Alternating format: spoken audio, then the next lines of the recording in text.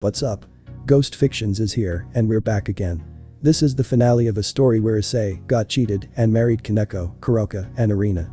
But before we start, please consider subscribe to the channel and give this video a like. Don't forget to check the description for more informations. Also, this is a translate version, you may find some mistakes, specifically in the character's gender. Issei of course is a male, this time no changes in the genders. Now, let's get into the finale. Well, Mr. Haidu, your wounds have healed successfully, but before I let you go I would like you to stay for the night and see if first thing tomorrow morning your condition is still the same, then you will be free to go. A doctor told the brown-haired boy after checking him over. Issei. Thank you very much. He thanked him and then watched as the doctor left him alone. Letting out a long deep sigh, he sank into his pillow and mattress before staring at the ceiling. A few seconds later, you hear someone knocking softly on the door. By the time he turns his head in that direction, he can see a small white-haired girl slowly entering the room until she stops completely still the moment their eyes meet. With her body shaking and tears forcing themselves out, she walked towards the brunette and to his surprise, and without letting him say anything, she climbed astride him, staying with her head down. One of his hands reaches out almost touching the brown-haired boy's cheek, making him feel bad as he noticed how bad he was. Issei. Kon. Barely saying the name, he suddenly feels a bad feeling, so with the greatest speed he could use, he moved his head to the side just in time to dodge a punch that sank into the wall and caused large, long cracks in it. Issei. Koneko-chan. He called her, sweating profusely at the unexpected attack. Koneko. Liar. She screamed after a long while, letting her tears run down her face with a scream. Liar. She exclaimed, but this time with less intensity. Not knowing what to do or say, Issei could only limit himself to wrapping his arms around her and pulling her towards him. Something that she didn't avoid, but rather accepted the hug and proceeded to cry on his chest. The minutes passed slowly for the brunette who felt his heart contract when he saw Koneko cry like that, and even more so knowing that it was all his fault, although he didn't know why. It was a long time before Koneko calmed down, but even after calming down, she remained lying against Issei's chest, with no intention of moving away from him. Issei. What happened, Koneko-chan? Koneko. Senpai is a big liar. She said with her voice still a little broken. Issei. Why do you say that? I've never lied to you about anything. Koneko. I had said that I had already controlled the Juggernaut drive, but in his fight against Sarayer he lost control and almost died. She said, starting to shed some tears again. Issei. Wait. I can explain why I went out of control. I promise I didn't lie to you. Receiving Koneko's attentive gaze, the brown-haired boy proceeded to tell her what happened inside the boosted gear and how he felt about being overwhelmed by the negative emotions of the former wearers. At the end of the explanation, Koneko put her arms around the brunette's neck and joined their lips in a warm kiss that lasted a few moments. Koneko. Sorry for trying to hit you, Issei-senpai. She said embarrassedly after separating. Issei. Don't worry, you knew I was going to dodge the blow anyway, right? He asked confidently. However, Koneko remained silent, turning Issei's expression a little pale. Issei. Koneko-chan. You were hoping I'd dodge that punch that would destroy my face, right? Koneko. Yes, I knew he would dodge it. At his words, Issei's color turned paler than before. After so much time together and being intimate, Issei knows Koneko very well, so with her answer he knew she was lying. Issei. Did he really want to open my skull? He wondered internally, filled with cold sweat. Koneko. Issei-senpai looks pale, should I call a doctor? Issei. And no, it's not necessary. Koneko. Yes, you say so. She answered before glancing sideways to the side. By the way, Issei-senpai. Issei. Why yes. He stuttered, afraid of receiving another sudden blow. In other words, although Issei was able to confront Sarayer, who was the most powerful young devil, and display enormous levels of power compared to others, he was terrified of Koneko's blows. Koneko. Where is Sarayer-san? He asked him after noticing the empty bed where, when he previously came to visit the brown-haired boy, Sarayer was lying down resting. Issei. Ah. Sarayer left yesterday, even though the doctors were trying to stop him. Koneko. Was it already okay? Issei. I think so, but I think the reason he left is something else.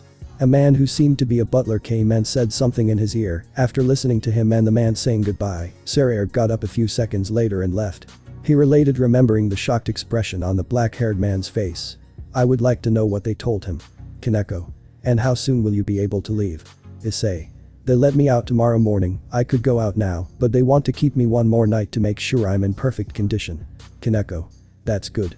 She said with an expression that surprised the brown-haired boy. Her eyes softened, a warm and beautiful smile emerged, her cheeks reddened a little, but it was enough to highlight her charm and beauty. Unable to resist the lovely girl in front of him, who was still on his legs. The brown-haired boy's hands took Koneko's cheeks, and before she could say anything, her lips were sealed with his, but instantly it was reciprocated. Both demons remained in a kissing session in that position for long minutes where they separated to take a breath for a few short seconds and be able to continue. So this is how you get horny when no one is with you. This reminds me of that time I made a contract and you knocked her out just by kissing her, Naya. Upon hearing the unexpected voice, they both come out of their own world and pay attention to a busty brunette who was watching them with her head from the edge of the bed, and upon seeing her, she waves at them with one hand. Issei. Kuroka. You really become a predator when it comes to kissing, Issei, Naya. She said jokingly, but successfully embarrassing him. Seeing them so focused on their own world makes me want to sneak in and make this room a special place for the three of us, Naya. What do you say, Issei?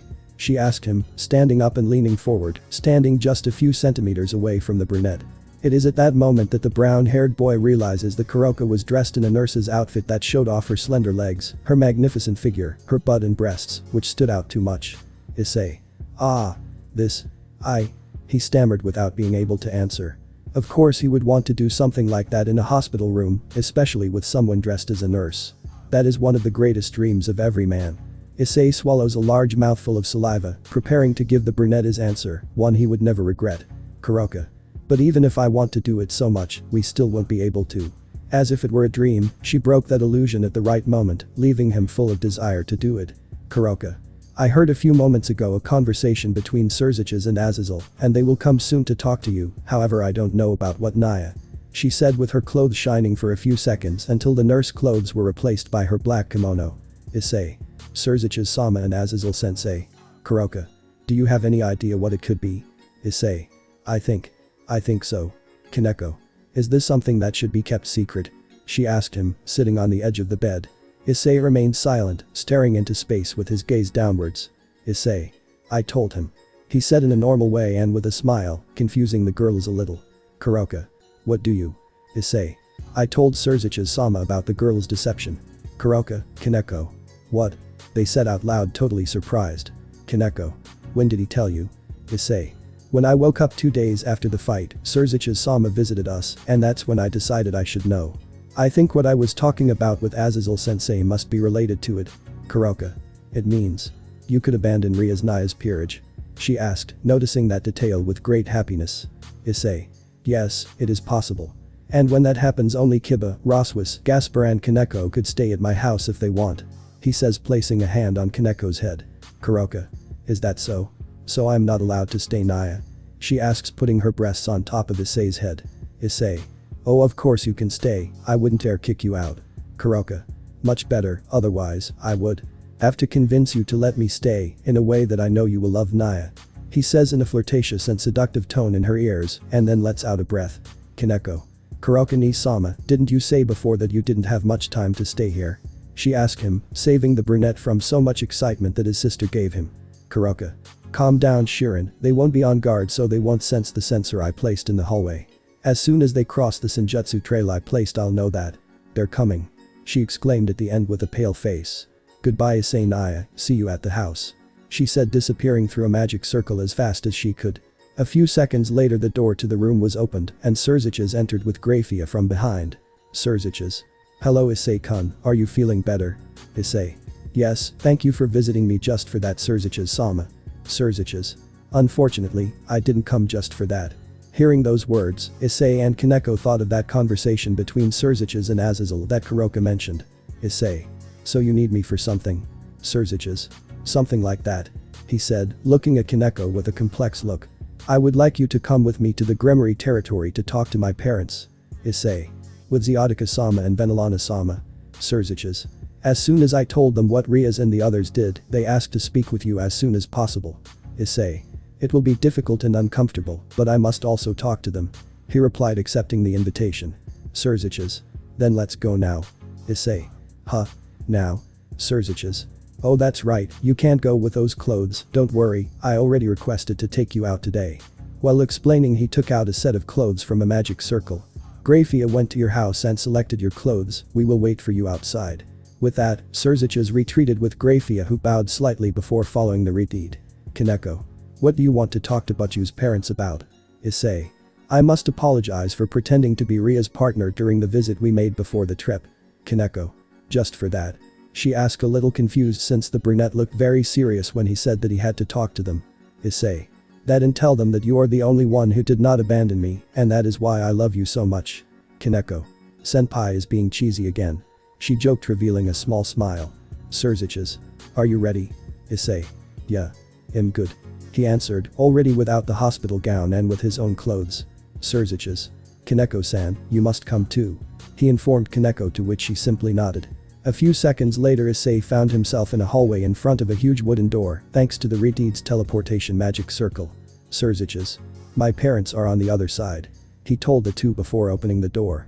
Entering the room, the brunette saw that it was a huge room with few pieces of furniture and with some sofas surrounding a table.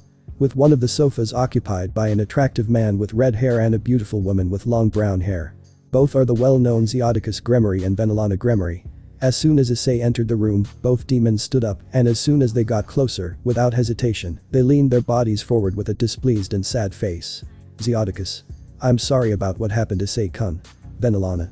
We never thought this could happen. Issei. Please stop bowing, it wasn't your fault. He asked them, sorry to see them apologize for someone else's mistake just because they were his parents. Venelana. We are his parents and we never noticed his change of feeling. She spoke without bending over. Surziches. Before we continue, how about we sit down? He proposed, seeing and knowing that the situation would be tense at all times. Thanks to Surziches, everyone took their seats except Grafia, who stayed behind her husband as always. Issei.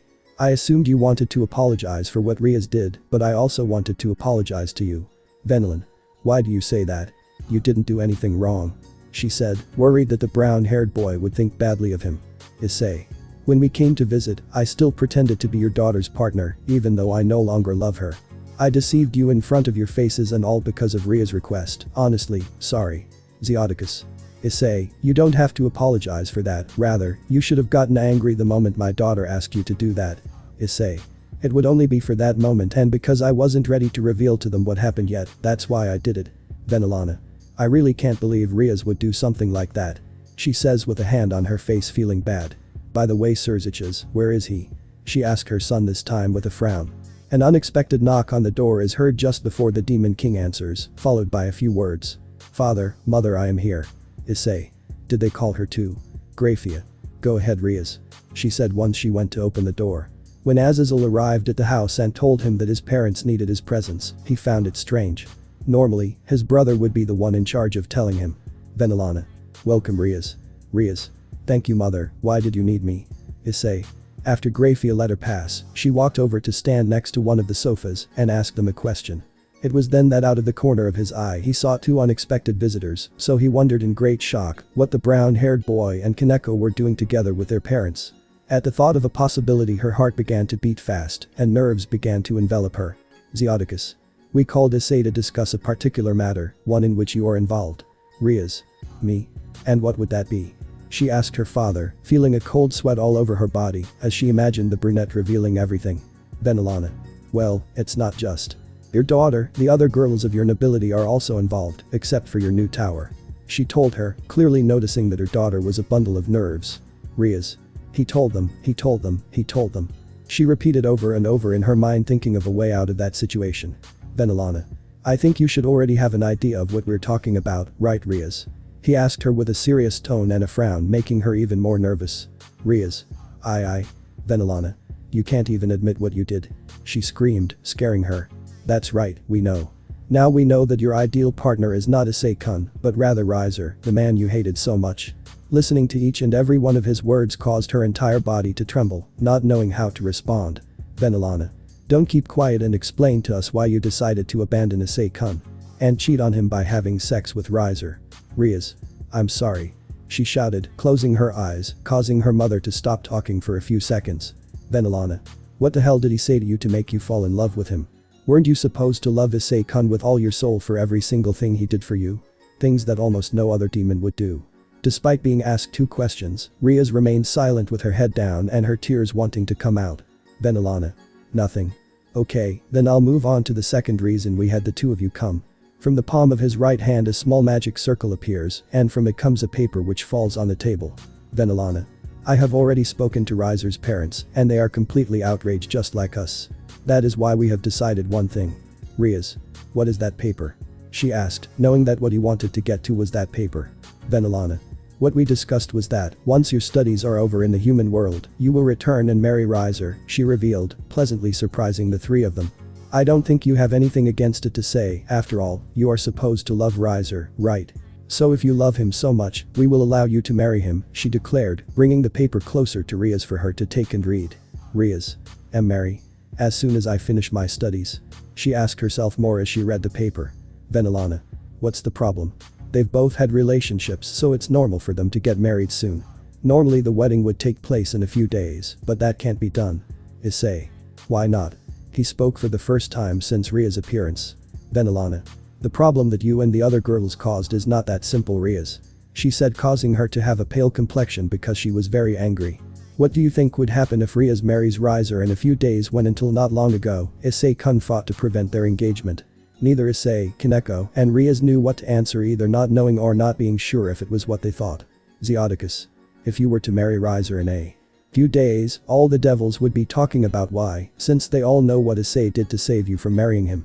They will investigate and find out about Issei's deception, and you have no idea of the chaos it will cause in the Gremory, Phoenix and Citri families.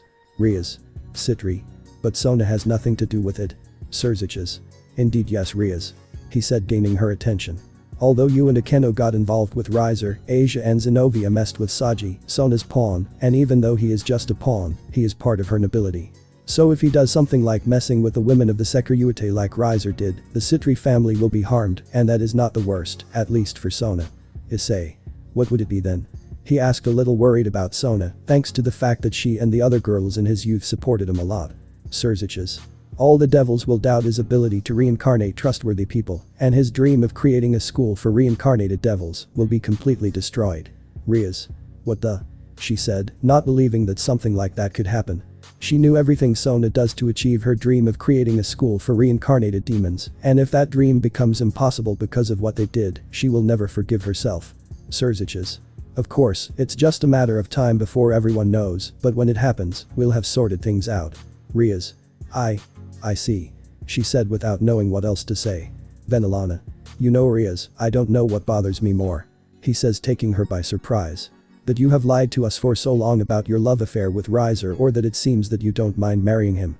What things did he say to you to make you lose your feelings for Issei-kun? Being scolded by her parents and siblings caused unbearable pressure on her heart while she felt her legs weaken.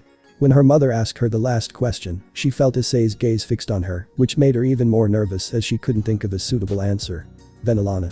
Okay, forget my question. She said, irritated. Now, changing the subject a little. She said, focusing her gaze on Issei and Koneko, who hasn't said anything while sitting next to the brunette and holding hands, making her mood improve a little, and her gaze soften. Venelana. Issei-kun, Surziches told us about what you asked him for, and although it is complicated, it is possible. Issei. Really? He asked excitedly with a smile. Koneko. What did Issei-senpai ask of you? Venelana. You didn't tell her? I thought you had already consulted her. Issei. I didn't actually tell anyone before Surziches-sama. Venelana. Then I think it would be best to tell him, don't you think? Issei. You're right. He commented, scratching the back of his neck. The day I told Surziches-sama everything. Counting up to this point, Riaz felt enormous pangs in her heart. I also asked him if he could investigate if it's possible to bring Kuroka to trial. Koneko. What? Why a trial? Surziches. Issei-kun informed me that Kuroka is residing in his house after escaping from Chaos Brigade, but if you want everyone to know that she is his partner, you must first prove that she killed her former master for a good reason. Koneko. Did you tell Surziches-sama? Issei. Yes, I did it so that she would better understand Kuroka's situation, and it is also the only way to allow her to prove her innocence. He explained, afraid that she would feel upset for telling someone else about the story without the aforementioned's permission. However, instead of a punch, he receives a big warm hug and a sweet taste on his lips. Koneko. Thank you, Ai-senpai, thank you very much. She exclaimed, continuing to hug him, ignoring the rest who only watched with a smile. Except Riaz. Surziches. I still have to talk to the Council of Elders of the 32 Pillars, but I think they will agree once they know that there seems to be evidence of Kuroka's innocence, and they may also get very angry. But I am the Mao Lucifer, so one way or another the trial will be carried out. Issei-kun. Issei. Thank you very much Surziches-sama, I will always be in your debt. Surziches. It's actually the least I can do. He commented, making it clear what he meant. Seeing the look Riaz was giving Surziches, Venelana couldn't help but let out a sigh. Issei. Surziches-sama. Actually. There is something else I wish to ask of you. He spoke, gathering the courage to say it there and then. Surziches. Whenever possible I will try to do so. He answers with a smile. Issei. I would like to leave Ria's peerage and go to another one. As soon as he finished speaking, except for Surziches and Grafia, the others were so shocked that they opened their eyes as wide as possible. Riaz. To Issei wait she stuttered, trying to tell him something, not wanting him to leave. Issei. Our king-pawn relationship is in such bad shape that I see no reason to continue. Surziches. I would certainly recommend that you go to another nobility as well. Riaz. Have you guys talked about this before? Surziches. No, this is the first time he's mentioned it, although it's something I expected. The problem Issei-kun is that since you used 8 pawns to reincarnate, you've already eliminated several candidates, and if we consider the fact that you've increased in power along with being the Sekiryuite, it's normal to think that several of your pieces have mutated. With 2 or 3 mutated pieces, it would be very difficult to find an ability. Issei. So I should resign myself to staying in Ria's peerage? He asked as if staying there was something bad for everyone. Surziches. Not really, you could take the rank trials to get your own evil pieces and thus get a peerage. Although you will still be Ria's pawn, she will lead your own peerage, which would make being her pawn secondary. Issei. But, he said, not very happy to be his pawn. At that moment an idea crossed his mind. Like a revelation. Issei. Due to my power increases, some pieces may have mutated, right? Surziches. That's right. Issei. So. Saji will have mutated some. Zeoticus. It's certainly possible that Sona's pawn could have mutated 1 or 2 pieces, she has the evil dragon Vritra after all, but at most she would have 2, well you can have up to 4 or 5 mutated. Surziches. Until you find a way, you will remain Ria's pawn. Issei. I understand. He says with a sigh. Riaz. Stop talking about ways to get Issei out of my peerage. He won't leave. She screamed, unable to bear it any longer. Venelana. Riaz, come with me. She spoke to her, coming to her side and hugging her to feel how her whole body trembled. We are leaving, it was a pleasure to see you again Issei-kun. Issei. The pleasure was mine Venelana-sama. He replied, tilting his head. Mother and daughter left the room, leaving the 3 of them talking about what might happen at the trial. About 15 minutes after Riaz left, Issei and Koneko were teleported to the human world right in front of the house. Koneko. Rank up exams take a long time. Issei. Really? Koneko. Yes, since it's not that common for devils to increase their powers so quickly. I think Surziches-sama might be able to let him take the high-ranked devil test soon if he pushes him a bit. Issei. That would be great, that way I would have my own peerage. Koneko. You want one that badly? Issei. Of course. If I ever had my own peerage then I would fill it with beautiful girls who… Ouch. Ouch. Koneko-chan, have mercy, that hurts. He begged as he received a powerful pinch on his body near the abdomen. Koneko. If I were to have a peerage, would I be in it? Issei. What? Of course I am. Why wouldn't you be? He asked, enduring the pain that the pinch left him. I was planning to give you the queen piece. Hearing him say that he would give her the strongest piece of all, a tender smile along with a blush on her cheeks replaced her previous stoic face. Koneko. There's no need for you to do that, I'll be happy with just 1 tower. Issei. A tower? But why? He asked, watching her open the door to enter the house. Koneko. That way Kuroka and Irina and I will be like a pair. She replied before walking up the stairs, leaving the brunette at the entrance. Issei. How about a pair? Hey Koneko-chan, can you explain to me what you mean? Speaking out loud he entered his home, following the white-haired girl until he entered her room, or rather their room. After leaving the room, Venelana left the room accompanying Riaz, who was trembling, with her head down and a dark expression. Venelana. Riaz, I can only tell you this, you have no right to hold Issei-kun as your pawn. Riaz. But mother, I don't want Ice to stop being my pawn. If he stops being my pawn then. Before she could finish, a burning sensation ran through her entire left cheek and her gaze moved to the right, leaving her completely stiff. Turning his gaze back to his mother. He could see her brow furrowed deeply. Still feeling that burning sensation on his cheek, he brought a hand to that area as he looked at his silent mother in complete shock. Venelana.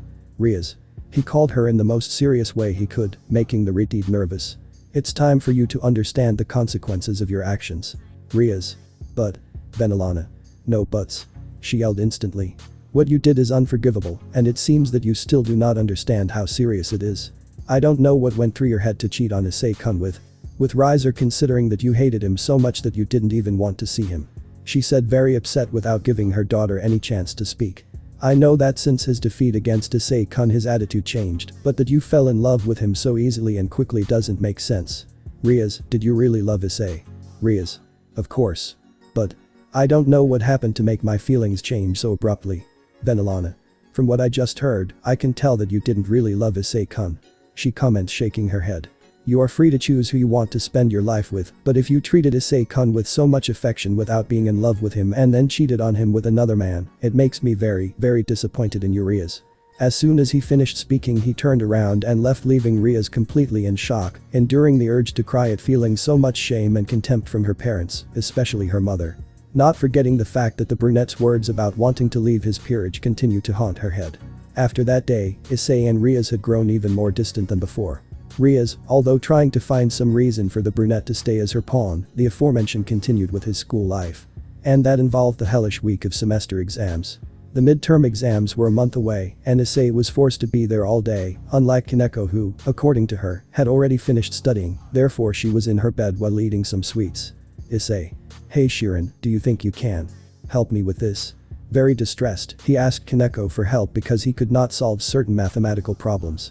Even though he was a year older than her, he recognized that she was intelligent, but because of his pride, it had taken him a while to ask for her help. Koneko.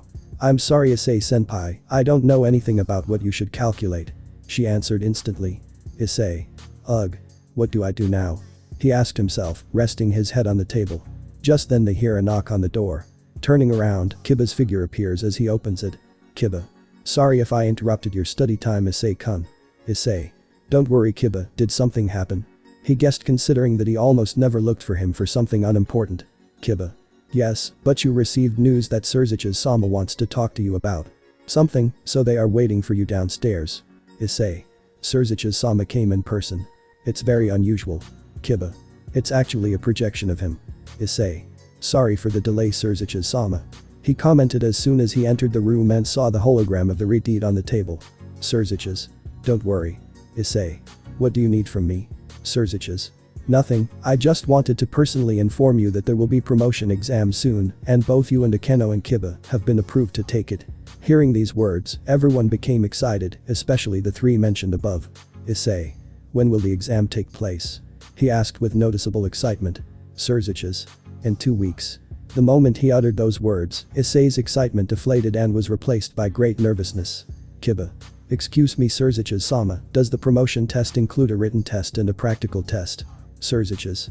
"That's right, about the practice they will have you demonstrate your skills in a fight, so there won't be any problems, and about the written part, that will be about the history of the underworld, so you will have to study a lot, especially you Issei-kun. After all, you became a devil recently, and you surely don't know much about the underworld and its 72 pillars." At this point, Issei was almost falling to the ground thinking about everything he would have to study in that month. Surzich's. "Don't worry Issei-kun, I'm aware that the semester tests will be coming up soon, so I thought it might be too much to study alone," he told him, laughing lightly. Issei. "Being alone?" Surzich's. "Yes, that's why I asked someone to help you with your studies," and he gladly agreed even though he didn't want to show it. Riaz. "And who is Ani-sama?" Surzich's.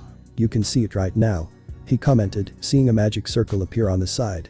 Seeing the crest of the magic circle, everyone was shocked, and even more so when they saw a familiar blonde with 2 drill-shaped pigtails appear. Ravel. "Good morning everyone, at Surzich's-sama's request, I will be teaching Issei-sama the history of the underworld." She introduced herself gracefully as she barely appeared. Riaz. "I was surprised, but it makes sense if it's Ravel," she says, awakening the rest of the surprise. Even though she's young, she knows our history very well, and since she already knows Issei, she's a good option. Surzich's. "Besides, her way of teaching is quite good, therefore, Issei-kun, if you study under Ravel's tutelage, you won't have to worry." Issei. "If you say so." Surzich's. "Well, with this cleared up I take my leave," he said, about to cut the transmission. Issei. "Ah, wait Surzich's-sama," he said hurriedly, getting him to stay present.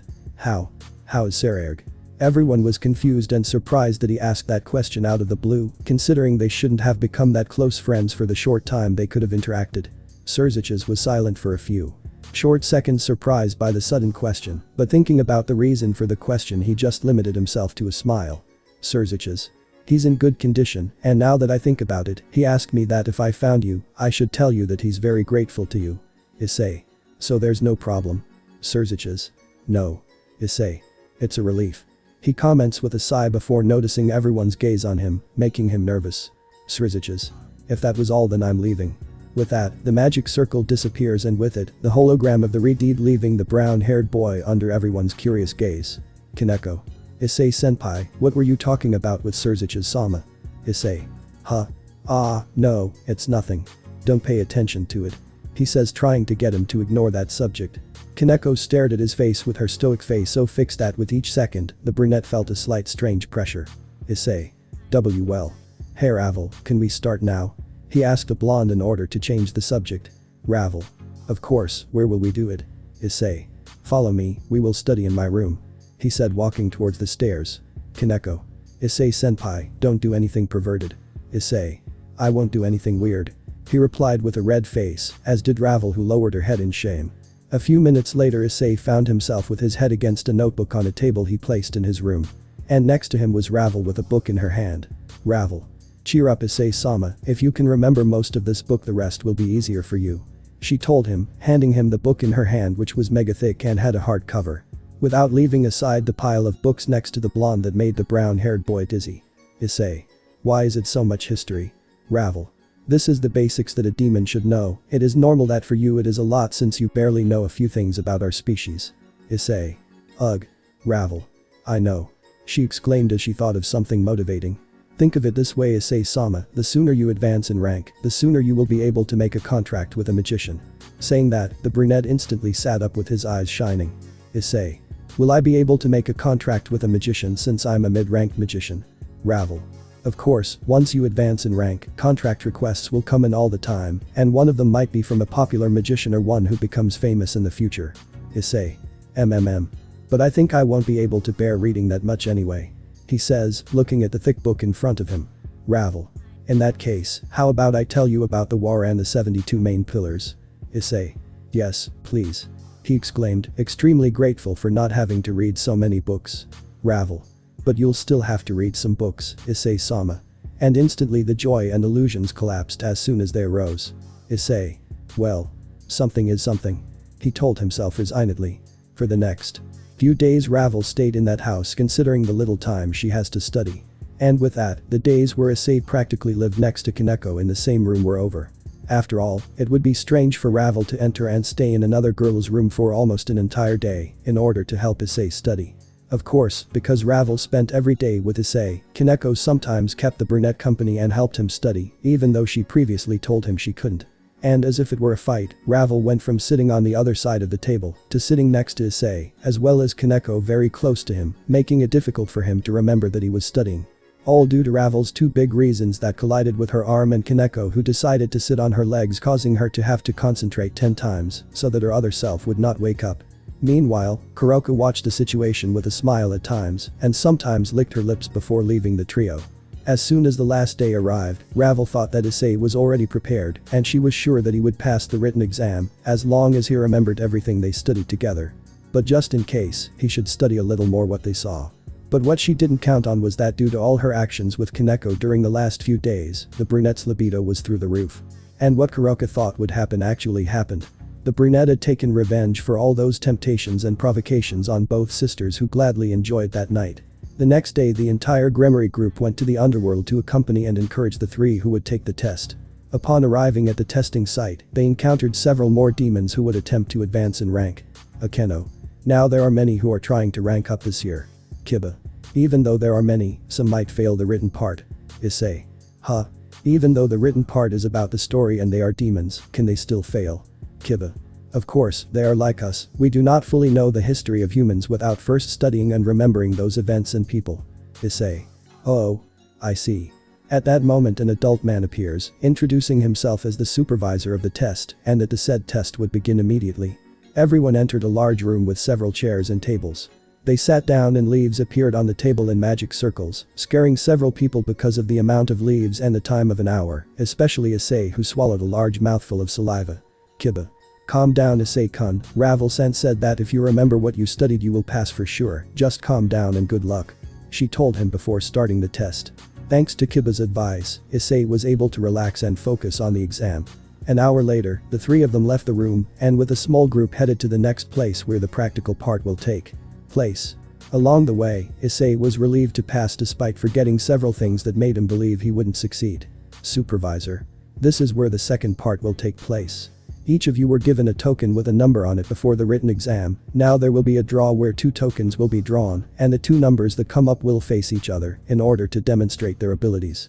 I want to clarify that it doesn't matter if you lose, what matters to us is that you demonstrate that you have a strength worthy of a mid-rank demon. That's all, now I'll take the tokens out of this box. He said, putting a hand in a large square box.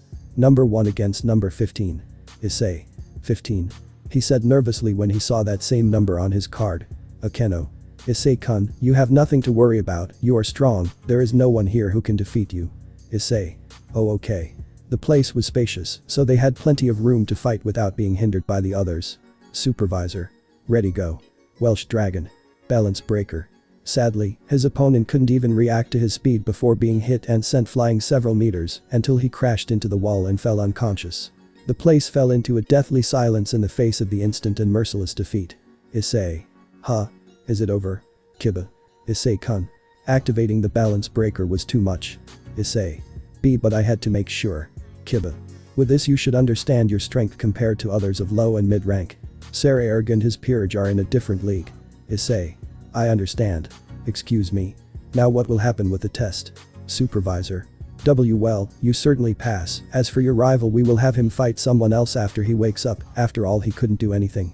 Issei. I'm sorry. He commented, ashamed of exaggerating. Although you may have exaggerated, it is a result I expected. Hearing a new voice approaching, everyone turned to look only to be amazed and bow. Supervisor. What brings the Mao Lucifer to this test? Surziches. It's nothing strange, I was curious about the Sekiryute's result in this rank advancement test. And as I feared, his strength is far superior to the low and mid rank, so much so that it would be a waste to leave him as only mid rank. Issei. Huh? Surziches Sama what is? Surziches. What do you think? He asked, looking to his left at an old man that no one recognized. Elder. HMPH. His strength is certainly superior, it's not for nothing that he defeated Saraerg. However, that doesn't mean he'll directly rise to high rank demon. Surziches. His strength will be very useful to us if he were to have his nobility, there will be no repercussions, only advantages. Old man. You won't give up easily, we know that. He said before falling silent with his eyes closed under the confused minds of many. Very well, but if you want to go from being a low rank demon to go directly to a high rank, you must meet a condition. Surziches. As long as it's reasonable, I don't see the problem. He said, letting out a sigh at how difficult the old man was to persuade. At this point, Akeno, Kiba and Issei understood that it was possible for the brunette to directly become a high-ranking devil, something that had never happened before, but not before going through a long time as a mid-ranking one. Old man. In that case, you will have to fight Saraerg once more and defeat him or end in a draw. When he said those words, everyone was confused since they all knew that Issei had already defeated Saraerg recently, so they didn't see the point in that condition. However, upon hearing that condition, Issei and Surzich's faces twisted into a grimace. Elder. If the Sekiryute manages to win or draw against Saraerg, we will accept that he immediately becomes a high-ranking devil. What do you say? He asked Amayu with a triumphant smile. Issei. I accept. Surzich's. Issei-kun wait. Issei. Surzich's Sama this is the opportunity I've been waiting for, even if it's complicated I must do it. He declares with conviction. Surzich's. But Saraerg now. Issei. I know very well Surzich's Sama, I will still do it. Old man. Perfect. Then I'll tell Saraerg to come right now, we won't be long. He says, turning around and disappearing through an entrance to the building. Kiba. We know you've already defeated him Issei-kun, but can you do it again? Issei. I'm not sure. He tells him with a slight sweat on his face. Saraerg is different now. Akeno. Different? What do you mean? Issei. Sigh. Soon they will realize and understand why that old man is so confident that now I will lose against Saraerg. He explained lightly while watching a muscular figure appear next to an old man. Even I don't trust in beating him right now. He muttered to himself, being heard by the two who were scared by his words. Saraerg. So you agreed to fight again? Just as I expected from you Haidu. Just as the others were surprised to see Surzich's, they were pleasantly surprised to see Saraerg appear next to the old man. Issei. Hello Saraerg, were you already here? Saraerg. That's right, the old man told me about his plan, and I assumed that you would accept, so I decided to meditate and wait for the moment. So are you ready? Issei. Not really, but I have no other choice. By the way, how do you keep control of? He left the sentence halfway, leaving Kiba and Akeno intrigued as to what he meant. Saraerg. Hahaha, how about I prove it in this fight? He asked, patting his shoulder hard. Issei. I'd rather not, but I think with that man here there's no other option. He comments, glancing sideways at the old man. Saraerg. Then let's begin. He announced quite excitedly. Kiba. Even though he likes fighting powerful people, I don't understand why Saraerg is so excited. Akeno. Maybe he has a new attack. Kiba. It's possible, if Issei-kun said he's not sure of winning, maybe he's already been aware of such an attack. Issei. If only they knew what it is. He said to himself without knowing whether to laugh or cry. Due to the strength of both, the others moved as far away as possible, so as not to be accidentally harmed. Already in their positions, the old man raised his hand for a few seconds, and when he lowered it, the fight began. Saraerg left at high speed, arriving in front of the brown-haired boy in just 2 steps. Issei materialized the armor's right arm to stop a powerful kick from the black-haired man and hold onto it, only to see him spin in the air, thanks to the support he provided, and to be able to give him a kick in the face with his other leg, sending him crashing into the wall. Saraerg. What's wrong, Haidu? This is your test to become a high ranker, you can't pass with just one arm. Welsh dragon. Balance breaker. A piercing red light enveloped the cloud of dust that had arisen due to the crash, until it disappeared and revealed the brunette in his full armor. But as if that didn't already answer the demon's wishes. Mode change. Savage Rook. Saraerg. Did you get the name wrong? With that said, the armor shrank in the same way it had before. And with its thrusters it flew towards him at the same speed. Saraerg. Yes, it seems that he confused the name. He thought to himself, preparing to counterattack. Having grown accustomed to fast attacks, but not having much strength in that mode in the raiding game, he planned to block attacks and attack when he could, thus forcing him to switch to the other modes, in order to wear him down. However, thinking of the previous strength, he did not expect a very heavy blow, and lost his balance before receiving a barrage of equally heavy blows. In the end, he fell back several meters with his feet still on the ground and spit out blood. Saraerg. Hahaha. That's how I like it. Surprise after surprise. Fighting with you never bores me. He said with a big smile. Using his thrusters once more, he headed towards him to begin another chain of attacks. Saraerg. I already know that speed and strength, he declared, punching fist against fist, kick against kick, all at high speed and with the same amount of force. At that, a door opens on Issei's chest, revealing an emerald gem that shines brightly. Change. Disintegrator Knight. Without giving him time to react, a laser beam emerges from that gem and envelops Saraerg, sending him crashing into the wall. Saraerg. I'm beginning to understand a little of your new changes. He said, coming out very calmly from the wall. You combined 2 of your new armors to have more versatility, but by doing so, in addition to gaining a trait from another, the main trait of an armor decreases. And from what I noticed, you must have learned to do it a day or 2 ago, and you risk using them to take me by surprise and beat me, am I wrong? Issei. 2 changes and you already deduced everything, you really can't be taken lightly, Saraerg-san. He answered with a lot of sweat on his face and full of worry. Saraerg. If I can't do it, I should give up on the idea of being the king of raiding games. Anyway. Shall we continue? As soon as he finished speaking, he tilted his head to avoid a laser beam. Saraerg. That's it, show me what else you can do. Seeing how the black-haired man was running towards him, he created some kind of guns on his body and started a burst of shots that were not very big, nor did they seem to have much power. But what they did have was that they were very fast, and although they did not have much power, receiving so many of them in his body, he noticed that they were beginning to affect him. So he had no choice but to change his strategy and run around instead of going in a straight line. And because he was running everywhere, Surziches protected the other demons behind a huge magic circle. Surziches. Issei-kun seems to be narrowly surpassing Saraerg, but if he uses that, it will be Issei-kun's defeat. He muttered to himself with a little anxiety before turning to see the old man smile. The incessant shooting continued to the surprise of Kiba and Akeno, who knew the brown-haired boy's magical reserve. But what they didn't think was that Issei didn't care if he ran out of magical energy, as long as he somehow managed to win before that happened. Seeing that there was no way, and having already gotten a little used to the power of the shots, Saraerg resumed his assault in a straight line with a look that frightened the brown-haired boy. The shooting became more frenzied at the last moment. Change. Destroyer Bishop. The armor returned to normal except for the right arm, which increased in size, and so much energy emerged from the gem on the back of the hand that it covered the arm up to the elbow. Issei launched that powerful and heavy punch full of energy. Saraerg tried to stop him with one arm, but his arm was blown back. Feeling that force and the magical power of the blow, he understood that this mode was the strongest he could use. However, since she knew how low his magic reserve was, she just had to force him to use it all. Gathering Tauki in his body, he stood forward and began a surprising exchange of blows that caused the ground to sink a little and cracks to form in it. Certainly Issei could do more damage to Saraerg this time, but to do so he was trying hard to maintain those armors for all that time.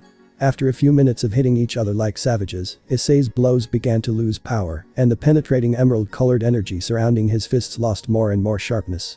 Until one of the blows was stopped by Saraerg's forehead from which a line of blood came out. Tired and realizing that his blows no longer seemed to be a threat, he tried to back away, but Saraerg grabbed the brown-haired boy's wrist tightly, preventing him from doing so. Saraerg. I really enjoyed this fight. I didn't expect you to improve in such a short time, and seeing how hard you've put in this fight, I think I can't believe I'm better and not do the same. With each second Issei felt the black-haired man's grip getting tighter and tighter, and after hearing him speak, fear appeared in his eyes. Saraerg. Since that day I have been training tirelessly so that this power would be like another limb. As Issei tried with all his might to separate himself, at one point he noticed an aura beginning to surround Saraerg, which made him even more nervous. Saraerg. It was only 2 days ago that I started to become familiar enough with it that I could use it in a fight without hurting the person I don't want to hurt. The brown-haired boy's struggle stopped the moment a red imposing aura completely covered Saraerg and even cracked the ground.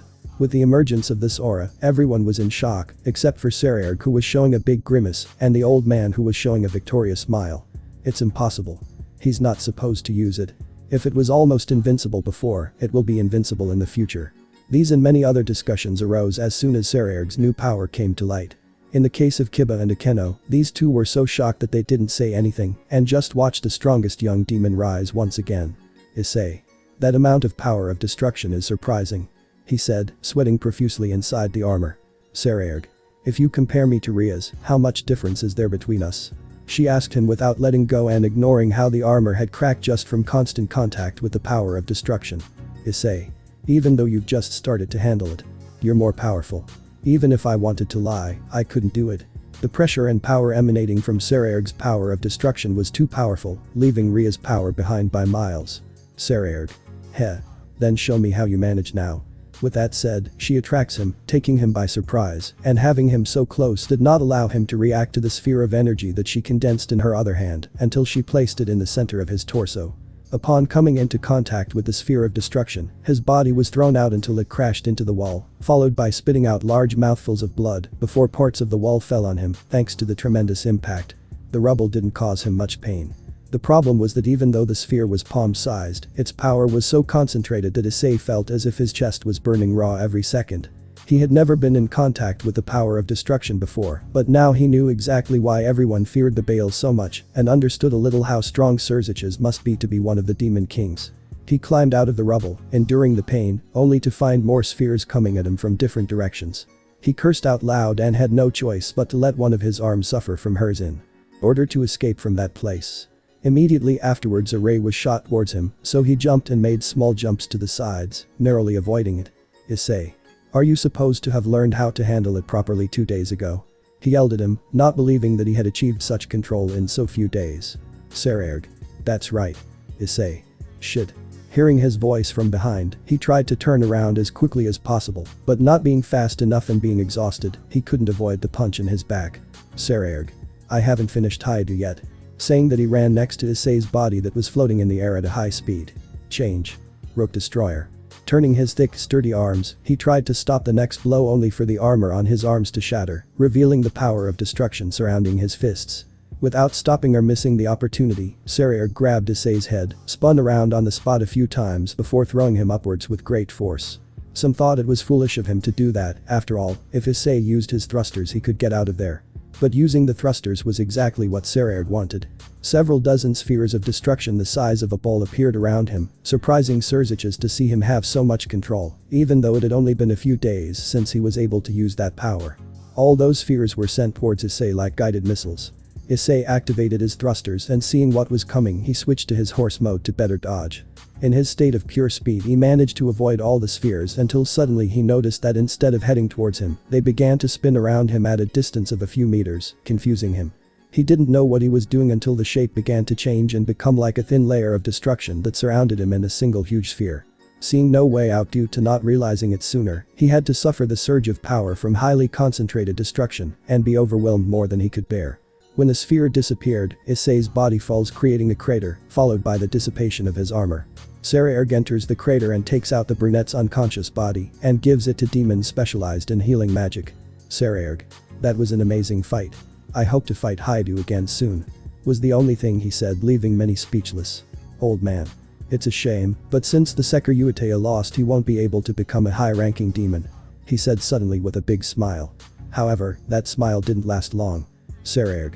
Well, I'm fine with allowing him to be high-ranking. Hearing his words, the old man looked at him in deep shock. Sarayerg. Haidu Issei is one of the strongest young devils. He's someone capable of defeating many high-ranked devils, even some adults for sure. And if someone like that can't become a high-ranked devil, wouldn't that be discrediting others? Wouldn't it be saying that others don't even deserve to be called high-ranked devils? After saying all this, the old man's face was as white as a corpse. Everything he said was right.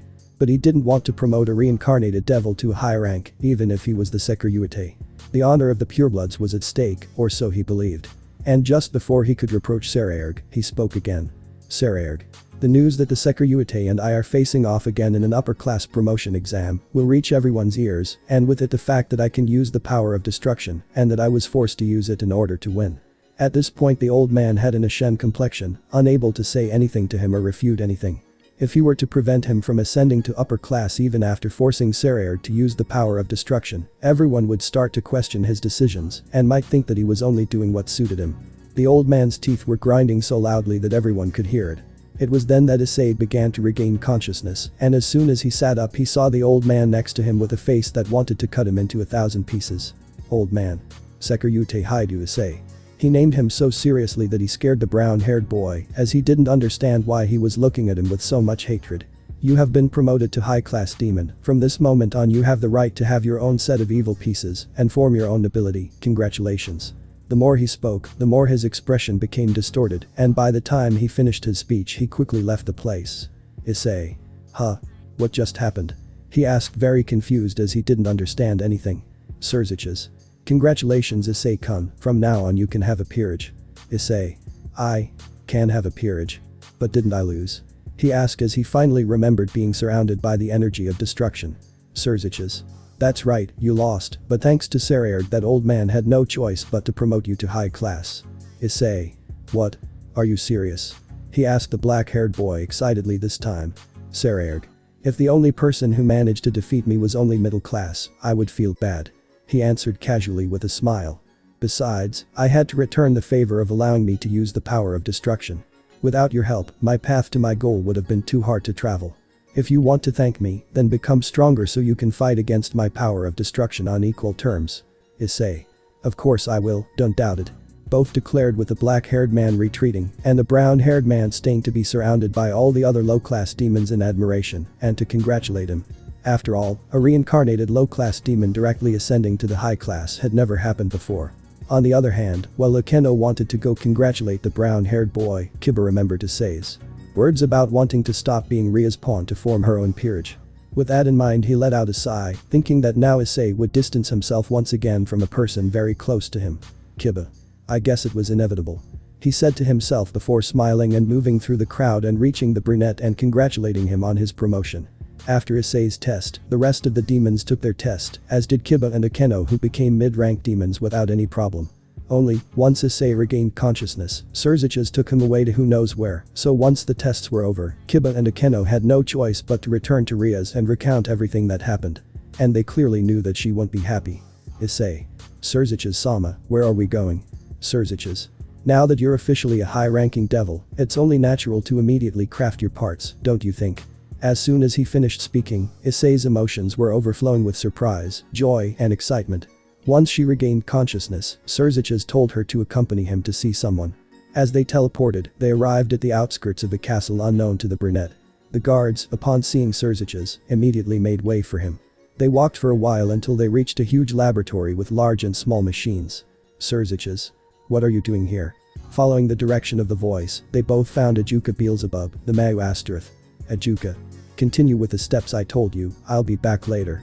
he said to some men in lab coats who immediately left. What brings you here? Surziches. Sorry we came so unexpectedly. Ajuka. No problem, if you come unannounced I assume it's for something important that involves the Sekiryuite. He comments, fixing his gaze on the brown-haired boy. Surziches. We came so you could make the evil pieces for Issei-kun. A look of confusion and surprise appears on the green-haired boy's face. He clearly knows that he was reincarnated not long ago, and since he already knows what the elders of the council are like, there is no way they would allow Issei, even with all his achievements, to become a high-ranking devil so quickly. Surziches. I made a deal with an elder of the council. Issei-kun had to fight Saraerg again and win if he wanted to become a high-ranked devil. He lost, but thanks to Saraerg, Issei-kun is now a high-ranked devil. Ajuka. Saraerg won. I guess the strength of both of them is equal enough for Issei-kun to lose, despite having won a few days ago. At his words, both of them showed grimaces. After all, that Saraerg could use the power of destruction was initially only known to Issei and Surziches. Issei. Actually. Saraerg beat me up this time. He confesses a little discouraged and embarrassed. Ajuka. Really? I'm surprised by Saraerg's increase in strength in such a short time. He commented, but immediately noticing the strange expressions on both of them. Very well. What are you not telling me? Surziches. Anyway, you would find out soon enough. He comments with a sigh. Saraerg can now use the power of destruction. As soon as he said those words, Ajuka's lazy face was replaced by one of complete surprise. Ajuka. Can you use it? Are you serious? He asked, wanting to confirm that he had heard right. If he was already so strong without using it, in the future very few might be able to stand up to him. Hearing one of the Demon Kings praise Saraerg in such a way made Issei realize the enormous expectations everyone had on him and the enormous achievement he achieved by defeating such a prodigy. Although, now that he has recovered from the defeat and become stronger, the expectations placed on him are much higher, that's for sure. Surziches. It's all thanks to Issei-kun, without him it would have been impossible. Ajuka. But how did they do it? It was supposed to be impossible for him to use the power of the Baal. Issei. Well. It certainly was dangerous, he almost died. Ajuka. Please tell me how they did it. Personally, I have been investigating for a long time, but I was unable to help him. Issei. It's okay, it's not a very long explanation anyway. It was only a few minutes since Surziches entered the room where Issei and Saraerg were hospitalized. Outside the room, several doctors were passing by in the hallway. Suddenly, they all stood still, with huge drops of sweat and difficulty breathing, due to the enormous pressure coming from that room. This pressure lasted for about a minute, but although it didn't last long, it was too much for some doctors, and they fell to the ground, unable to gather the strength in their legs. Issei. Surziches-sama, please calm down. He exclaimed, extremely excited as he felt the gigantic pressure produced by the Retid Satan. What those outside the room felt was not as strong as what Issei and Saraerg felt being so close to him. Surziches. I'm sorry, I couldn't control myself. His suffocating aura quickly diminished until it disappeared completely, allowing everyone to breathe normally. Surziches. Issei-kun. I apologize on behalf of Rias. He said, bowing with a pained expression. Issei. Surziches-sama, there's no need for you to do that. I've already left the matter with Butchu behind me. I only told you because I thought it was time for you to know and because I needed your help.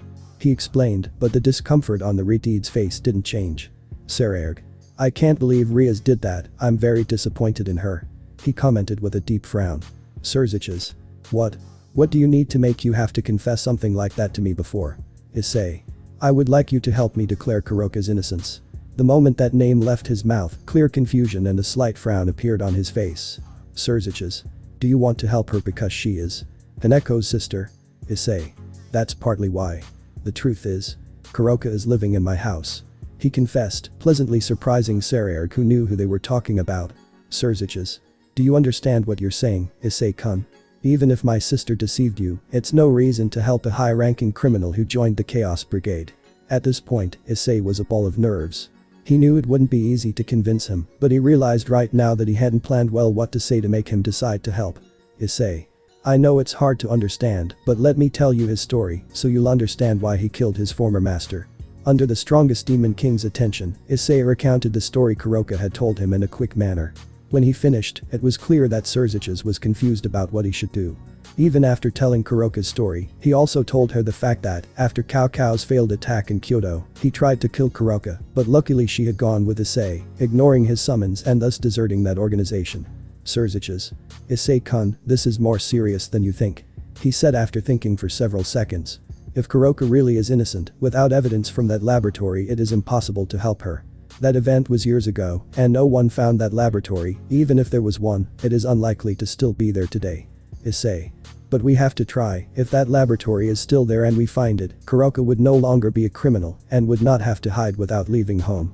Surziches didn't know what to say or do regarding everything Issei said, so he had no choice but to remain silent and think about what to do. Sererg. What if she helps them find the laboratory? It was then that Sererg opened his mouth and gave an idea. Sererg. She's the only one who knows where the lab was, so finding it without her would be pretty ridiculous, don't you think? Surziches. That's a good idea. In fact, it's the only possible way. However, even if her innocence is proven in that matter, she has committed other crimes over time and would still be considered a criminal. Issei. Arg. Why does this have to be so complicated?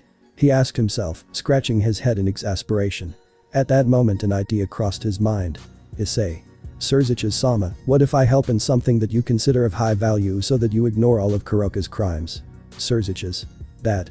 Something like that would be possible, but do you know what kind of things they might ask for in return? They might even disagree and reject you right away. At that point Issei had completely run out of ideas, so he was quite disappointed and irritated. Issei. Excuse me Sererg, but can't you think of anything? He asked him, and in the end he opened his eyes more and more. However, that fact was ignored by the black-haired man. Sererg. I'm sorry Haidu, but I can't think of anything so valuable that you can help those old men. Decide to help you? He said, knowing how stubborn the old men of the council were. Issei. There's something. Sererg. What did you say? He asked him, not hearing him well. Issei. There's something. He exclaimed with his gaze fixed on the black-haired man and then turned his head. Surziches-sama, if by chance Sererg can use the power of destruction, would you be able to do it? As soon as he said those words, both of them became excited, especially Sererg. Not having the power of destruction was a huge misfortune for him, causing him to be looked down upon and considered a huge failure in his clan. It was only because of his mother that he decided to become stronger depending on his body, so that when she manages to wake up she will see how far he has come. Surziches. Issei-kun, I understand how much you want to help Kuroka, but you can't do anything about Sererg's situation. Although he is a Baal, he has no traces of any power of destruction in his blood. Issei. Exactly, and that's exactly why I think only I can help him. Drake, are you awake? Drake. Of course, and I even have an idea of what you plan to do. Issei. Great. Tell me, is it possible? Drake.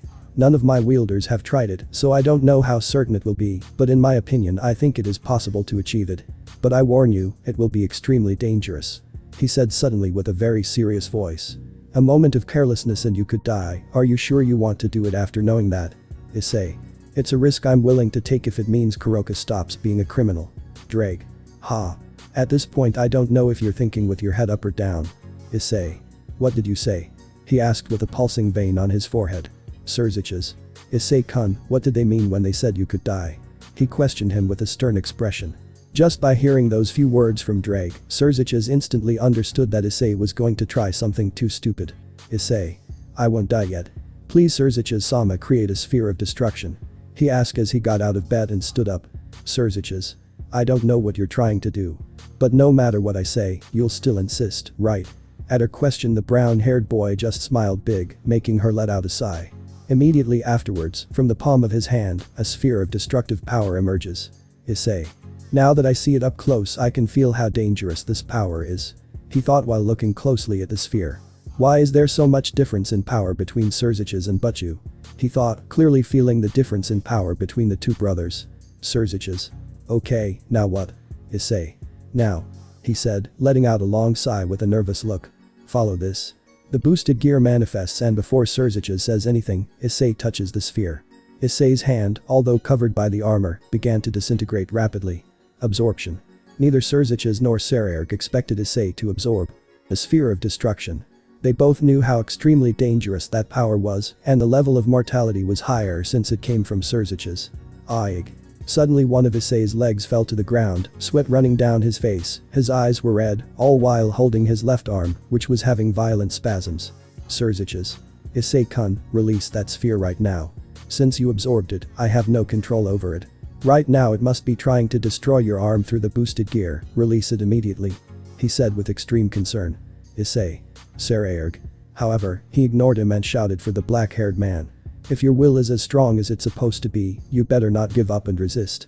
He provoked him while struggling to stand up. Saraerg. Hey, I don't know what you plan to do, but go ahead, I will withstand anything. He declared firmly. Gritting his teeth so hard that they seemed like they would break from the force, Issei brought his left arm toward Saraerg, and with a scream he slammed it into his chest. Transfer. A red light covered Saraerg's entire body, followed by a wave of intense, stabbing pain that distorted his face as he had to endure it. Surzich's expression darkened with no idea what exactly Issei was doing. The moment the red light covered Saraerg, Issei fell to the ground with labored breathing and his gaze on the black-haired man. It was clear to Surzich's that Issei released a sphere of destruction into Saraerg's body.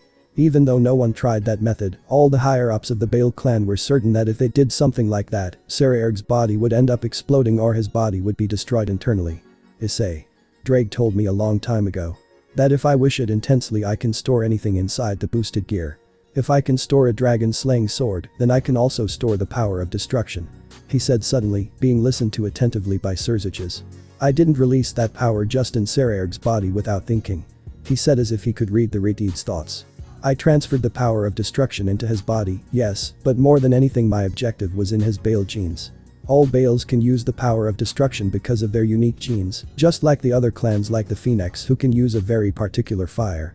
Saraerg is a Bale, so in theory he should be able to use that power, but he has no way to produce it. Surzich's. Exactly, if you know that, why did you do that? Issei. Because my goal was to stimulate their Bale side and get them to control and produce that power that currently runs through their blood, muscles and bones. Following Issei's words, small traces of the power of destruction began to emerge from Saraerg, but with the difference that his body did not seem to be destroyed, and that the expression on his face improved along with his complexion. Saraerg. Ha. He let out a long sigh accompanied by a lot of steam. This is incredible. Was the first thing he said, surprising Surzich's. Issei. Haha, so it really worked. He said with a big laugh. I'm sorry Saraerg, even I wasn't sure it would work, but in the end, it really worked. Surzich's. Wait, Saraerg, are you? He left the sentence unfinished when he saw how the black-haired man created small traces of the power of destruction. Saraerg. This is all I can do for now, but this is more than enough. He said extremely excited. Haidu, what you just did, there will be nothing that can match what you did, you have my eternal gratitude. He says bowing his body. Issei. So, now that I've given the power to Saraerg, do you think they'll accept? He asked, fixing his gaze on Surzich's with a victorious smile on his face. Ajuka. Excuse me for what I'm going to say, but that really was stupid. He said to Issei as soon as he finished recounting that event. Surzich's. I almost thought Saraerg would die, if that happened it's a fact that they would have sent assassins against him. He commented as if nothing happened, shaking his head and causing Issei to break out in a cold sweat. Ajuka. Okay, now please Issei input all the magic power you can into the machine. The three of them had already arrived at the machine that would convert magic power into evil pieces, but the more he listened to the story, the more focused the green-haired boy was, so he postponed what he had to do. Issei placed his hand on a metal sphere connected to a machine with a keyboard and screens. Following Ajuka's instructions, Issei's magic flowed through the sphere until he could no longer send any more. Once he finished, Ajuka touched some keys, and the magical energy moved to the machine where on one of the screens, you could see how the energy was molded over and over again for a long time, until after 30 minutes a pawn piece was formed for a second before decomposing again and returning to its base state. Ajuka. As you see, this process takes time as long as there are no future problems, I will have your pieces ready tomorrow. Issei. Thank you very much Ajuka-sama Ajuka. You don't have to thank me, it is my duty to take charge of the manufacturing of the evil pieces, since I know how the construction works completely. Surzich's. In that case we leave. I'm sure you still have a lot of work to do. Ajuka. Just a little bit, I'm trying to come up with something else that I'm confident will be of great help to many. Surzich's. If that's the case, we're leaving. Try to get enough sleep. He told him, knowing what his friend was like when he was concentrating so hard on a new project. After those words Surzich's and Issei left through a magic circle, while Ajuka continued to monitor the machine. The test to become a middle-class devil concluded long ago. Akeno and Kiba returned home where the other girls were waiting for them. Only they were pleasantly surprised when they both recounted the deeds carried out by Issei, along with his sudden promotion to a high-ranking devil. As soon as Riaz heard that Issei was officially a high-ranking devil, she had the feeling that her heart stopped for a second. He wanted to stop being his pawn, but since he couldn't find someone with 8 pieces, along with some mutated ones, he only had the option of being a high-ranking demon, even if he was only his pawn in name. Issei. Rias exclaimed in panic as soon as she saw Issei appear alongside his brother. Sursages. The pieces will take a few days to complete. When they are ready, Ajuka will send them to you. Issei. Thank you very much, Sursages-sama. He thanked him wholeheartedly, then he saw him retreat via teleportation. As soon as he left, Koneko approached a brown-haired boy to give him a welcome kiss. Issei. Gremory, I am already a high-ranking devil. He told her, erasing his smile after being greeted by his beloved lowly cat. As such, I will soon have my pieces to have my own peerage. I don't think I can find someone to trade with, so I think I will continue to be your pawn. He told her, instantly noticing a certain gleam of relief in her eyes. But, although I will continue to be your pawn, as soon as I have my pieces I want you to give me Koneko-chan. The moment she said her last words, Ria's relief came crashing down. Issei is very important to the supernatural world, plus he can help her achieve her goal of being the best in the ratings game. However, Koneko was also important to that dream, plus when Issei has her pieces, she will only be his pawn in name. By having a peerage he could fight against her, and without him and Koneko, her strength will be greatly reduced against others like Sonar Sererg. Rias. Issei. But. Issei. According to the rules, as long as you provide the same piece with or without a carrier, the exchange is allowed. Are you going to say that you don't want to let Koneko go either? He asked, leaving her speechless and horrified as she realized that she had already lost both of her peerages. And with it, her dream of being the best in the ratings game. Ria sat on an armchair, dejected and listless at the sight of the rest. Kuroka. How envious Naya. If I could, I would also like to be part of your peerage. She said with her ears drooping. Issei. And you will be able to. He said, confusing her. I made a kind of deal with Sursages. If everything goes well, you will only have to show us where your former king's laboratory is, and it will be proven that you did not kill him for rebelling. At that moment all your crimes will be forgiven and…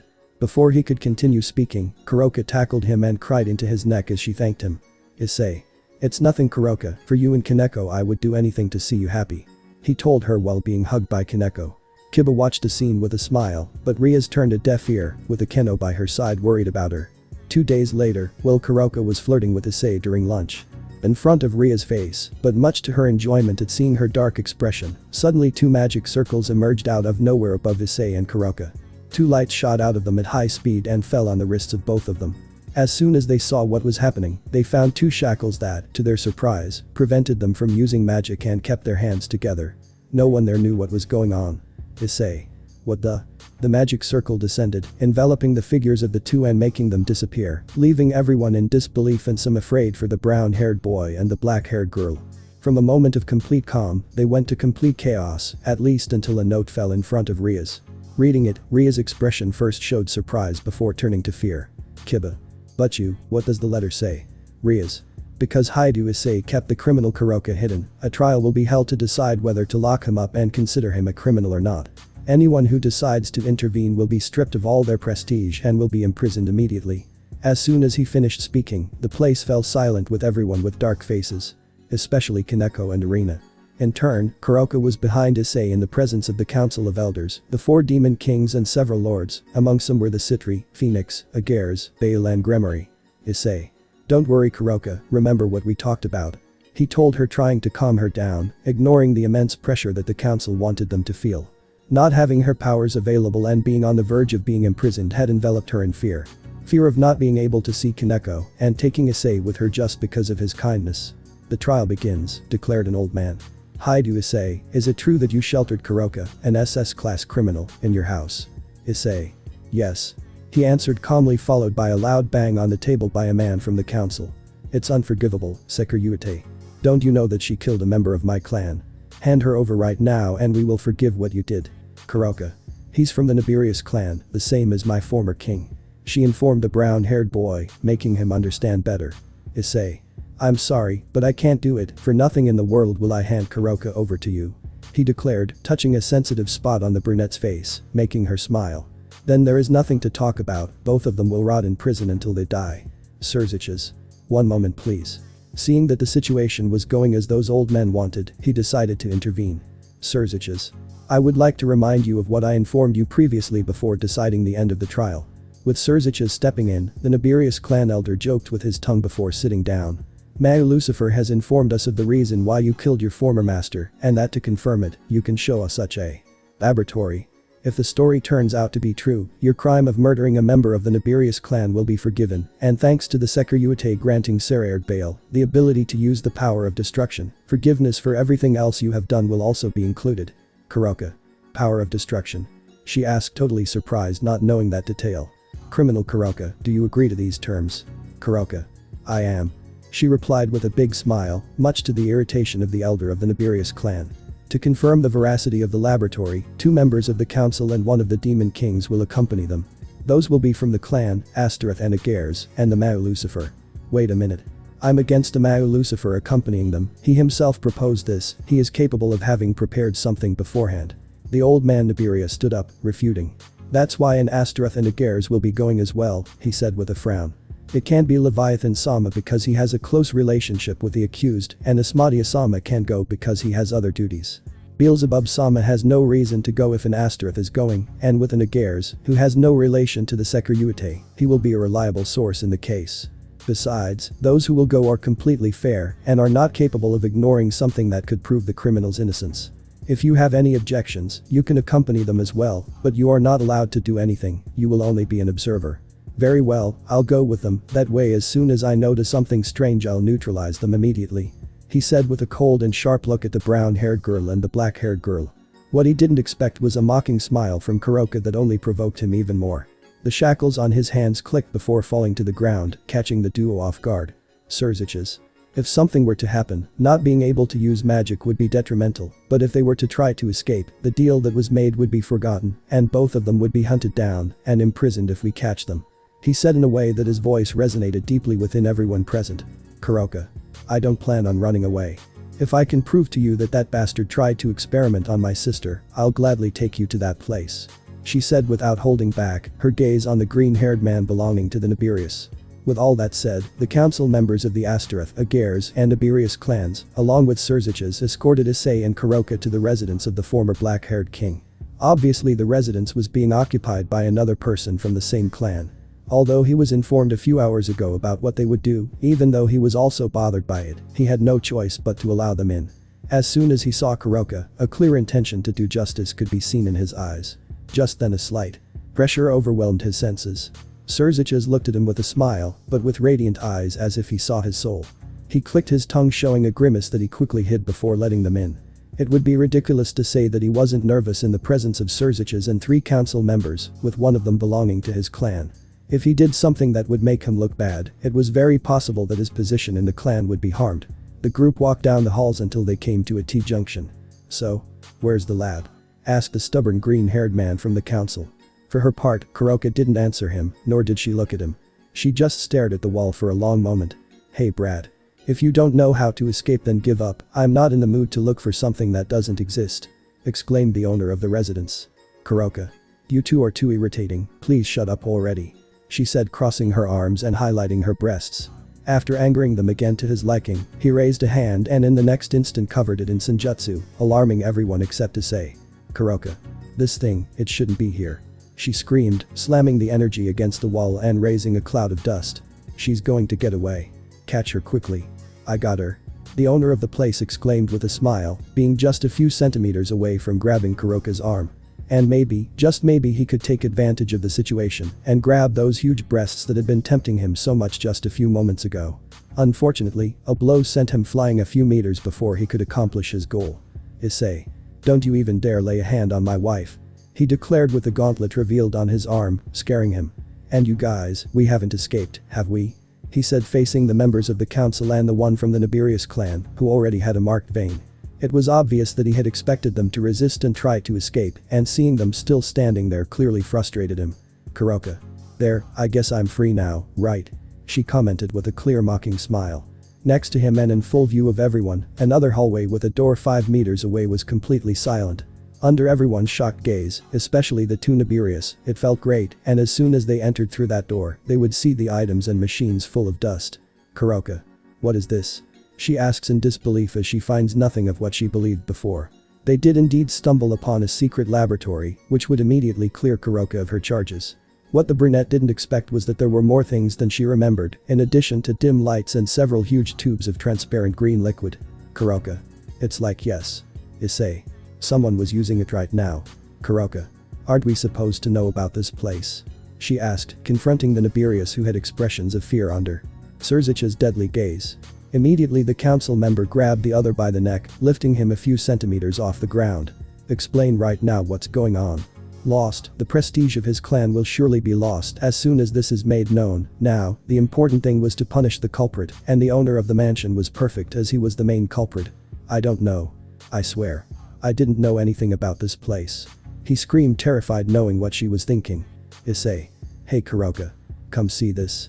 The brown-haired boy, standing a little apart from everyone, called out to the brunette while standing in front of one of the containers of green liquid. As they approached and looked closely, everyone's faces changed to one of terror as they found a girl inside. Or rather, half girl and half child. Kuroko. How is it possible? He asked to no one in particular when he recognized that girl. Issei. Kuroka. He called her when he saw her fall. What an unexpected surprise it is to see you again after so many years, Kuroka. A voice coming from deeper in the laboratory echoed through the place, putting them on guard with caution. Except for Kuroka, who, upon hearing that voice, stood up and shouted with such anger that it surprised Issei. Kuroka. Where are you, you bastard? Come out so I can kill you again. He roared with his eyes as thin as a needle. It's true, I still haven't taken revenge for that day. At this, a figure in a suit and a lab coat appeared before everyone. And next to him, a four-legged creature approached, disgusting everyone and infuriating Kuroka even more. Why, you are Ixen Nibirius, but you are supposed to be dead, said the supposed owner of the mansion. Ixen. I almost died that day. Luckily the one who rescued me was one of my creations, and since then I have seen that faking my death allowed me to advance my research much faster by being able to focus day and night. Kuroka. Shut up already. Cutting the tension of the moment, Kuroka suddenly sent Senjutsu balls at Ixen, who calmly stood where he was with a smile. Before the Senjutsu attacks could hit him, the quadruped-sized creature stood in the way. It opened its mouth and devoured all the energy before its stomach swelled, as if there was an explosion before returning to normal. Kuroka looked at that with disgust and hatred as she instinctively recognized the creature. Her body trembled and unknowingly a tear ran down her delicate face. Issei. Kuroka. He called her without being able to understand the reason for that tear. Kuroka. His pawn. She spoke, confusing everyone. That thing was his pawn. She revealed, freezing the bodies of the six. And the girl in the tube we saw was another pawn. This bastard was looking for a way to create a super demon by experimenting with his own Peerager servants. I didn't know anything, but when he decided to use Shirin as his next experiment, I found out about everything and attacked him before he could do anything to her. Serzich's. Unfortunately, you failed to kill him. Kuroka. But I'll fix it right now. She stated, manifesting a purple octagon behind her. Ixen. But I don't understand your anger. The clan leader has tamed Cerberus, isn't that true, guys? He asked, his gaze on the two Nibirius. I don't see anything wrong with having my own pets, he said, patting the head of what was once his pawn. The appearance of the pawn, along with that of the girl in the tube, seemed familiar to Issei. After thinking about it for a long time, he finally discovered why. They are like when a demon is corrupted by the energy of the evil pieces after defecting, and its body begins to mutate. The pawn next to him looked like a person, with lumps all over his body and no eyes. As for his mobility, he must have been on all fours for so long, or perhaps he was modified to be able to walk with his legs and hands like an animal. Issei. You and I will do it, Kuroka. I also want to get rid of someone like that, he told her, materializing the gauntlet. Ixen. Go ahead and try if you can, he said calmly before snapping his fingers twice. A huge corpulent creature appeared from the ceiling, taking Issei away. At the same time, a humanoid creature with long limbs, body, and head appeared between several containers, causing Kuroka so much disgust that she wanted to leave and vomit at the horrible state of the former Ixen peerage. Kuroka. Dear Two Towers, calm down, I will soon give you peace, she said coldly, thanks to the fact that she almost never interacted with them because they didn't care. None of the others intervened since it was not something that deserved any action from them. Serzich's watched him with interest. Normally, seeing him would make anyone afraid, but Ixen was completely relaxed, which was bad. Kuroka defeated that elongated creature in less than a minute, turning it into ashes. Almost at the same time, Issei returned with the unconscious body from Ixen's tower. Issei. Kuroka, what do we do with this? He asked with interest, not expecting her to burn his body without telling him anything. Kuroka. Just kill them, they have no salvation, consider them as a renegade demon that you have to eliminate, she said simply. Ixen. It's a shame, he said, shaking his head. It's a real shame they were so useless, he said, not caring in the least about the loss of two of his pieces. Go ahead, he said, snapping his fingers once more. Suddenly the container from before explodes and before one of them can react, their head is cut off by the blade arm of the same girl who still has a normal half. Before she can attack anyone else, a red aura covers her completely for a second before everything disintegrates into nothing. Issei. As expected of the powerful Mao Surzich's Gremory, I don't think I can take you on with my pets. Kuroka. You won't be able to beat me either. She spoke while walking towards him. The pawn who was staying at her side ran towards her and on the way a flame enveloped him, turning him into ashes. Issei. What a powerful fire, if the 2 bishop pieces in you worked, you would definitely be stronger. Kuroka. That they are broken is a great relief for me, even if it has no relation to you, and as soon as I burn you to ashes, I will fulfill my objective. She said with several blue fireballs around her. Issei. If you want to do it so much, you will have to go through it first.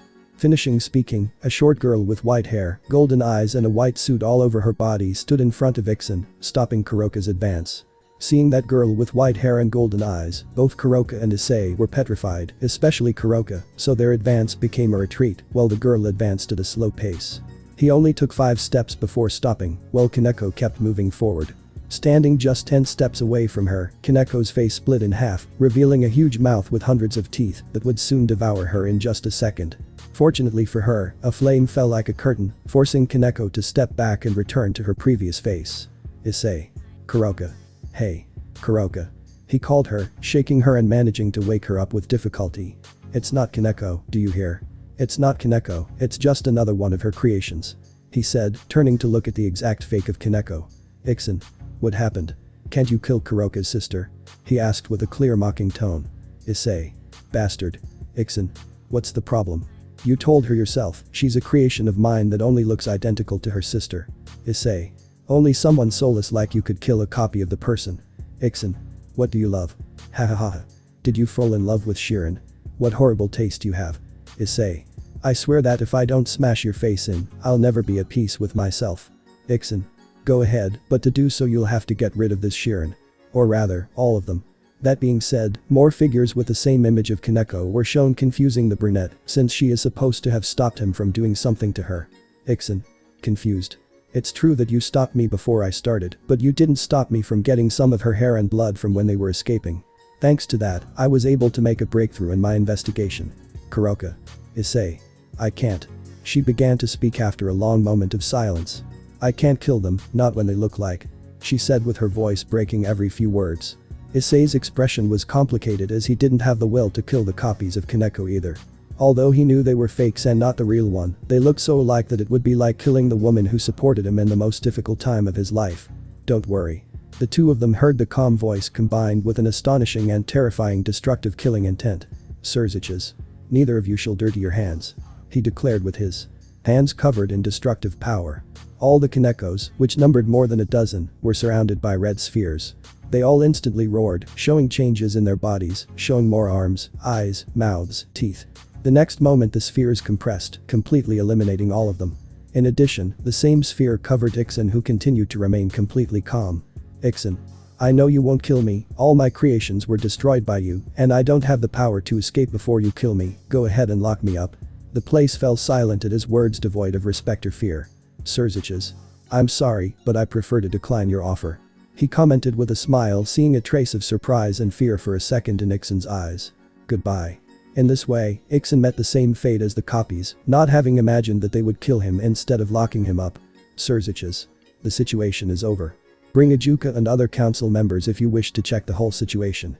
In the meantime, those 2 have earned the right to go home. He said, teleporting Issei and Kuroka in a second without waiting for a response from the 3 council members. Issei. Huh? We're back. He wondered, recognizing his room. Issei-senpai. Kuroka Wani-sama.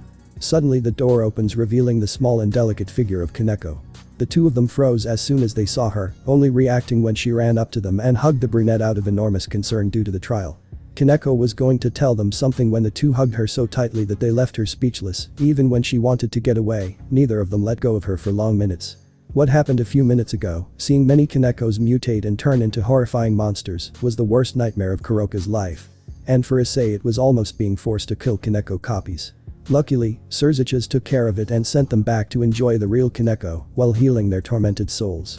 Koneko was extremely confused as she watched her sister cry while hugging her, even after Issei had already let go of her. Koneko. Issei-senpai, what's wrong? She asked, trying to get the brunette to let her go without any success. At that a letter appears in Issei's hands, and upon reading its contents a smile adorns his face before celebrating and showing it to Kuroka, getting her to release Koneko to his relief. Expecting her tears, Kuroka began to cry profusely upon reading that she would officially no longer be considered a criminal. Finally he could live together with Koneko and Issei without hiding. The silence in the house was overwhelming to Irina's heart as it was filled with worry and fear for Issei and Kuroka. Several minutes ago he had seen Koneko go up to her room, and it was strange that she still hadn't come down after almost 20 minutes. That made him want to know if something had happened to her too. Upon reaching her room, he knocked on the door a couple of times while calling her name out loud, only to receive no response.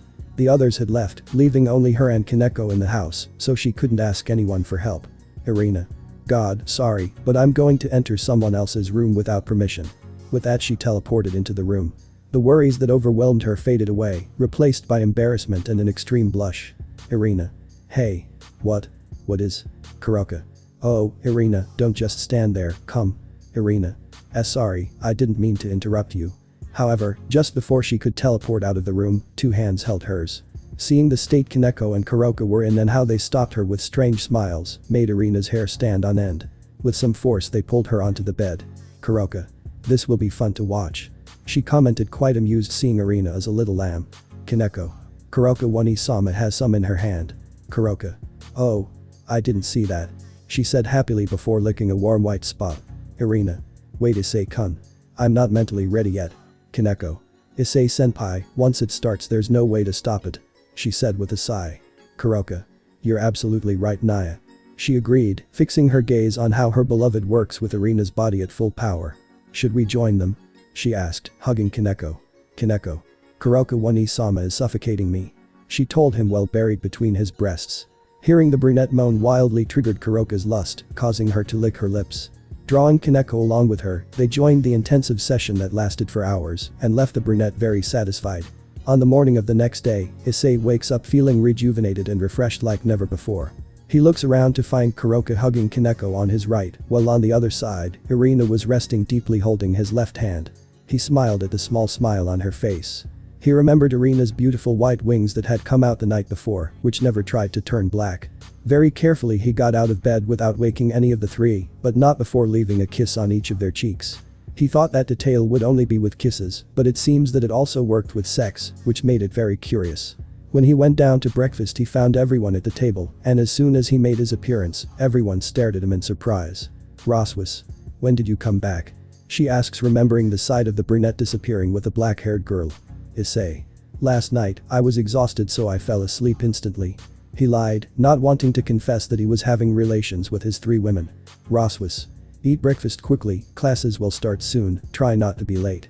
With that he stood up and left after finishing his breakfast, leaving the brown-haired boy sad as he remembered school. Do you think I could enroll in that school next year? Turning to the source of the voice, they found the figure of Kuroka in her usual kimono yawning loudly, followed by Koneko and Irina. The latter blushed massively upon seeing Issei, so she immediately lowered her head as she remembered all the things he did to her body. Issei. Kuroka, it's not a good idea, you'll surely fall asleep in every class. He commented, clearly imagining the annoyed teachers. Kuroka. I just want to spend more time with you. She muttered with a pout. Riaz. Wait. What happened to your trial? He asked her, not believing that she was standing in front of him and remembering that they had both been taken to the trial. At her question, Kuroka gave a mocking smile as she handed her a letter. As she read it, her gaze twitched, with Kuroka noticing a certain disgust at her innocence. Kuroka. All charges against me have been dissolved, I am officially a free person who should not be pursued by the authorities, Naya. She said out loud so that the rest would know the content of the letter. Bitch, you dislike that I am free, don't you? Just wait, once Shirin and I have Issei's babies, that's when you'll really get desperate to cheat on him with that stupid chicken. She thought, perfectly hiding all the hatred and contempt she has for Riaz. Everyone was already in class and being barely into the second period, Issei was fighting using all his will to try not to fall asleep. After all, the incredible night had started to take its toll on him. The worst of all is that Roswas was his teacher, and she had already scolded him a couple of times when he was about to fall asleep, and if she caught him again, she would leave him out of the classroom, something he doesn't want, since that would lead to a bad grade on his school record. His eyes are heavy as never before, a great desire to lie down on his table overwhelms him, and his mind does not process almost any of the words Roswis was saying. "Excuse me, Professor Roswis." At that moment of agony, a teacher entered the classroom, interrupting the lesson. "Is the student Haidu Issei there?" Roswis. "Yes, why do you need it?" There are some people who require your presence," he said somewhat awkwardly, attracting the attention of Roswis and Issei, managing to dissolve some of their sleep. Under the gaze of the entire classroom, Issei walked out alone to meet 4 huge men in suits and black glasses. In the presence of these men, the teacher looked very uncomfortable and intimidated. "Haidu Issei, please accompany us," said one of the men in suits. Issei. "Accompany them? Where? Who are they?" "Please come with us," he said again, placing his right hand on the brown-haired boy's left shoulder. Roswis. "What's going on here?" She comes out and asks at the persistent noise outside the room. Issei. "These guys want me to go with them, but they don't want to tell me where or who they are. We regret this, but we have to bear it with that." 2 other men grab him, lift him off the ground and run away, followed by the remaining 2. Roswis. "What do you think you're doing? Get back here." Thanks to Roswis's screams, several students open the doors only to find Issei being carried away by some bodyguards. Quickly, several people looked out the windows watching as Issei was put into a limousine. At that, a scream was heard from who knows where that Issei was being kidnapped. The limo sped off, lending much credence to the kidnapping theory. "Issei. What do you think you're doing?" he exclaims the moment he is thrown into the vehicle. "We are very sorry about this, Issei-sama, but we had to get him out quickly," said the same one as before, leaning his body next to his companions. "Issei. Where are you taking me?" he asked calmly upon hearing his name. "We can't tell him, the one who sent us wants to surprise him, but he doesn't have to worry, we are not his enemies." Issei wasn't quite sure whether to trust them since they practically kidnapped him. The only thing that kept him from hitting them was the respectful way they addressed him. After several minutes they arrive at the train station, confusing him. "Issei. Why don't you use a transfer magic circle?" he asked without understanding why they decided to take the long way. "The order we received was to reach our destination from the train, please enter Issei-sama." At that time there were many people around, so many heard him being called, causing Issei to receive many curious glances. Issei. "Okay, do you have the tickets at least?" "We don't need them." Issei. "Of course," he concluded with a sigh. Using human money is something that not many supernatural beings would use, as they can instead use magic to make humans believe that you are allowed to board. To Issei's surprise, where they took him was the most luxurious part of the train, leaving him alone in that place with a table full of food, soft chairs that give massages and beautiful stewardesses who serve him in the best ways. After enjoying himself as much as possible, he ended up falling into a deep sleep, forgetting the fact that he didn't know where he was going.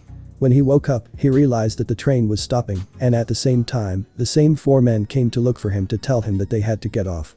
The moment he got off the train, a familiar landscape appeared before Issei. It took him a few seconds to realize where he was, and with that, an idea came to him of who ordered him to take him there. Issei-sama. The indistinguishable voice of a certain little girl calling him confirmed his suspicions, especially when he turned his gaze towards her and received a hug. Issei. "Kunu. Kunu. I can finally see him again, Issei-sama," she said without letting go and with a big happy smile. Issei. "So it was Yusaka-sama who sent to look for me?" Kunu. "Yes." Issei. "Couldn't it be any other way? I was basically kidnapped from school." Kunu. "Mom wanted to bring you as soon as possible, then she will talk to the demons. But let's leave that for another time," she said, grabbing one of her hands so she would follow her. Issei had no choice but to follow her, although it didn't bother him. The men in suits followed them at a moderate distance so as not to disturb them and keep them under surveillance at all times. Kunu took the opportunity to go on a date with Issei around Kyoto, although to everyone else, the two could be brothers. If they knew they were engaged, the police would try to arrest Issei right then and there. After a few hours of walking around the city, Kunu took Issei to the castle where she and her mother Yusaka live. Strangely, Yusaka wasn't around, so Kunu made sure to keep her company at all times. Throughout the day, Issei was treated like a king, which he loved, and he longed to be able to live like that forever. Kunu. Issei-sama, shall we enter the hot spring together? She asked him, eager to enter with him thanks to her tails moving from side to side. Issei. That. I don't think it's convenient, Kunu. He mentions feeling great pressure on him. Kunu. But I'm his fiancé, I don't think there's anything wrong. She said with a pout. Issei. Kunu, listen. He said, patting her head gently and getting to her level. I know very well what I did the last time I was here, I kissed you, yes, but. Kunu. And he groped me. Issei. Why yes, but. Kunu. You French kissed me too if I'm not mistaken. Issei. But since you're still too young for many things, I want you to wait until you grow up to think about those things. He said, sweating profusely because of how dangerous it is to get out of control. It sounds a little selfish, but I feel uncomfortable having those interactions with you when you're so young, that's why I want you to grow up first. He said, thinking about the words to say so as not to sound stupid or too aggressive. Kunu. I understand. Mom also told me similar things the other day. She commented with a sad look. Issei. Don't be depressed, even though I said all that, we're still engaged, remember? He finished by leaving a kiss on her forehead, which caused the blonde to blush greatly. Kunu. I'll wait, you can enter the hot spring, no one else will be in it. She finished saying before leaving the room at high speed. As soon as she left, Issei let out a long deep sigh after finally clearing that detail up with Kunu. Having a 10-year-old girl or a little older come onto him all the time and wanting him to kiss her had been bothering him all day, but now, he finally won't have to worry. After several minutes, a maid guided him to the entrance of the men's hot springs at the residence, although before leaving, Issei noticed a strange smile on her face. He decided to put it aside and entered the hot spring. Having the bathroom to himself, he took his time washing up and getting into the water, enjoying the warm, relaxing water. During the relaxed state, he suddenly hears a gentle sound of moving water because of someone, but he was supposed to be the only one in the hot spring. The steam prevented him from seeing who was with him. Waiting a few seconds, he saw a silhouette approaching. As soon as he got close enough to reveal who he was, Issei could swear that was a mature version of Yusaka. Worst of all, his little best friend had woken up in all his glory. Issei. Yusaka-sama. Before his eyes, Yusaka was only wearing a towel that barely managed to cover some of her breasts next to both, while the rest was impossible. As if she didn't notice how small the towel she was using was, she approached Issei until she sat next to him, causing something to happen that left the brunette speechless. Issei. The fuck? Women, what are you doing here? He thought, his gaze fixed on the Yokai Queen's enormous floats. Yusaka. Are you enjoying the bath, Issei? She asked as if nothing was wrong, as if she didn't notice the brown-haired boy's gaze going over every part of her body. Swallowing a large mouthful of saliva, he turned his gaze towards Yusaka's face, only to be captivated by her reddened and seductive skin that caused all of his barely controlled hormones to return to a state of chaos. Issei. Yes. He could barely say a word in a low tone. Yusaka. I wanted to thank you for what you did with Kunu. Thanks to you, she will now avoid any interaction that is not appropriate for her age. She said, pleasantly surprising him. Issei. Were you listening? He asked, managing to control himself again. Yusaka. Of course. She said, moving a little closer to him, to the point where the skin of their arms touched. Issei. Control yourself, control yourself, control yourself. He repeated over and over again with both hands covering his little friend. Yusaka. Is something wrong? I feel you suddenly tense. She said, seeming genuinely worried. Yusaka reached out a hand towards the brunette's face, and to his surprise, she stayed caressing his cheek. Yusaka. You know, Issei, I have no problem with you deciding to kiss Kunu. She said, leaving him speechless and not knowing what to think. But the fact that you told her all that before made me so happy that you can't imagine, because it means that you really care about her and you don't want to take advantage of her. That's why I want to thank you properly. The more he said, the shorter the distance between them. Although Issei had kissed and groped her for a long time last time, it was partly because of his problem of losing control when it came to having sex. So, seeing Yusaka getting closer to his face, Issei was astonished and even moved his head back a few centimeters. At this, Yusaka let out a smile before rushing forward faster and ending up connecting her lips with Issei's. Then, under Issei's gaze, she pulled away her towel, leaving it several meters out of the water, revealing her completely naked body. Yusaka sought to position herself better, so she practically climbed on top of Issei without even separating her lips from his, in turn, allowing Issei to enjoy the majestic feeling of the blonde's breasts against his chest. When they finally separated their mouths, a thread of saliva tried to keep them together longer. Before, Issei had overwhelmed Yusaka so much that for several days she could not stop remembering that moment, the sensations and feelings that resided in her heart. All of that continued to increase until she could not bear it anymore and ordered him to be brought before her. And now, Yusaka took the lead completely without giving him a chance to dominate her. Mom. Huh? Issei-sama. What's going on? Issei. Kunu. Yusaka. We're just enjoying the hot spring water. She said without getting off of Issei, leaving her breasts in clear view. Yusaka. Kunu, I think you've been here too long. If you stay too long, you'll feel dizzy. She said to her daughter, turning her head in her direction. Kunu. Huh? But. She didn't know what to say, not being able to process why Issei was in the women's bathroom and her mother was on top of him. Yusaka. Please daughter, I have something very important to talk to Issei. Kunu remained silent for several seconds until she accepted her mother's request. Covering herself with her towel, she walked past them both with her face as red as a tomato. She loved Issei very much. She wanted to hug him, hold his hand and kiss him, but she didn't have the courage to do the same as her mother. Getting on top of Issei without any clothes was far beyond her.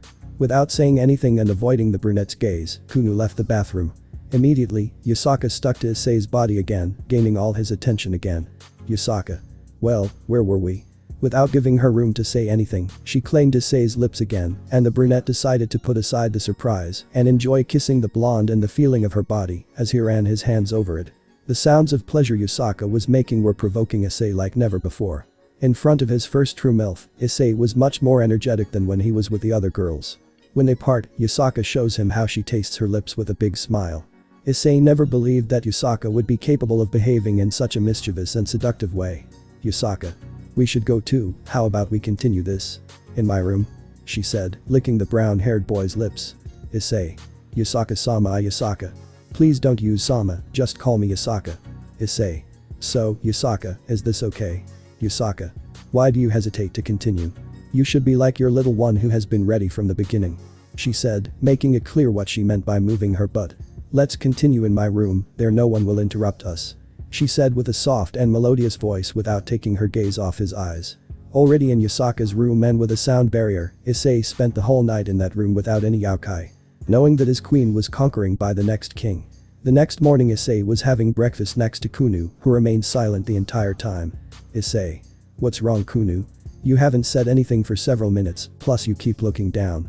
With his question, he notices how Kunu jumped slightly before showing a blush and looking away. Kunu. Issei-sama. Did you rest well? She asked, still looking in the opposite direction. Issei. Yes. He answered doubtfully. Kunu. My mother too? She asked, leaving him silent. Immediately an idea crossed Issei's head. At that possibility, his expression distorted and he understood why the blonde's reactions. Issei. Did you hear? Without finishing the sentence he received a nod. Kunu. The sound barrier disappeared in the middle of the night. It wasn't a nice way to wake up. She revealed, turning increasingly red. Since he wasn't the one who erected the barrier, he didn't notice that she disappeared in the middle of the night, so he realized that everyone heard her moaning loudly. But he was able to think of the reason why she disappeared.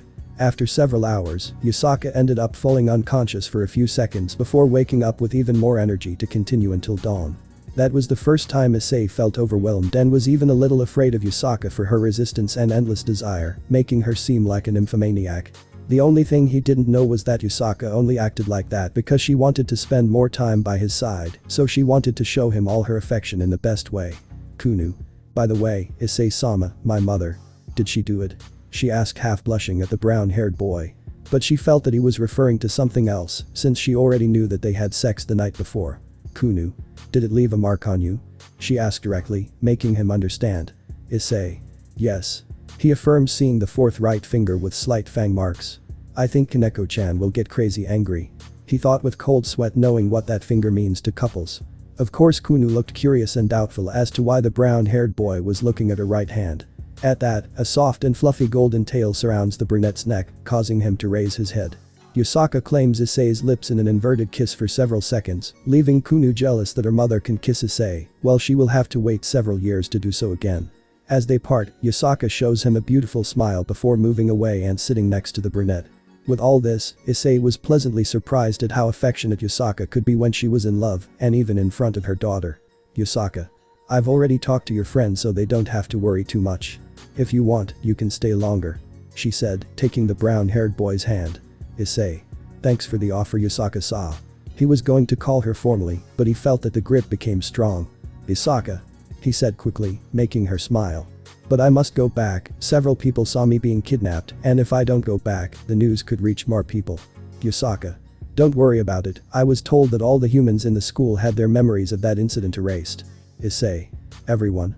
He asked with fear and surprise, not expecting that they would be able to erase the memories of the entire school. I can't either, I'm sorry. He told her, knowing that she had other things to do. How, for example, to study for their exams that were just around the corner. Yusaka. I understand, then please come visit us frequently please. She asked him, approaching and leaving a kiss on his cheek. Issei. I will. He said, returning the act very close to his lips. Kunu. I wanted to. She exclaimed, unable to bear it any longer. Yusaka. You promised to wait and that's what you will do, or are you planning to break the promise you made to Issei in one day? She asked, hugging her daughter, knowing that it would be quite a challenge for her. Kunu. But. That scene made the brunette feel a bit tender. Until a moment ago she was being affectionate with him, and then she became maternal when she addressed her daughter. It was a big change in her behavior, but he didn't dislike it at all. Excuse me Yusaka-sama, Miss Kuroka has come for Issei-sama. Suddenly, the calm he had achieved was replaced by extreme panic and unprecedented fear. Yusaka. Kuroka. Isn't she a stray that the demons are looking for? He asked, aware of the most dangerous criminals. Those charges have been dismissed and I'm a free person Naya. Issei. Kuroka. Hello. Kuroka. Excuse the intrusion Yasuka-sama, I have come for my unfaithful dragon Naya. She said with a smile and with her eyes fixed on the brown-haired boy. In addition, he has his left hand in the shape of a claw with long nails emanating extreme danger. Yusaka. Oh, I remember. You're the sister of Issei's first lover. I see, since you're his sister, I'm not surprised that you ended up as his partner. Kuroka. Part of it was also having big breasts, he's a breast fanatic Naya after all. Yusaka. I know, Issei clearly demonstrated it last night. She commented, looking at the brunette out of the corner of her eye before licking her lips. A killing intent overwhelmed Issei, turning him into a statue, leaving him with no intention of escaping. Yusaka. Please give my regards to your sister Kuroka-san. She commented, ignoring the black-haired girl's murderous gaze and not caring about her intrusion at some point. Kuroka. Believe me, Shirin will like to know that you send her your greetings. She said, arriving next to Issei. Especially knowing what happened yesterday. With that said, a magic circle enveloped both of them, and the next place they appeared was in Issei's room. Before the brunette could react to where he was, Kuroka threw him onto the bed, surprising him, and when he saw her he was even more surprised. Issei. Kuroka, what are you doing? Kuroka. Don't think I didn't notice her mark, there's no one home right now, that means no one will interrupt us. She said, taking off all her clothes. You may have conquered the queen of the yokai, but I'll make you remember that I'm better than her. Without letting him respond, she threw herself at him, giving in to his desires, just like Issei, who at no time offered resistance. When Koneko returned many hours later at the end of school, she found the scene of Kuroka being devoured by Issei, which surprised her for a few seconds, just for a few seconds, before joining in. The next day Issei went down to have breakfast after leaving his two kittens in bed to rest, only to find everyone at the door of the living room. Strangely enough, he approached Roswis as she was the one behind everyone. Issei. What's wrong Roswis? Hearing this, everyone turns around looking at him in utter surprise. Roswis. When did you come back? She asks, already knowing where he was 2 days ago. Issei. Yesterday, but since it was late I didn't go to class. He lied, not wanting to confess that he was having sex with Kuroka as soon as he arrived, followed by Koneko joining them later. Leaving that aside. What are Lefei and Office doing here? He asks, blinking several times wondering if he saw wrong. Lefei. Sekurute-sama please help us. Issei. Can anyone tell what's going on? Roswis. They came here asking for asylum. It seems they are escaping from someone. Under the silver-haired girl's explanation and everyone's gaze, Office walked until she was in front of Issei. Office. Sekurute, you have a strange smell on you. His face immediately turned red as he was immediately discovered. Issei. I didn't have time to take a bath, several things happened, that must be why. He said with a nervous laugh. Lefei. Please let Office-sama stay here. If Cao finds her, not just her, we will all be in danger. She asked with a look of pure concern at being rejected. Ria's. Hurt Office. Are you kidding me? She asked, feeling ridiculous about what she was saying. Lefei. It's the truth. Vali-sama and Biku-sama stayed behind to stop Cao and his group from letting us escape. Did you finally go crazy Naya? Turning around once more, they found the figure of Kuroka in her usual kimono yawning loudly, followed by Koneko who gave the brunette a look into her eyes before staring at her right hand, making him nervous as he realized that Kuroka had already told him everything. Issei. When did he have time to tell her? He wondered knowing that he only went down for 2 or 3 minutes. Lefei. Kuroka-sama. She exclaimed, running to hug the brunette. Kuroka. I'm glad to see you too Lefei Naya. She said, stroking the blonde's head. Can you tell me what exactly is happening? She asked, calming her down. With Kuroka's introduction to the conversation, Lefei calmly explained to them what happened. According to them, a few days ago they felt that something strange was happening in the organization, as if everyone was afraid of doing something wrong and being severely punished. Biku was resting peacefully on a sofa and she was playing with Fenrir as if he were any other dog. Suddenly, Volley arrived in his armor carrying Office in his arms. He handed Office to her telling her to escape to where the Securitate was. Seconds later Cao Cao and his group appeared destroying the door, demanding that Office be handed over. Le Fay did not understand why Office did nothing if they tried to harm her. When she asked, Volley replied that they sealed her power for a few hours and that she should take her with them to protect her until the seal was over. She tried to learn more about the seal, but for insisting on staying, Biku had to cover her against Heracle's and Jean's combined attacks, followed by a shout from both of them to leave. She could have stayed to help them fight, but there was no way she could win against Cao Cao, and she would be putting Office in danger of being captured. Roswas. They sealed Office's power. Is it even possible? She asked in disbelief that they managed to do that to such a strong goddess. Le Fay. According to Office-sama, they told her that it was something that would help her defeat Great Red. Kiba. It's true, Office created the Chaos Brigade in order to defeat Great Red, it makes sense that they deceived her that way. He said, understanding the situation. Roswas. Can't you undo the seal? Le Fay. No. She denied with clear regret. I don't know who conjured it, but it's a seal designed to be used on her. It uses her own energy to keep it active, except that with each passing hour it becomes weaker. Kuroka. It's obvious that they considered the possibility of him escaping. Issei. Could it have been that kind of glasses? The one that could create that strange dimension. Kuroka. Dimension lost, its user is Georg, it's possible that it was him, but he couldn't have done it alone. She opined, frowning. His talent in magic is equal to Le Fay's or even superior, but even he would have to receive help to create such a seal. Naya. Le Fay. The seal will last another 8 hours, if we manage to protect Office-sama, she will take care of Cao Cao if we can't. Rias. The question here is. Roswas. After sealing their power, what did they plan to do next? Everyone remained in a deep silence at the tense and dangerous situation that came to them out of nowhere. Irina. What do we do? Issei. Inform Surzich's-sama, if Office is under his care she will be safer than here. He advised, thinking deeply about how to deal with it. Rias. I'm afraid that won't be possible. She said with a complex look. I just tried to contact Oni-sama. But there's something interfering. Le Fay. Huh? Surprised, she created a magic circle beneath her and Office. To his surprise, the magic circle shattered like glass. Le Fay. I can't teleport. Just as he finished speaking, he felt a powerful magical wave approaching. Without saying a single word, he created a barrier in less than a second, protecting everyone from the inevitable explosion that completely obliterated the house, leaving a crater in its place. When the barrier disappeared, they found themselves at the bottom of the crater, with everything around them in a gloomy gray tone, without a soul in sight or even a sound. You saved us the trouble of having to look for them, thank you very much, Le Fay. At the sudden voice, everyone turned their attention to the source, meeting Cao Cao, Georg, and the child Leonard, the bearer of Annihilation Maker. Cao Cao. If you don't mind, I'd like to take Office with me. Le Fay. We will not give Office-sama to you. She exclaimed, standing in front of the goddess. Cao Cao. Well, even if they gave it to us, we would still kill them. How about Kuroka? I haven't seen you in a long time. He commented with sharp eyes, moving his spear a little, making her hair stand on end with nerves. Kuroka. What did you do with Volley and Biku? She finally did what she and the mage were currently most worried about. Georg. Unfortunately, they both escaped with Arthur's help. He revealed, causing them relief.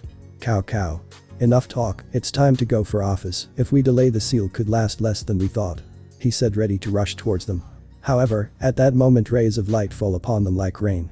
Arthur appears before everyone in a dimensional gap and urges everyone to cross the rift immediately. Not expecting anything special, they all crossed over, much to Cao Cao's annoyance, who immediately came to regard Arthur as annoying as a fly. As soon as the crack disappeared, the rain of light disappeared, and besides that, there was no trace of anyone in the sky. Georg. I have your location.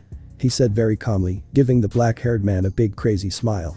Crossing the dimensional rift, they found themselves inside a kind of huge apartment on a very high floor, thanks to the view given to them by a French window.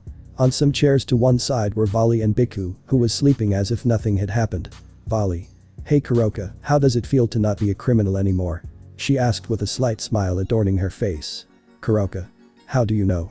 She asked, very surprised since not many days had passed since her trial. Volley. I have my methods. Changing the subject, we need to think of a way to defeat Cao Cao. I can defeat him, but if he hits me even once with that spear, I'll be in serious trouble.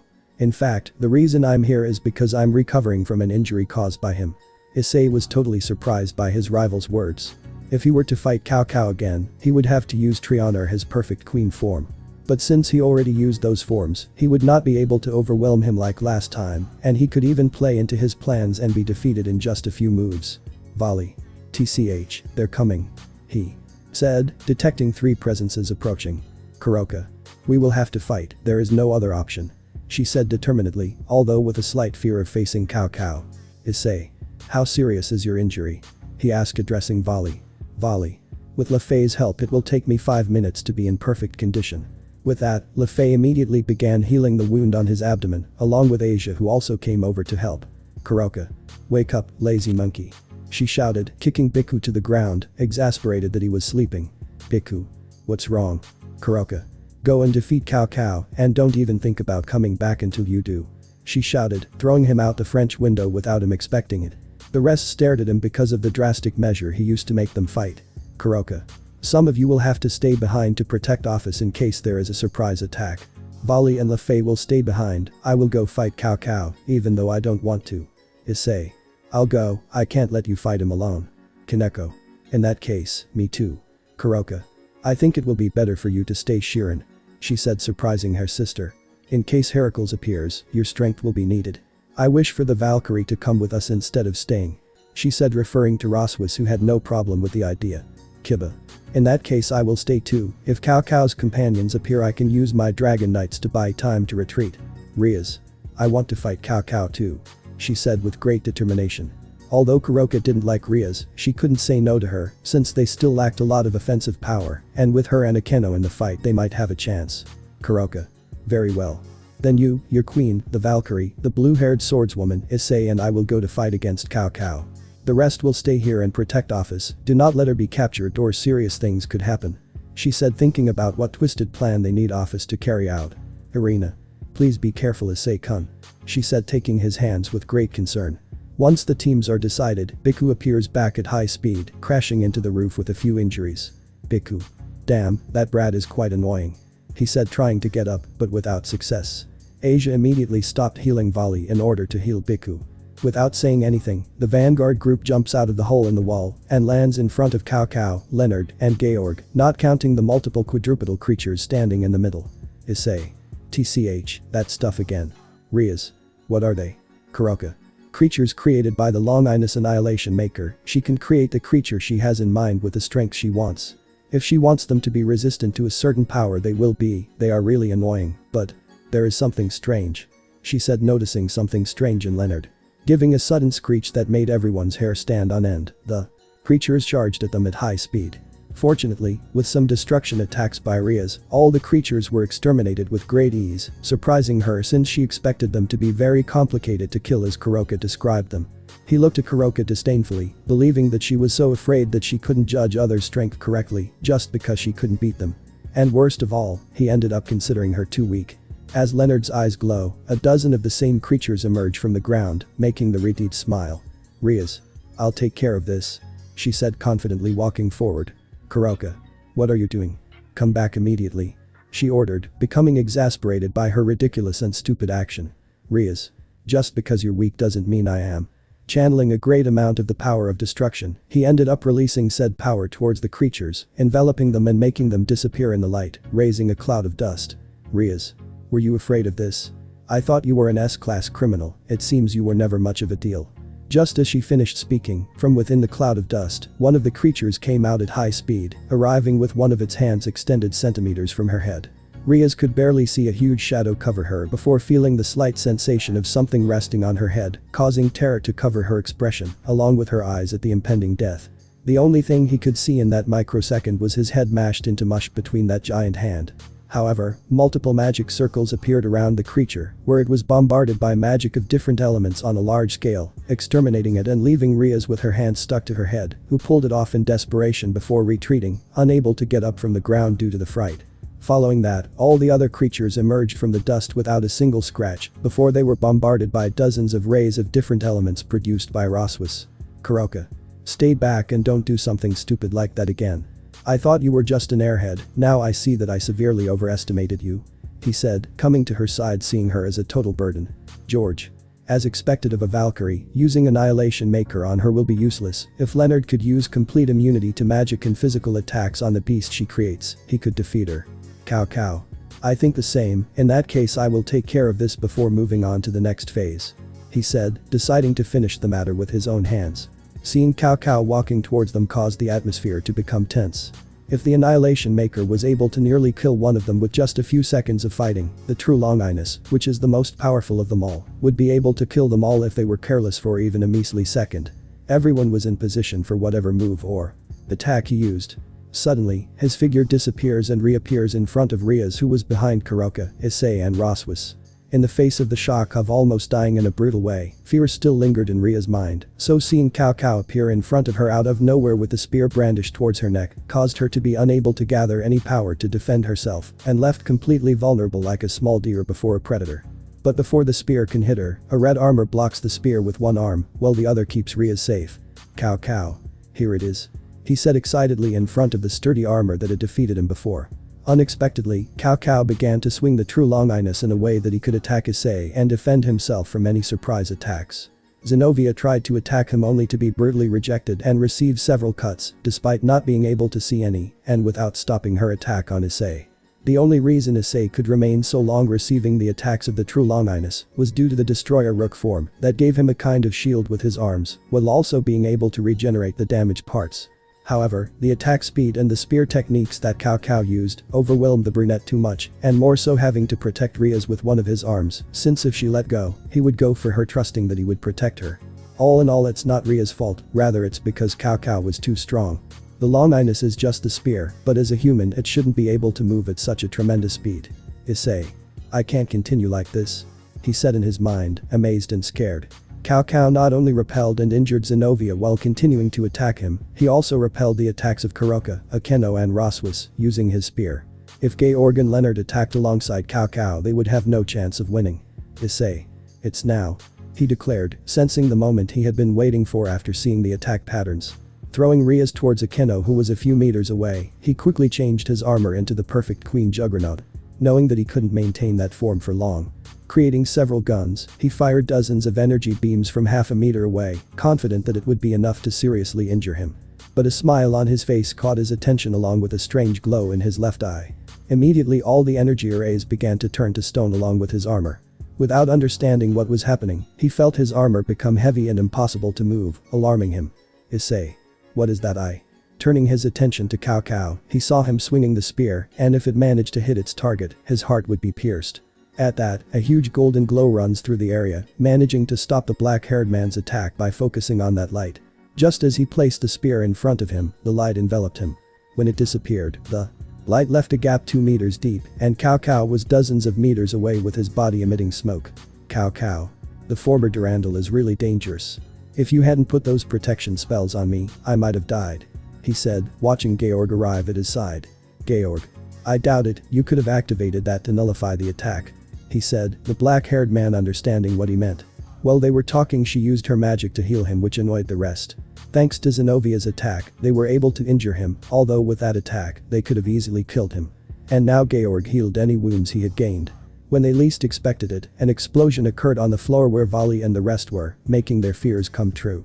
Where are you looking? Issei's blood ran cold as he heard Cao Cao's voice behind him.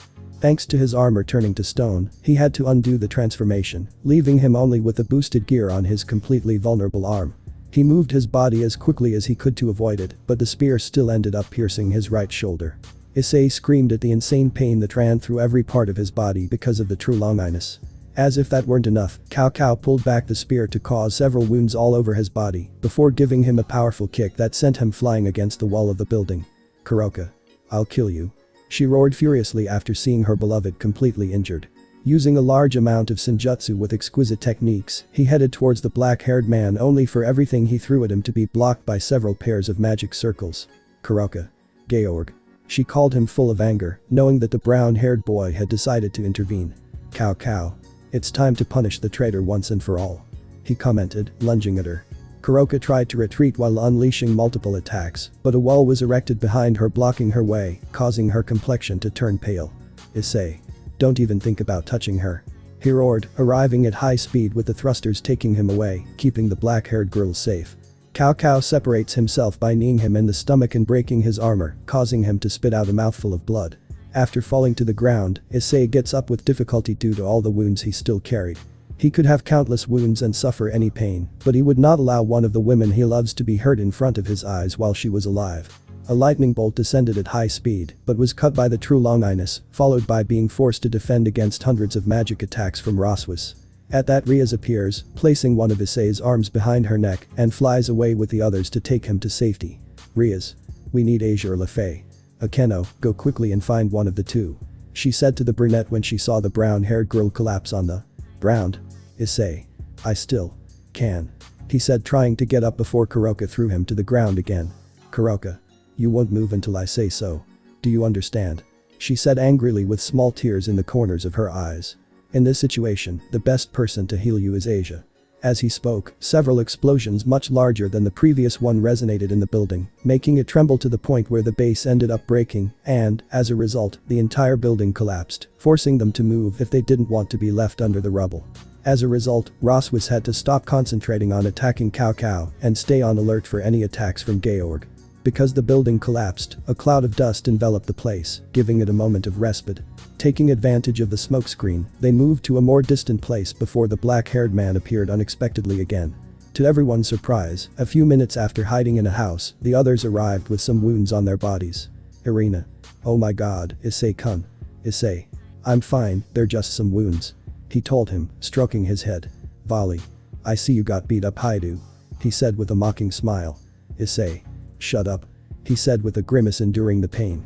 Seeing him so injured, Lefay and Asia immediately began to heal him. Meanwhile, both groups recounted what happened to each side. In the case of the defense group, after Issei and the rest left, minutes later Heracles, Jean and Siegfried appeared breaking through the ceiling. They had to escape, hide and destroy several rooms and floors while fighting with the three, at least until Heracles got tired of everything and blew everything up with his sacred gear. Kuroka. This is bad. Volley. And very much so. He commented, thinking the same as his old companion, while the rest looked confused. Just like we teamed up, next time they'll attack us together. If Haidu and I focus on Cao, you'll have to take care of the others so they don't interfere in our fight.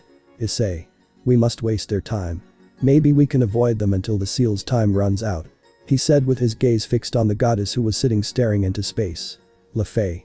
I sincerely think it's for the best, your wounds will take a long time to heal, Issei-sama. She commented, barely noticing any progress in the healing. Kiba. If they attack us, I think you should stay hidden, Issei-kun. You run the risk of worsening your injuries and not being able to display your full strength. Volley. What a nuisance. Issei. Okay, but if you need me I'll go, hurt or not. Finishing saying that he feels someone pulling the sleeve of his clothes. Koneko. Don't be too reckless. Issei. I want to live after all. He consoled her by caressing her cheek. As a precaution, they decided to keep moving, gaining a 2-hour period of peace. Kuroka. This is strange. She said suddenly, drawing everyone's attention. Lefay. What is it, Kuroka-sama? She asks, resting from spending so much magic on healing the brown-haired boy. Kuroka. It's been 2 hours and they still haven't found us. We're in a space created by the lost dimension, and Georg shouldn't be able to find us after all this time. Something is definitely wrong. As if a higher entity had heard it, they hear something rumbling in the distance for 2 seconds before hearing a sonic boom above them again. Volley. Damn it, Kuroka. Did you have to talk? He exclaimed, manifesting his armor just like Issei. The house they were hiding in collapsed violently, generating a wave of wind that carried them all dozens of meters, separating them without being able to avoid it. As the cloud of dust dissipated, Issei realized that everyone had been separated, and the one closest to him was Office, who was standing as if nothing had happened, without a speck of dust on her. The other person who was close to him was more than 50 meters away, and it just happened to be Riaz. Kuroka. Issei protects Office.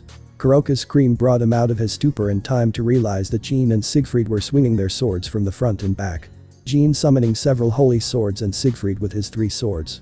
Riaz tried to help him by launching a beam of destruction, but was sent flying by an explosion from Heracles' sacred gear, leaving him alone against the 2 swordsmen. Issei. Excuse me, Office-sama. He said, taking her as a princess before flying away with his dragon wings. As Jean took off into the sky, she created a dragon of sacred swords that also flew off in pursuit. Facing the new enemy, she charged several augmentations, concentrating them on her right arm. She held Office with her left arm as if hugging her, letting her see the face of the armor. Meanwhile, as soon as the sacred dragon arrived before him, he struck it, destroying every sacred sword it was made of. Office. Be careful.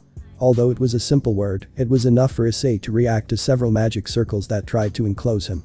He had to fly in a disorganized manner while the sky was filled with magic circles until after almost a minute they stopped. Looking down, he found Rias and Akeno unleashing attacks on Georg from one side, with Roswis on the other hand, occupying both of his arms to defend themselves. Kuroka, Koneko against Heracles. Kiba and Zenobia against Siegfried, Biku, Irina and Lefay against Jean and her dragon. And lastly, Volley was surprisingly being pressured by dozens and dozens of creatures of different shapes by Leonard. Issei. Where is Cao Cao? He wondered without noticing that Office was inertly watching the aforementioned right behind him despite being dozens of meters from the ground. Everyone was locked in a massive fight with spells and explosions flying back and forth, even at times being suddenly attacked by others as soon as they looked away, causing them to be on high alert the entire time. Suddenly, something falls incredibly fast, causing a crater and drawing everyone's attention. Kuroka, Irina and Koneko feel the need to run towards that crater from which Issei emerges protecting Office and a Cao Cao much more ferocious than before, showing that in the previous confrontation, he was not using all his abilities. Issei didn't even have the time to enter his juggernaut form, so he was forced to deflect and dodge the spear's blade as best he could. As the spear grazed his armor, the shriek against metal and the sparks drew all attention. Other than that, all that could be seen was Cao Cao gaining ground with each movement. Koneko. Issei senpai. Heracles. I am your enemy, child. With that, she fired one of her missiles at her, causing Kuroka to have to cover her and create a senjutsu barrier. Even so, they both ended up flying a few meters due to the great force of the missile. Issei. Koneko, Kuroka. Cao Cao. Don't get distracted Sekiryuite. Issei. You are very annoying. She exclaimed, transforming into the perfect queen, not caring if she hurt him. The sound of tearing flesh along with the deep iron smell of blood filled the battlefield, terrifying some and bringing joy to others. A long wound from his left shoulder to his left hip could be seen filled with blood. But for Issei, such a wound never existed. Destructive impact. Being so close, he was unable to retrieve his spear to defend himself, so Cao Cao's body flew into 3 houses, destroying them in its path. Issei didn't dare to undo the armor as he didn't trust that he would have the strength to recreate it. The perfect Queen Juggernaut's form fell apart after the blow, leaving him with his normal armor, but it was clearly noticeable that the brown-haired boy was very weakened. With Issei seriously injured, the rest went into a kind of frenzy where they were finally able to turn the tide of the fight, managing to force them back. Especially Kuroka and Koneko who hated Heracles to death for not letting them go help Issei. Koneko's strength increased explosively, numbing Heracles' arms, surprising him. Kuroka. Shirin, don't you dare use that, you still need practice. He told her after sending her a torrent of fire. Koneko. But. Kuroka. You'll just make Issei-kun worry. She said knowing that mentioning the brunette would convince her. And so it worked. They all retreated little by little until they reached the wall of a building, leaving them surrounded.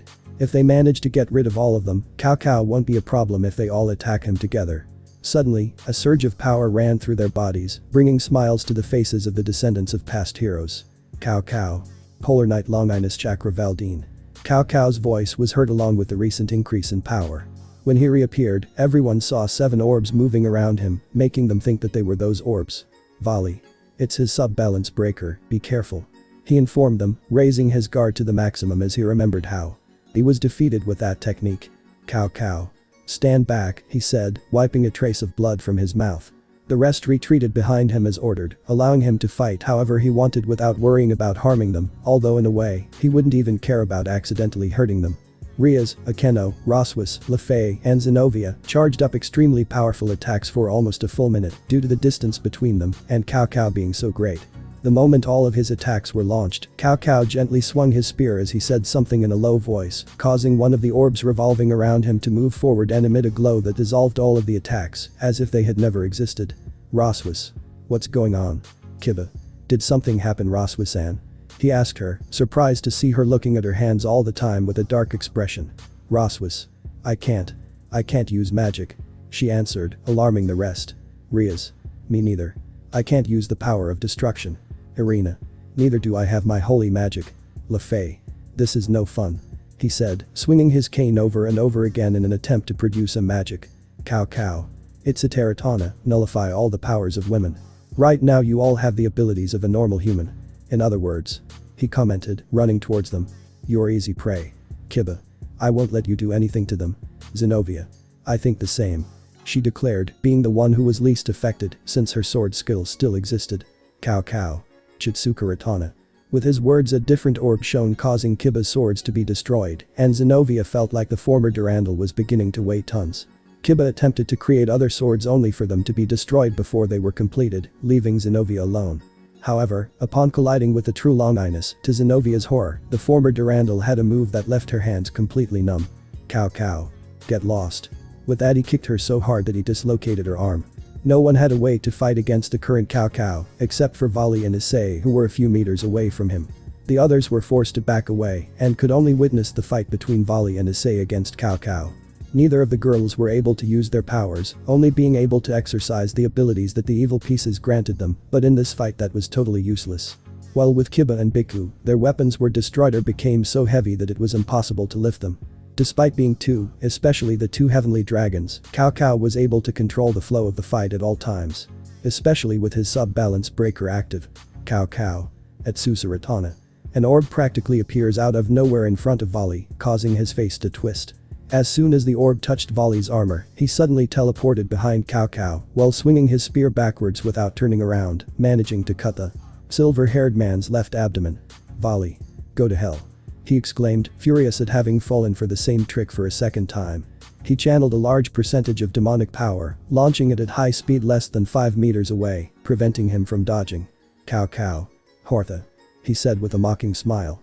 A fourth orb moved, and as soon as it touched the ray of demonic power, said energy changed direction under everyone's sight, appearing in a matter of seconds in front of Koneko and generating a strong explosion that sent everyone flying for several meters.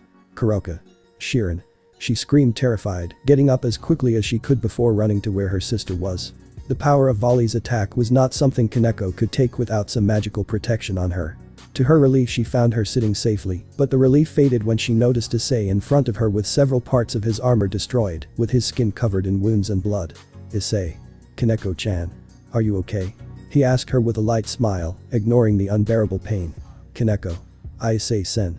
Issei. I must go back, please take shelter inside a building. He spoke, regenerating the armor and going out towards the black-haired man once again. But suddenly, the dimension produced by Georg began to tremble, followed by a crack with a twisted purple glow on the ground, several meters behind Cow Cow, bringing a big smile to his face. Cow Cow. Sekiryuite, Hakuryuku, it seems the fun is over. He declared, jumping so big that he ended up right next to the crack. From the crack, a cross was revealed, showing a being nailed to it, or rather a creature that gave chills to everyone who saw it. Vali. Cow Cow, you really dared to do that? He exclaimed with a noticeable fear for the being that was on that cross. Issei. What is that? He asks no one in particular as he feels a great amount of negative emotions, such as pain, jealousy, suffering and resentment directed towards him. Cow Cow. I think some of you must already have an idea of who he is. For those who don't know, let me introduce you to Samuel. Samuel was crucified on a large cross with nails driven into various parts of his body, such as arms, tail, wings, and other body parts, as well as various other restraints that had ancient letters written on them that no one understood. His eyes were also covered with a blindfold that had tears of blood dripping underneath. The upper body was that of a fallen angel, albeit with fangs in its mouth, and the lower body was that of an Asian dragon. Oh. Fuck. This is really bad. Kuroka. Samuel. Isn't he supposed to be in Cocytus? She asked, taking a few steps back at the grotesque appearance. Cow Cow. I made a deal with Hades to lend him to me. With his help we can move forward with our plans. The only thing we need is office. As if sensing Cow Cow's emotions, Samuel's mouth opened and a slimy black tentacle with a putrid aura came out. The tentacle was so fast that in a second it was in front of Office, who was behind it, terrifying everyone. Half dimension. With one of Vali's ultimate abilities activated, the distance the tentacle traveled was cut in half, giving Issei time to grab Office and shoot off with his wings and thrusters at full power through the sky, with the goal of going as far as possible. Vali. Hi-hu, don't let it touch you or you'll surely die. He shouted, watching as the tentacle, or rather tongue, moved at great speed without showing a limit to how much it can extend. Although Vali maintained his ability, Issei was having a hard time escaping more than 500 meters from Samuel because of his tongue. After struggling, he saw a gap that he took advantage of to move away several hundred meters suddenly, making him happy. But that joy did not last long when he saw that suddenly, 10 meters away from Samuel and Cow Cow, who was smiling sinisterly with an orb next to his face. Issei. Teleportation. The black-haired man realized what he did with horror, feeling his back freeze. Gritting his teeth, he channeled several surges to use on her tongue. Hitting it felt like hitting a rubber band, only causing it to veer to one side and lightly graze her armor. However, at that tiny touch, Issei felt that much of his energy was suddenly drained, causing him to fall to his knees. The tongue slammed into the ground for a second before another one came out, scaring him. He leaned to the side as best he could, preventing it from touching him and quickly flying away once more. To his surprise, the tongue became faster, putting him in a worse bind. At that, a wave of power spread throughout the place, causing the tentacle to become smaller and the distance with Issei to lengthen. Sensing his prey escaping thanks to interference, Samuel emitted a grotesque sound as if he were writhing in anger and despair. Volley was completely still in midair, fully focused on half dimension, and because of that, Samuel's roar caused a violent reaction that caused him to spit out several mouthfuls of blood, followed by his ability falling apart. LeFay. Volley-sama, be careful. Hearing LeFay's scream, she looks up and finds Samuel's tentacle right in her face. Weakened by the backlash, he was unable to dodge, so the tongue caught him like a snake strangling its prey. The difference was that Volley felt his power being drained at an insane rate. Issei. Hey Samuel. He suddenly shouted, drawing attention. There's a dragon goddess here with a lot of magical power to drain. No one believed that Samuel would listen to him since he was not an ordinary person. He is guided by instinct and hatred towards dragons, so when he caught Volley, there was no way he would let him go. Unfortunately, Cao Cao was shocked to see Volley being, and then see how Samuel attacked Issei again, generating great venom inside him. Cao Cao. It doesn't matter, he was trapped for 5 seconds, he shouldn't have enough demonic power to use. Indeed, as he thought, after Volley descended with the rest, he no longer had the strength to even stand. By saving Volley, Samuel's focus was once again on him, which wasn't a good thing at all, but he did it anyway, and in doing so, he immediately ran inside an apartment building to lose him. No one could see what was going on inside, only the sounds of walls breaking could be heard, leaving Samuel exposed. In a second, Volley, who should have been completely exhausted, charged at full speed and with his armor on towards Cao Cao and Samuel, surprising him. At that, the tears of the phoenix came to his mind, otherwise, it would be impossible for him to recover in such a short time. Although he knew that he could not hurt Samuel, if he caught his attention, he would prevent him from continuing to attack Office, something that he must not allow. With that in mind, he also ran towards him and began another round of exchange of blows. The rest did not dare to help Cao Cao either because they would be caught up in one of his attacks or because of Samuel, who, although his attacks would not be like poison to them compared to beings like dragons and snakes, even so, if they did not die, they would be seriously injured with a single attack of his. As they fought for nearly 5 minutes, Kuroka and Roswis's eyes twitched for a second before they looked at each other as they stood side by side. That look of surprise turned sharp as if they could both read each other's minds. Cao Cao was completely focused on Volley's movements without worrying about any surprise attacks, since apart from Volley and Issei, no one could use their powers and abilities. Therefore, when he saw several magic circles surrounding him, by inertia he tried to retreat only to realize that he was in a kind of prison made of blue fire, protected by a senjutsu barrier. Cao Cao's eyes widened as he looked at the sphere that was disabling the women's powers, the light flickering like a torch in its final moments. Volley. It took you a while to realize it. He smiled victoriously when he saw that his plan had worked. As he was not enough to stop Cao Cao and Samuel, his attention focused on the sphere that disabled the women's powers, but as he did not know which of the two that were constantly shining, he decided to hit both of them every certain amount of times so that the black-haired man would not suspect. When he saw that the light of both was running out, he made his blows more violent. Jean. Cao Cao. She shouted, taking a step to create a protection of sacred swords for him. Unfortunately, a shower of lightning and spears of light fall at high speed, preventing her from helping him. Taking advantage of that moment, Akeno unleashes several consecutive sacred rays on Samuel, causing him pain. The tongue stops and with Samuel's groans of pain, several dozen tentacles come out from the main body of the tongue in all directions, including several towards Cao Cao who barely escaped. The bombardment that Roswis threw at him. Cao Cao. Georg, do it. He shouted, cutting off several of the tentacles thanks to the true longiness. With Cao Cao's confirmation, Georg placed his hand on Leonard's head, causing him to start screaming heartbreakingly within seconds. A massive black puddle expands from his shadow from which 12 giant creatures at least 100 meters tall began to emerge. As if he didn't think it was enough, Georg did something again causing Leonard to scream even louder, causing tears of blood to come out of his eyes, while a 200-meter tall creature emerges from the black puddle. A portal opens in front of the creatures allowing them all to pass through, leaving the place in deathly silence. The appearance of the enormous creatures surprised them so much that they were left with their mouths open and their minds blank. Only after several seconds a doubt appeared in the mind of one of them. Rias. Where did those things go? Cao Cao. In different parts of hell, they are programmed to destroy all the demons along with all the cities they find. he revealed, making her pale, especially remembering the feeling of danger that emanated from the largest one. Each Bandersnatch can face several high-rank demons and massacre them, while the Jabberwocky should cause problems even for the Mau Lucifer, thanks to you. Rias. Thanks to me. Cow cow. Since you used your power of destruction on Leonard's creations before, he was able to create a great resistance to that power. He said, enjoying seeing his face twist in guilt at helping to create such a terrible thing. After saying those words he noticed something, so he focused his gaze on Samuel, and what he saw terrified him like never before. The main tentacle was returning to its mouth, while the nails that were in its body were shining in a golden hue producing hellish pain, while the crack that closed as soon as it appeared was reappearing. Cow cow. No. It's not time yet. He said as if he was speaking to someone deep within the crevice. However, there was no response, so even though Samuel writhed, the cross slowly descended through the crack until it disappeared completely, and the ground repaired itself. Cow cow. Georg. He named him with anger. After naming it all, the place began to shake, with several buildings and houses being destroyed, blocks of the ground rising, followed by a strange pressure on everyone. Cow cow. They ruined the plan, as payment you will all die here. He exclaimed, activating Issei once again, preventing Roswis and Kuroka from imprisoning him again. With Cow Cow out of his mind, Georg took the others out of that soon-to-be-destroyed dimension. This time Cow Cow decided not to destroy the weapons, so Kiba and Biku attacked alongside Volley, but they soon realized that they were no match for him, with a dozen hits, later having to leave the fight to Volley, but, although they could not face him head-on, they could create openings that Volley would take advantage of. With that in mind, Kiba created his dragon soldiers, but to his surprise, crystals from sacred swords like the ones Jean created manifested and changed shape into warriors with an appearance similar to his own soldiers. Cow cow. Kahabataratana. Tear him to pieces. Immediately after saying those words he perceived something approaching at great speed from the sky. Cow cow.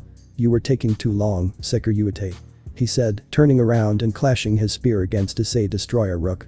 Volley takes advantage of that moment to move behind Cow Cow and deliver a blow, followed by a split that made him unable to last against Issei's blow, allowing that punch that weighed dozens of tons to fall on him. After so much time of fighting and unexpected events, they were finally able to suppress Cow Cow, leaving him at the mercy of Issei's destructive blows. At least that's what everyone thought. Before Issei's second blow landed, a magic circle with half a stick exposed appeared near the black-haired man's hand. Knowing what it was, his murderous gaze intensified. His hand moved quickly, grabbing what Georg was secretly handing him. As Issei's fist descends, Cow Cow places an arrow in the path so quickly that they only reacted that something bad happened when Issei screams in pain as he backs away with the arrow embedded in his hand. Drake. Blood of Samuel. Fuck. Issei no. You cheating bastard. Drake roared angrily, setting off all the alerts for Volley, causing him to immediately move away a dozen meters, confusing everyone. Kuroka. Stop screaming so much, we'll take the arrow away.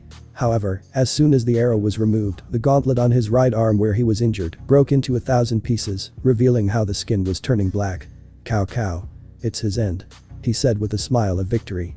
Samuel's blood is extremely toxic to dragons or snakes. If he had a large amount of magic reserve he could be saved. Unfortunately he doesn't have it, so the only thing that awaits him is death.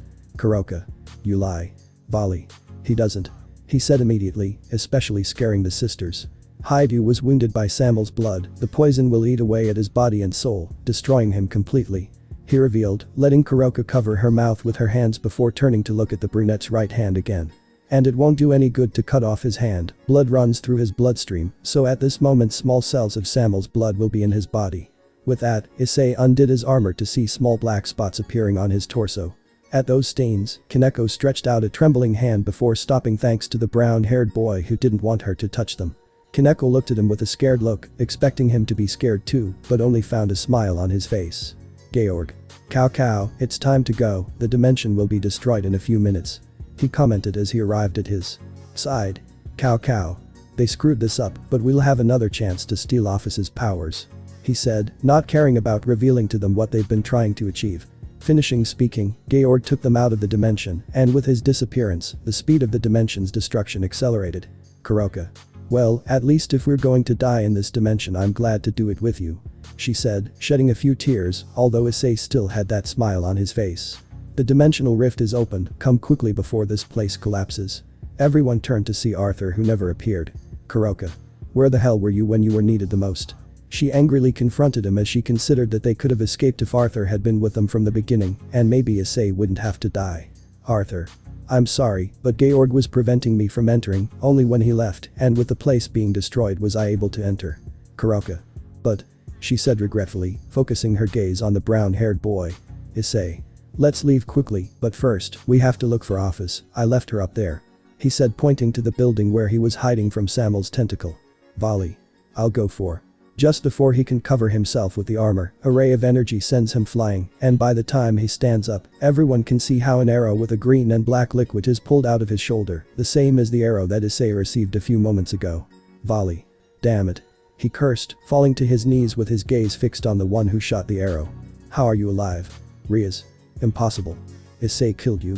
She said, recognizing the demon that appeared from among some rubble. How are you alive, Shalba Beelzebub? Shalba. As if ants like you could kill me, it was all an act. He declared, pointing at them with a palm from which the symbol of office manifested before launching a powerful magic wave that sent everyone flying. Now, with the two celestial dragons weakened, I will take office if you don't mind. He commented, rising into the air in the direction of where office was in the building. Biku. Damn, how did he get so strong? He asked, being heard by everyone, remembering that his strength was not comparable to before. Boost. To his surprise, Issei appears in front of him in a matter of seconds, crashing into him and crashing into the building. Koneko. Issei-senpai. She called out in panic when she saw him attack Shalba, even though he was poisoned, so she was about to run out to help him. Issei. Koneko, stop, go now. He shouted from inside the building, followed by another beam of energy that disintegrated a huge part of the floor. Kuroka. We're not leaving without you. Issei. Rias. Unexpectedly, Issei yelled at Rias, leaving her to make the most difficult decision. Rias. I'm sorry, Koneko. He said, taking Koneko in his arms along with a Keno and jumping into Arthur's dimensional rift before she can free herself. Koneko. No. Biku. Kuroka, it's time to go. Kuroka. Go alone. She said, throwing the boy into the crack. Volley. Even if you don't like it, you'll come with us. He said, grabbing her doll and throwing it into the crack. Kuroka. No. I'm going to kill Volley. Volley. If I could, I would stay too. He said, limping towards the crevice. As the arrow hit his shoulder, the poison focused on his chest, unlike Issei, who had to endure the feeling of losing his arm first. As his situation was more dangerous, he had to focus all his power on fighting the poison so that it did not spread to his heart. The earth shook more and more violently, and together with the energy arrays that Shalba launched, it made it impossible for the rest to try to join, even knowing that Issei was fighting while resisting a poison that was killing him. Issei. Volley. He called out, seeing him just before he crossed the rift. Please. Take care of Kuroka, don't let her do anything crazy. He asked before disappearing once again. Volley. You ask me that when he's sure to try to kill me. He said with a smile as he walked through the crack, followed by the rest, although with a clear desire to stay. Especially Irina, who went through the portal at Zenovia's insistence. In the end, everyone crossed over, leaving Issei and Shalba in that dying dimension. Since there was a dimensional rift, Shalba, instead of trying to reach office, was holding back Issei from reaching her so he could take her safely. Sadly, when the rift closed, Shalba no longer cared about protecting office. Instead, Issei once again took on the role of protector, preventing him from reaching her. As the seal still persisted, Office stood there doing nothing as the two destroyed the entire building, fought in the air, and destroyed other places. After 10 minutes since the rest left, Issei spits out a mouthful of blood, feeling that it was becoming increasingly difficult for him to breathe. Shalba. It's your end, Sekiryuite. He said out loud, shooting concentrated energy spheres. Issei. Dragon shot. He responded with the little energy he had left. Both attacks negated each other, creating an explosion, but from among the smoke, an arrow shot out. With all his senses on alert, he managed to dodge the arrow. Unfortunately, when he saw clearly once it was embedded in some rubble, he didn't notice that it had anything special on the tip. Shalba. I told you it's your end. She said, appearing behind him and sticking an arrow into his hip with her own hands. And this time, she did feel a burning and numbness flowing through her lower body. Issei. Juggernaut Savage Knight. He shouted, changing into his thin armor filled with cracks due to the little power he could use. Shalba did not know the functions of that armor, so he could not foresee the claws that shot out from the wings and armor, penetrating his body in many vital areas. Shalba. Impossible. He stammered, not believing that the moment he was finally able to give the brown-haired boy another poisoned arrow, he had mortally damaged him in the same way. After speaking, the blades moved, tearing Shalba's body apart before the armor broke into pieces, and Issei spit out several mouthfuls of black blood. Issei. Drake. My vision is going dark. He said with great fear without listening to his friend. If you are sad about my death, at least talk to me until the end, okay? Drake. I do. I've been talking for a while. She said between sobs, but he could no longer hear her. Issei. Drake. Are you there? Does Samuel's blood affect you too? He asked, touching the gem of the boosted gear as he completely lost his vision. Drake. I'm here. Samuel can't get to me. He exclaimed, trying to make him listen, watching rivers of black tears fall from the edges of the brown-haired boy's eyes, with his pupils without any shine. The building he was in trembled violently, splitting and causing Issei to fall several meters until he crashed and was unable to get up after almost 3 minutes. Issei walked a few steps before falling again, and this time it was impossible for him to even move his body. The only thing he could do was wait for the moment of his death, full of fear of being alone, and with the pain of having abandoned the women he loved, even though they wanted to stay by his side. Drake kept trying to make him listen to him without any success. Issei's body began to crumble, indicating the last phase of the poison, filling the dragon with helplessness. Office. Hey Drake. She spoke, standing next to Issei, watching his body disappear. Drake. What? He asked dryly, clearly crying. Office. The seal was broken a few seconds ago. Outside Issei's house in the real world, nothing looked different or strange, but inside, Kuroka was destroying the entire place while trying to get to Arthur and Vali, who was no longer moving as he was totally focused on expelling the poison. The moment they arrived in the real world, Koneko and Kuroka tried to return immediately, but as soon as Arthur appeared, he closed the rift, and not seeing Issei, their destiny was clear to them. Several seconds passed in deadly silence until Koneko went up and locked herself in her room, since it was impossible for even Kuroka to enter, or else Koneko would attack her indiscriminately. Hearing his beloved sister cry her eyes out, the hatred he was already feeling exploded like a volcano, so he focused all his anger on his 2 old teammates. Even Arthur, who usually always has a serious or stoic face, was showing a lot of fear at Kuroka's attacks on the barrier that protected them. If it weren't for the fact that the inside of the house was as big as a castle, it would have been destroyed a long time ago. Lafay. Kuroka-sama, please calm down. She asked him with tears on her face, also grieving the death of the brown-haired boy. Kuroka. I'll only do it once I kill Vali. She exclaimed, launching another round of Senjutsu against the barrier. The entire room was destroyed and charred, and the way he was acting, it seemed like he wasn't going to stop until hours had passed. However, before launching another attack, he stopped, and with that the barrier broke apart almost at the same time. It wasn't because Lafay believed and trusted that he would finally stop at her pleas, but rather, because of the sound of about 8 pawn pieces that appeared in front of Ria's falling to the ground, drawing all the attention. All of the pieces were cracked with their dead glow. The only way for these pieces to appear in front of Ria's is if Issei has already died and his body has been destroyed. Irina and Kuroka fall to their knees upon seeing the 8 pieces, one with a dead look and the other filled with despair and beginning to breathe heavily. Kuroka. He died. He died. She repeated, allowing the anger that overwhelmed her to filter through, being replaced by limitless sadness and grief. Rivers of tears fell down her face, and Lafay immediately went to hug her, letting her tears flow on the young woman who was also shedding tears. On the other hand, Riaz and the others looked at the pieces in disbelief, with Aridid reaching out her trembling hands to grab them and not feeling any power in them. The only thing that crossed their minds was the deteriorated appearance of the brown-haired boy in his last moments before he made them leave. Everyone felt horrible knowing how weak they were, so weak that they couldn't even stay to help Issei, leaving him to die alone in that place. Riaz. Wait, what happened to Office? If Issei died in that destroyed dimension, Office's circumstance was a mystery to her. Arthur. That destroyed space can't hurt her even with her powers sealed, as long as she stays hidden in the dimensional rift they won't be able to find her without days of searching. He explained, already relaxed, but sad to see Kuroka destroyed. Riaz Gremory, you should go with your brother and warn him about the 13 creatures. If they take them by surprise many lives may be lost. Akeno. What will you do? Arthur. We will inform Azazel-sama, with his participation, the fallen angels will help stop those things. Also. He said, looking at Vali. We must give Vali time to eliminate the poison from his body. Riaz. I understand, it seems fine to me. She said, remaining silent with her gaze fixed on Kuroka. Arthur. Biku, Lafay, help Vali, we're leaving. He commented, ripping through space with his sword. Biku. Finally, I thought Kuroka was going to kill us. He said, crossing the crowd without hesitation. Lafay.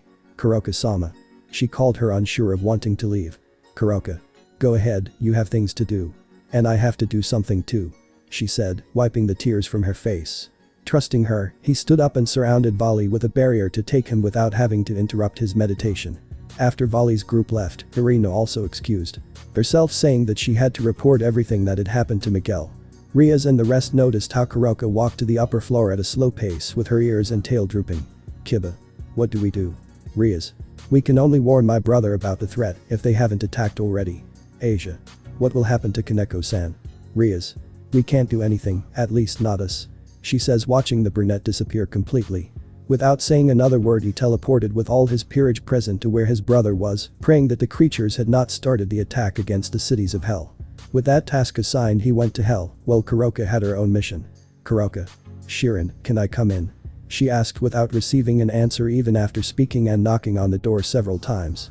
In the end, feeling that she might have done something wrong, she teleported into the room, finding everything in perfect condition when she expected everything to be destroyed.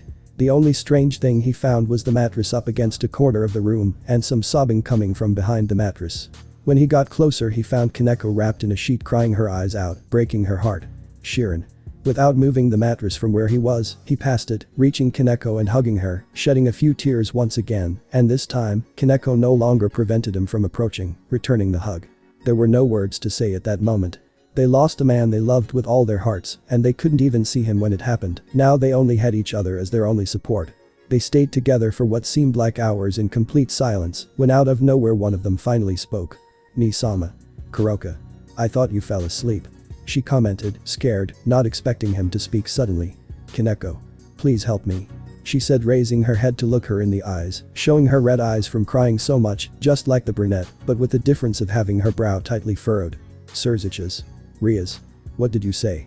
Even after telling her everything that happened, she didn't feel that Issei's final fate was real. If it weren't for the pawn pieces that came to her, she would believe that he was still alive. Rias. Issei died, and there are 13 colossal creatures planning to attack hell, created by the Longinus Annihilation Maker. Surziches. Are you sure he died? He asked, clenching his fist so hard that he ruined some papers that were on the table. As the only response, Rias placed a small box which, upon opening it, revealed 8 cracked and worn pawns, causing Surzich's expression to darken and Grafia to show surprise. Mayu-sama. Urgent news. Multiple gigantic creatures have appeared near various territories. From the magic they give off, they have the power of a high-class devil at the very least. At the sudden intrusion of a soldier, along with his message, surprise and fear covered the faces of everyone except Surziches and Grafia. Surziches. How many creatures are there? What are the territories they will attack? What is the distance between them and the cities? He asked, frightening the soldier with the serious look he gave him. 10 creatures, sir, most are located a little over 100 kilometers, with the closest being 30, which is in the Citri territory. The other places are the territories of the Phoenix, Agares, Baal, Astaroth, Nibirius, Amon, Glaciolabolas, Gamagen and Visago. If they thought the situation was bad before, it was much, much worse now. Instead of attacking a single territory together, they decided to separate them into 10 different places, forcing them to divide their forces. Surziches. Grafia, gather everyone and attack the one who approaches the Citri. Depending on how strong it becomes, we will plan a strategy according to the situation. Grafia. Understood. Excuse me. Sir. He spoke, managing to get their attention again. Apart from those monstrous things, they are also accompanied by hundreds of what we believe to be copies around them. Rias. Ani-sama. Surziches. Grafia, go. With that, Grafia teleported before giving the soldier a look, who, upon understanding, immediately retreated. Surziches. Rias, notify Sona of all this, then go to Kyoto to inform the Yokai Queen. Rias. To Yusaka-sama. Why? Kao's goal. Surziches. Only 10 of the 13 creatures appeared. I'm worried about the other 3, besides you said that one was almost twice the size of the rest, right? That means that if Grafia ever has problems with the smaller ones, the biggest one might even force me or one of the other 3 to act. He said, shocking his sister when she realized that he was talking about Serafal, Falbia Manajuka. Quick. This is a mission against the clock. If any of those things attack Kyoto and Yusaka doesn't know anything, the consequences will be too serious. He shouted when he saw her standing without moving. Rias. Yes. She blurted out by inertia, taking her peerage with her. Left alone, Surziches fell into his seat with a deep sigh. By rushing Rias, Issei's pieces were left in the box on his table, causing the Redeed's gaze to fixate on them. Surziches. The tragedies just keep getting worse. He said, closing the box, feeling horrible about Issei's death. Grafia, along with the rest of Surzich's peerage, appeared on the outskirts of the Citri territory, seeing in the distance the countless enemies the size of houses or vehicles, not counting the one that measured around 150 meters. Grafia. Exterminate every last one of them. She declared while the ground around her froze with cracking sounds. Rias told Akeno and the rest to stay in hell, in case they needed her help, after reporting what happened to Sona. Meanwhile, she headed to Kyoto alone to warn Yasaka. Once she arrived at Yasaka's castle and revealed her identity, she was brought before the blonde. Until that moment everything was going naturally. But when she was in front of Yasaka, a formless pressure enveloped her, making her want to bend and kneel. The cold, sharp gaze the Yokai Empress was giving him didn't make things any better. Unconsciously, large beads of sweat were falling from his face, his fists were tightly clenched, and his teeth were being clenched so hard that they could break at any moment. Yasaka. So you are Ria's Gremory. He spoke after several minutes of watching her suffer standing without being allowed to sit, while she was very comfortable on a huge full-body pillow. Ria's. Excuse me. But. Yasaka-sama, but Yasaka. I haven't given you permission to speak. He exclaimed with his tails releasing traces of senjutsu, terrifying her greatly. I didn't understand anything. I didn't understand why she was so upset with me if they had never seen each other. Out of fear he did not dare to say anything without her permission, as if she were a mere servant who had to remain silent in the presence of the queen. However, even if he wanted to speak, he couldn't thanks to an invisible force that he assumed was senjutsu, which prevented him from moving and opening his mouth. Comparing such skill to Koneko and Kuroka, he realized that Yasaka truly deserves to be called the queen of Yokai. Her mastery of senjutsu was something Kuroka could never compare to her in, even though she believed she was a master at it. Yasaka. Have you come to inform me of those monstrosities that attack hell in case any of them get here? He asked, letting out a laugh. You just tasted a part of my power, tell me if I could defeat them or not. He said, allowing her freedom. Ria's body suddenly fell. Between heavy gasps she noticed how her hands trembled uncontrollably and how sweat ran down her body. She was thankful that she decided to go alone, or the rest would also be in the same condition. Ria's. It's powerful. But I don't think it's enough. Yasaka. Really? He asked, looking at her in a bored way. Brat, you are overcome with fear. Your spirit is totally terrified by the presence of those creatures, to the point where you believe that they are all powerful when they are not. Ria's. But you haven't seen them in person. She said out loud, standing up. Yasaka. Silence. He said, using the senjutsu on her body again, sending her to the ground as if her clothes weighed tons. Ria's. Why? Why are you doing this to me? She said after struggling for several seconds. Yasaka. Because I hate people like you. She said without holding back what she said. You can go back to the Mao Lucifer and tell him that I have received the warning and I will be careful. Leaving that aside, I want to tell you something. She said, standing up and releasing her. She stood in front of the kneeling Ria's. If you come back in without an invitation from me, rest assured that I will consider you an intruder and I will forcibly remove you from Kyoto, and even your brother will have to apologize to me, understood? Ria's. Yes. I understand. She affirmed, terrified when she felt the fluctuations of senjutsu around her and the 9 tails wrapped in said power. Yasaka. If it weren't for the consideration of Issei, I would have killed you the moment you stepped into this room. Ria's. Consideration for Issei? She asked, blinking in confusion. Do you already know what happened to him? Hearing his strange question, curiosity overcame her, especially since it was about her beloved. Yasaka. What do you mean? Ria's. You don't know. What did you mean then? Yasaka. Answer me. She exclaimed, suddenly feeling very anxious. Ria's. Issei died. She revealed, almost causing her heart to stop. A gasping sound was heard from the other side of one of the walls, alarming Yasaka greatly. As he ran through the door, he found his daughter Kunu with a horrified look on her face for a few seconds before she started screaming, scaring him to the core. Ria's. What's wrong? She asked worriedly without knowing who the girl was. Yasaka. Get out of here. He roared, wanting to skin her alive, revealing extremely sharp fangs like daggers and slanted eyes that made the Retied soul tremble.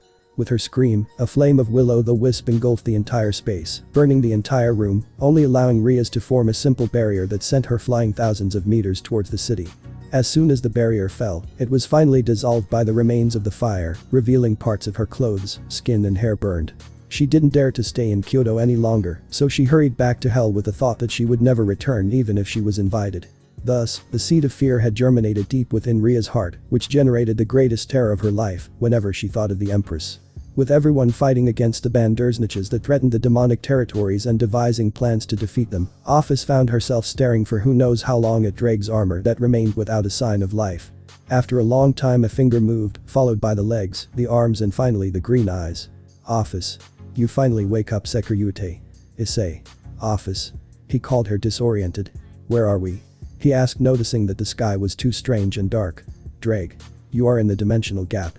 Welcome back, Issei. I'm glad to see you awake. Issei. Drake, wasn't he dying from Samuel's poison? Did you help me expel it, Office? Office. No, yes you died, your body was destroyed by Samuel's blood. He said as if nothing happened without giving her the chance to react. Issei. But. Am I not here? Office. Only your soul is present. Issei. Just my. What? He shouted, believing he heard wrong. My body was destroyed. Am I just a soul? He shouted, completely exalted and scared. Drake. Calm down partner, Office was able to separate your soul before. Samuel's blood could corrupt it, but to do so we had to use the armor so that your soul resides inside and does not dissipate. He explained, calming him down, even if just a little. Issei. And where are we? I mean exactly, is there land in the dimensional rift? Drake. Yes. About that. He said without knowing how to tell him. Office. We are on the back of Red. Issei. Red. Drake. Great Red.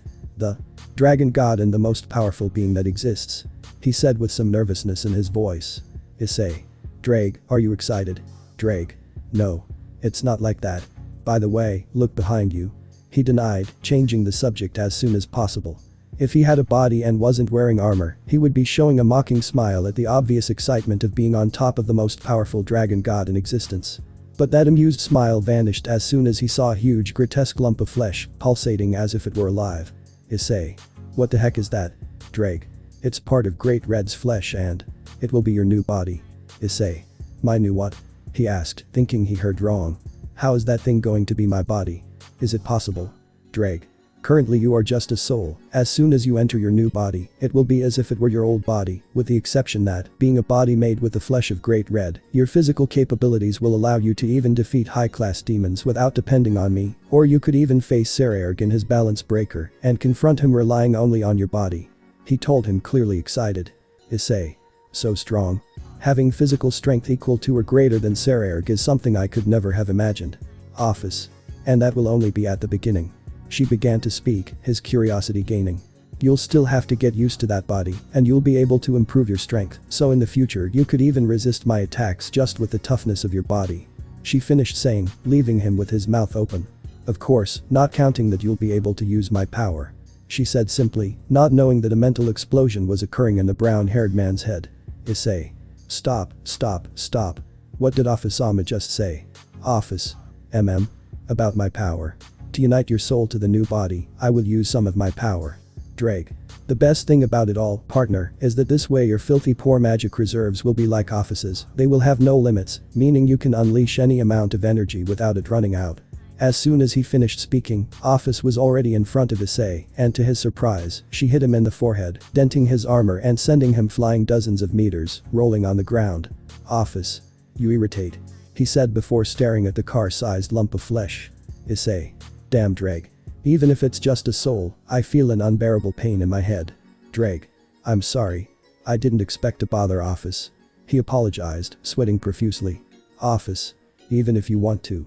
You won't be able to do everything, Drake said. You'll have to regulate yourself with my power to be able to use more of it. From what I saw in your fight, you barely reached 2% of my power. Hearing that insignificant figure, the two of them felt horrible. Everyone was telling them how strong Issei was, but when compared to Office, they barely reached 2%. Did that mean that even a sneeze could erase their existence? Issei. Changing the subject, didn't Office want to kill Great Red? Why are they together? Drake. After the dimension we were in was destroyed, we ended up in the dimensional gap. It seems that the distortion and destruction of the dimension destabilized Office's seal enough for her to break it. Thanks to that, she was able to keep your soul safe. At that moment Office held you and flew to a specific part, which I didn't know about. Only a few seconds passed until we arrived in front of Great Red. I was terrified thinking that they would start fighting, but surprisingly Office began to talk to him. She told him who you were, and that she required him to create a body for you with her flesh. Believe me Issei, I never had that much time.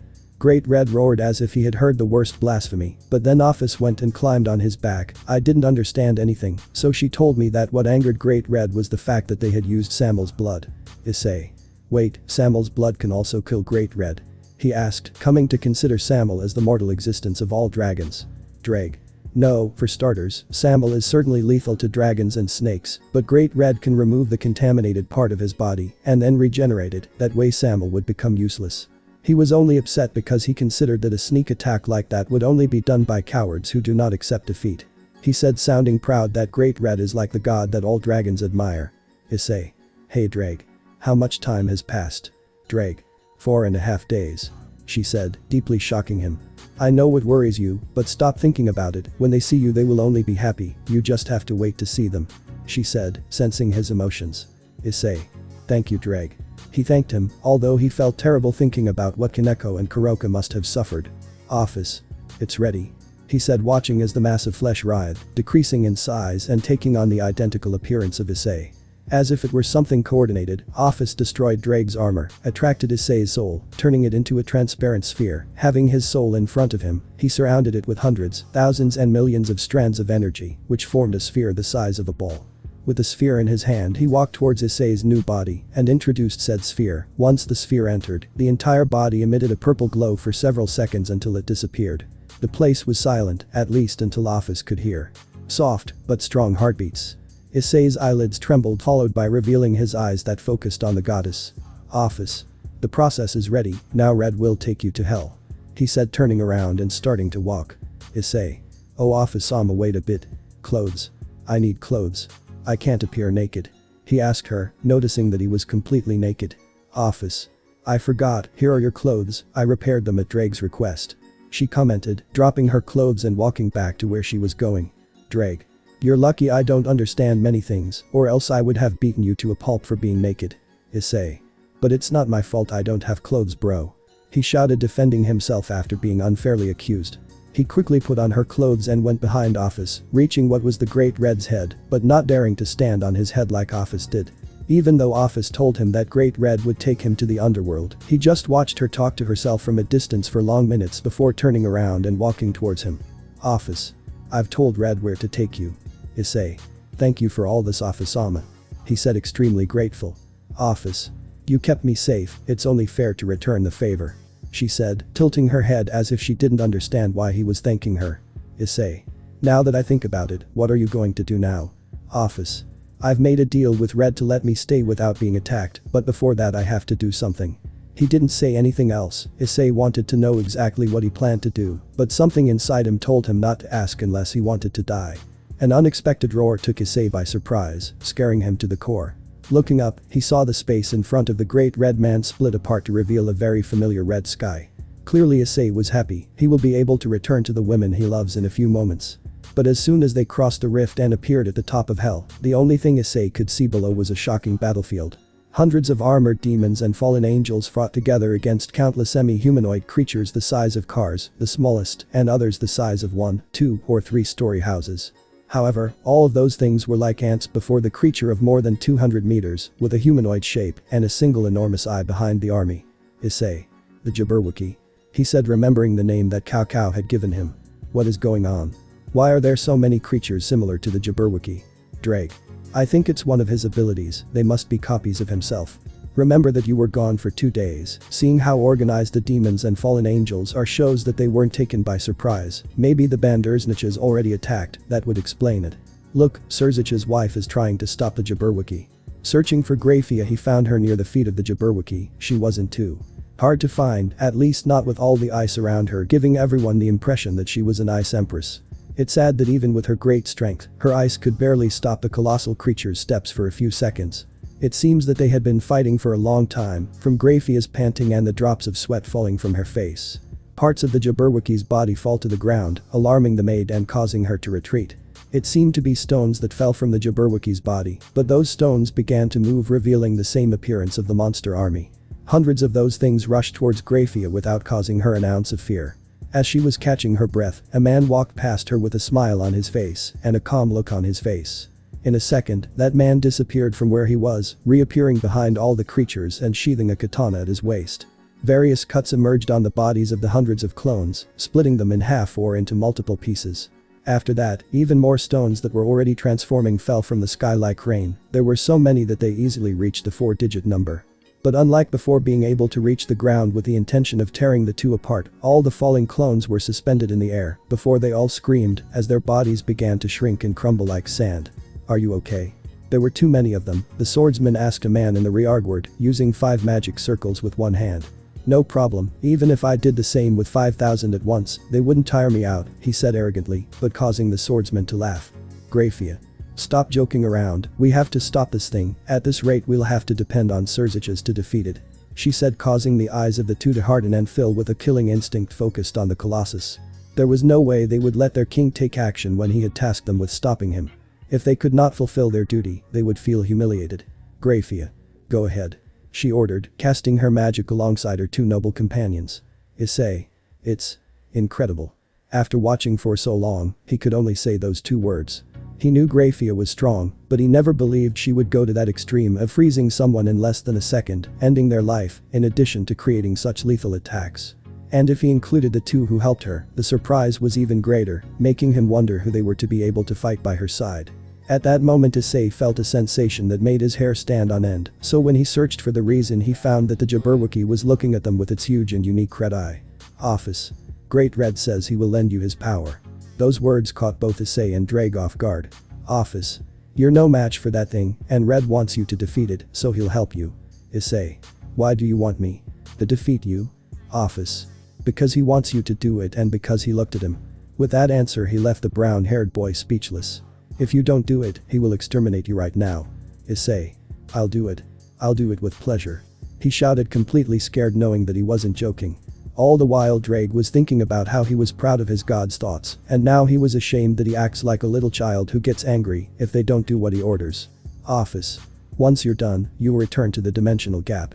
Right, I almost forgot, you also won't have to worry about the Chaos Brigade in the future. Saying that, she flew off to some unknown place. On the battlefield, the demons and fallen angels had been fighting for hours to the point where many lives were lost, and many of those who still persisted lost strength with each passing minute. Suddenly, everyone hears a powerful roar that petrifies even the clones. When they raise their heads, everyone opens their eyes wide as they recognize the dragon god and the number one existence of all. Only a few could notice a person on top of his body. The god's body emitted an incandescent red glow, forcing everyone to cover their eyes. When the dragon disappeared, and it was a pleasant surprise to see a person almost the same size as the Jabberwocky wearing armor recognized throughout hell. Grafia. Issei. She called him, thinking she was seeing a ghost. After all, Riaz had told her that he had died, there was no doubt about that. For some reason the 8 pieces teleported towards her. Issei. Great. I'm a titan.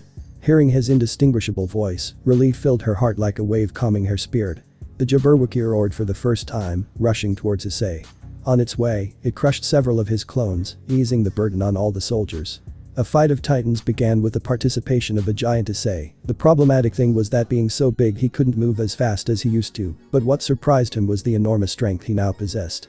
Drake was right, with a body made of the flesh of Great Red, his strength and endurance were on another level compared to before, not to mention that now the god was lending him his power by fusing with him. Drake. Issei, I don't want to rush you, but if you don't defeat him soon I think Great Red will get upset. He said, being able to perceive the god's emotions in a certain way, and he didn't like what he was feeling at all. They had already exchanged several blows, but unless he used an energy attack he didn't think he could defeat him quickly, and if he did he would exterminate everyone fighting near them. Issei. Grafia-san, could you please clear the place somehow? He asked out loud, using her as his only resource. Mathers. Tell me, McGregor. It's strange that you always call me by my last name. He said, sadly, creating a magic circle that kept increasing in size. This will be difficult even for me. He said, taking a breath.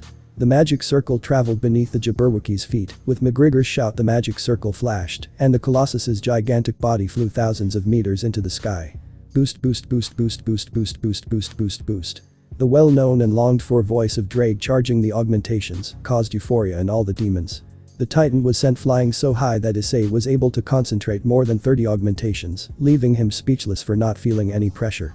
He cleared away unnecessary thoughts as he watched the Jabberwocky fall, leaving only those necessary to exterminate it. Issei. Juggernaut Drive. His armor changed, taking the form of the cursed armor. His chest opens, revealing a huge gem that consumed all the augmentations he had channeled. Long-Ina Smasher. The emerald-colored ray covered the Jabberwocky's entire body, erasing its body from the face of the world. With the Jabberwocky eliminated, all of its clones were destroyed, causing a cry of victory as they admired the Sekiryuite. Acceptable. Issei and Drake heard a voice that left them frozen, and they immediately knew who it was. Issei's body glowed for a few moments, and then revealed a bright red again, which opened a dimensional rift and disappeared from it. Issei. Drake, remind me not to get involved with Big Red again. Drake. Don't worry, if you do it I'll find another host. Oi. Saying those phrases, they both laughed. Issei took out his dragon wings before crashing into the ground. As he descended, he was surrounded by all the demons who were fighting. It only lasted a few seconds in which they gave Graphia space to get in front of him. "Graphia.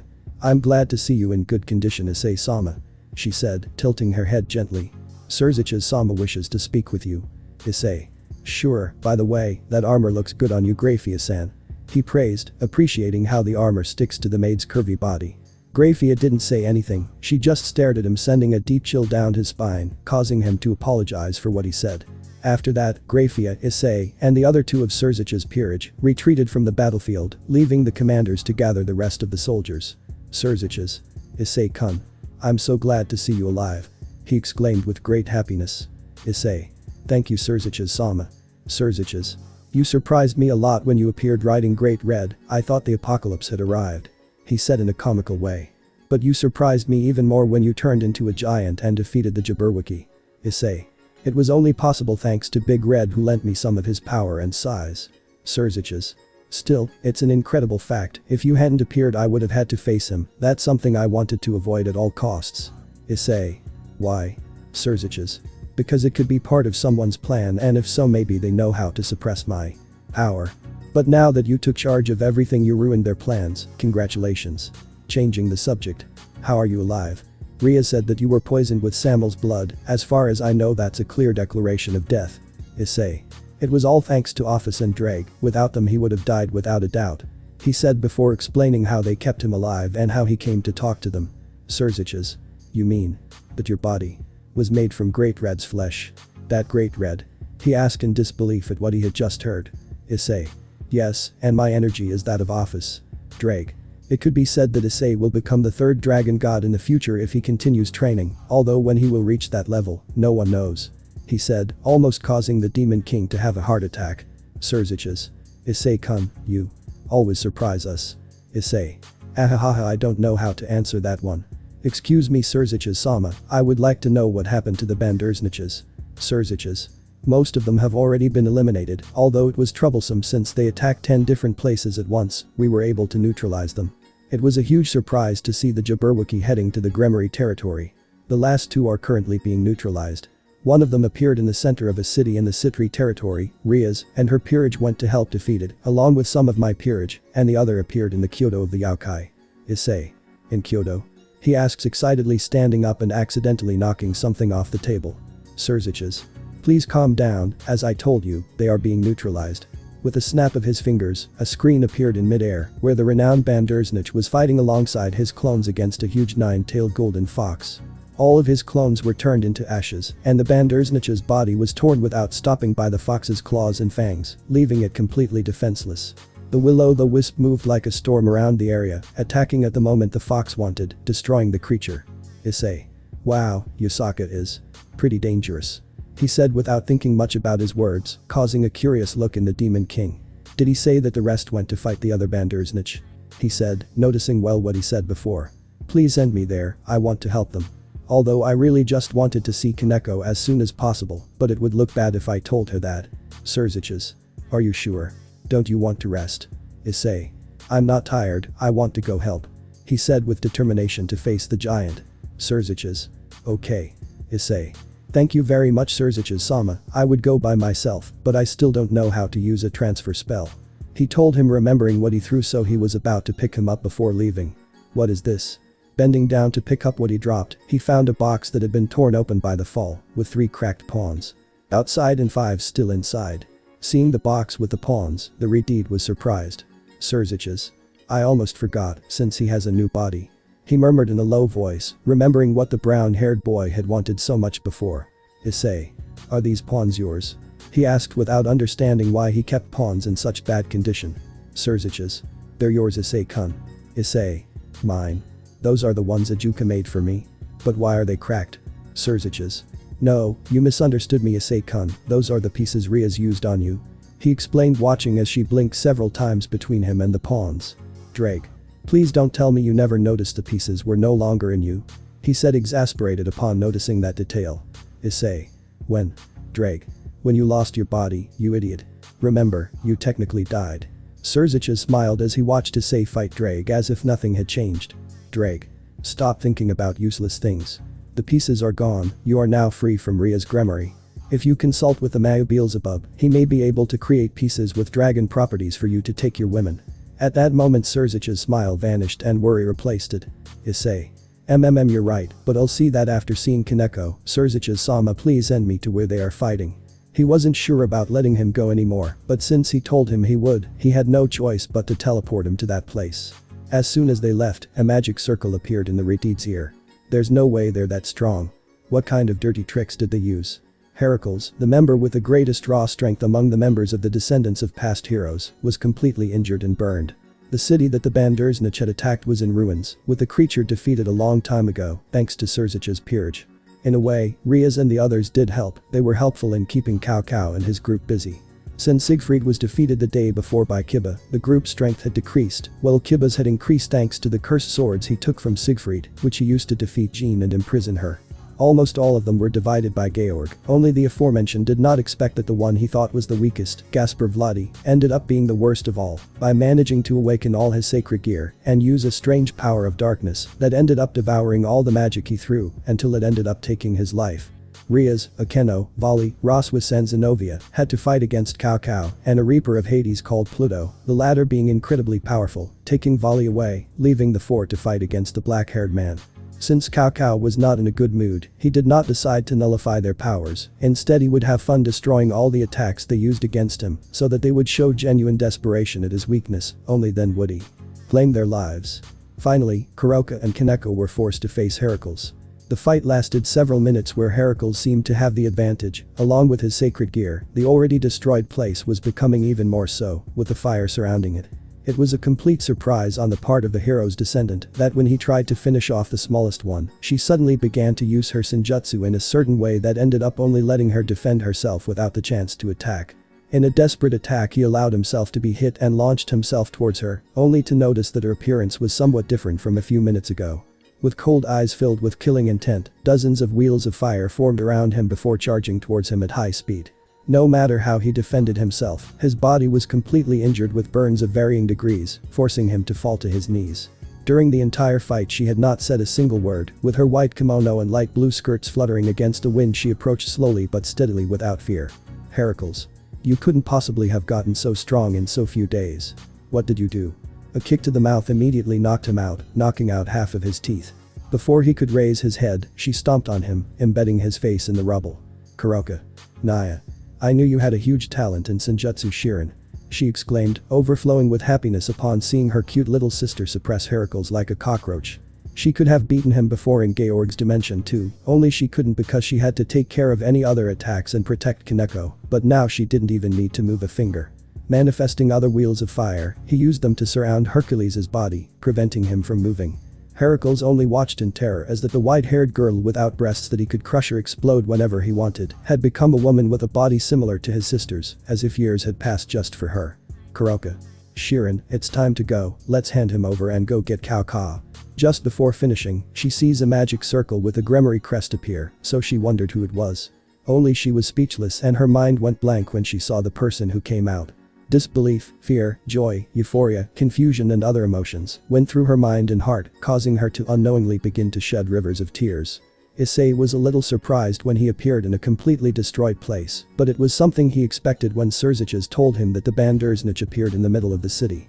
Visualizing a figure to his right he saw Kuroka standing crying silently, an enormous pain ran through his chest, lamenting the pain that she and Koneko had to endure at his death. Issei. Senpai. Suddenly, Koneko's beautiful and soft voice appeared like the gentle wind on his left. As he turned to the left, he expected to see the same Koneko as always, wearing her uniform and her combat gloves. But his eyes nearly popped out when he saw a woman of the same height with a black cat brooch in her white hair, a white kimono, a light blue skirt, curves and breasts that, although they were not exactly the same, were quite similar to Kuroka's. She took light steps as if she were afraid she was seeing an illusion. When she got a few inches away from him she stretched out one of her trembling hands towards his face, afraid that as soon as she touched him the illusion would disappear, but it didn't. She touched him and he was still there. Issei. Yo, Shirin, I'm back. He said, holding the hand that was on his cheek. I didn't understand why there was a more mature Koneko, but without a doubt it is the same Koneko who loves with all her heart. Koneko. Issei. Issei. Issei. She called his name over and over again, giving herself to his chest with tears wetting his clothes, while the brown-haired boy just surrounded her with his arms, without saying a single word, understanding that it was her who was most affected by his death. Kuroka just smiled happily as she wiped away her tears at the sweet scene between Issei and Koneko. "How are you alive?" Unfortunately, someone spoke behind her back, breaking that sweet and precious moment. Koneko separated from Issei and together with Kuroka, they stood in front of the brown-haired boy with a huge amount of senjutsu in the air. "Kuroka. Cow cow."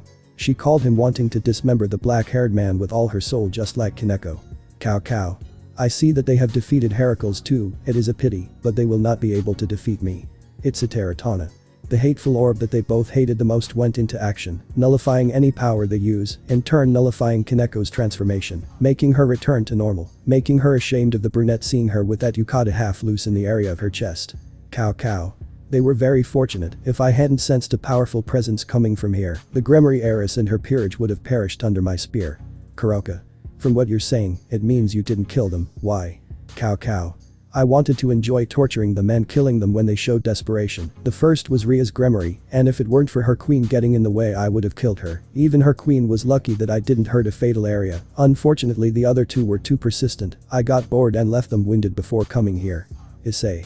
"Girls, don't worry, he can't beat me anymore," he said, gently pushing them away. "Cow cow. Oh? What's that confidence all about?" "Issei. It's a secret." With that, he activated the balance breaker, covering himself in his armor and attacking him without hesitation. Cao Cao smiled at this response, brandishing his spear with all his might only for his hands to go numb, almost causing the spear to fly out of his hands. On Issei's side, his fist was intact, missing him. Issei. Great Red's body and office's energy are the best, man. He thought, equally astonished when he saw just a white spot that disappeared instantly. The sudden change in power scared the black-haired man a little, but he managed to calm down and continue attacking, using different orbs from his sub-balance breaker, such as teleportation, to attack Koneko or Kuroka, only to be suppressed before he could touch them.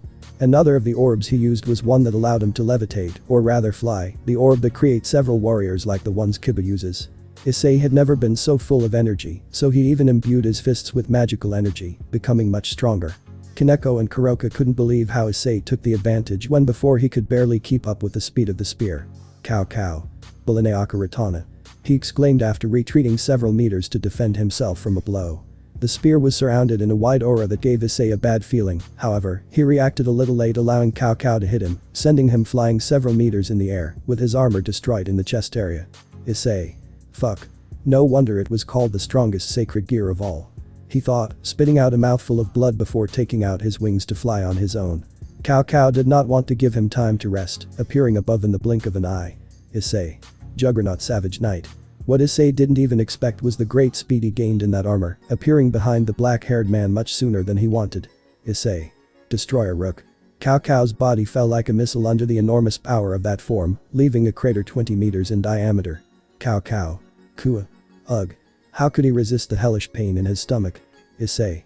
It's useless, Cow Cow, now you can't beat me, he said, descending on the edge of the crater. Cow Cow. I will kill you, even if I can't now, the day will come when I will kill you once and for all, he declared, staggering to his feet. He pointed the true Longinus once more at Issei, however, the spear trembled on its own until it flew to the side, surprising him. He tried to grab the spear, but it refused to be lifted by his hands, and even, due to his persistence, ended up sending him flying a few meters. Cow Cow. Kua. He spat out another mouthful of blood. What's wrong? The spear rejects you. Raising their heads, the four of them find Miguel with his wings spread out. Irina.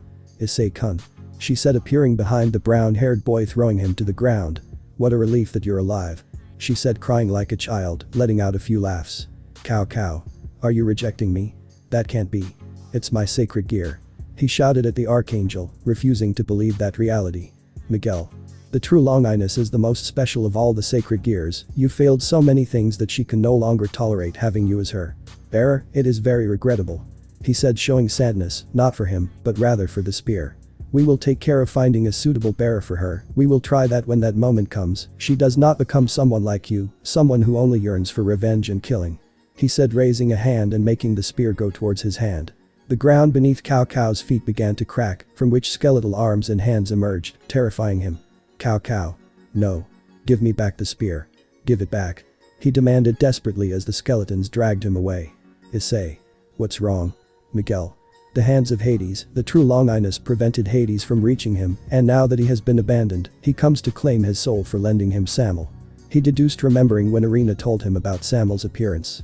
Hades was planning dangerous things. Allowing them to use Samuel was perhaps the beginning of all of them. That's why he couldn't allow himself to be exposed so quickly, and he withdrew Samuel, even though they didn't catch Office. In the end, Cao Cao was dragged into Hades' world of the dead, leaving the matter of attacking hell in a victorious ending. Miguel. Irina, stay with Issei-kun as long as you want, I will return to heaven. He said, smiling slightly. Irina. Issei-kun, you have a lot to tell us. She said, wiping away her tears. Issei. And I will, but first, Koneko-chan, what was that before? How did you become more mature? He asks, embarrassing Koneko. Kuroka. That's the way Shirin, she practiced tirelessly to be able to stay in that form for hours. She said proudly as she was the one who trained her. She gathers the natural Kai around her while synchronizing with her Tauki. It's not easy to do, but my beautiful Shirin is as talented as her sister, so she was able to achieve it with just a few days of training. She said, hugging Koneko with great affection. Lord, Hades took the boy's soul. Thank you, Euclid. He hid for so long thanks to the true longinus that Hades did not waste the moment he was abandoned. Euclid. What shall we do now, Rizavam-sama? Said the younger Lucifuge butler to a man with long white hair in an armchair with a glass of wine in his hand. Rizavam. We'll remain quiet for a while, they don't know of our existence yet, we can take them by surprise when they let their guard down. Euclid. What are we going to do with Office? Rizavam. Don't worry about her, she must be with the Securitate. Euclid. You don't think he's capable of telling them about us? Or that he can attack us? Rizavam. Hahaha, Euclid, you worry for nothing, Office has no emotions, so the feeling of revenge does not exist in her. It is impossible for her to try to kill us, besides, she does not know where we are. He said, emptying the wine glass with a big arrogant smile. Beep. Beep. Beep. Just as he finished speaking, sirens began to sound outside the room. Rizavam. Well, maybe he could have told them who we are, but he shouldn't have found us. Did Hades interfere again? He wondered, remembering the first time Hades sent Pluto to the base, setting off all the alarms. Euclid. I'll check who it is. He said, leaning his body and walking to the door. Barely touching the door handle, a huge black snake destroys it by grabbing Euclid's body, sinking its fangs into him, and making him scream in pain.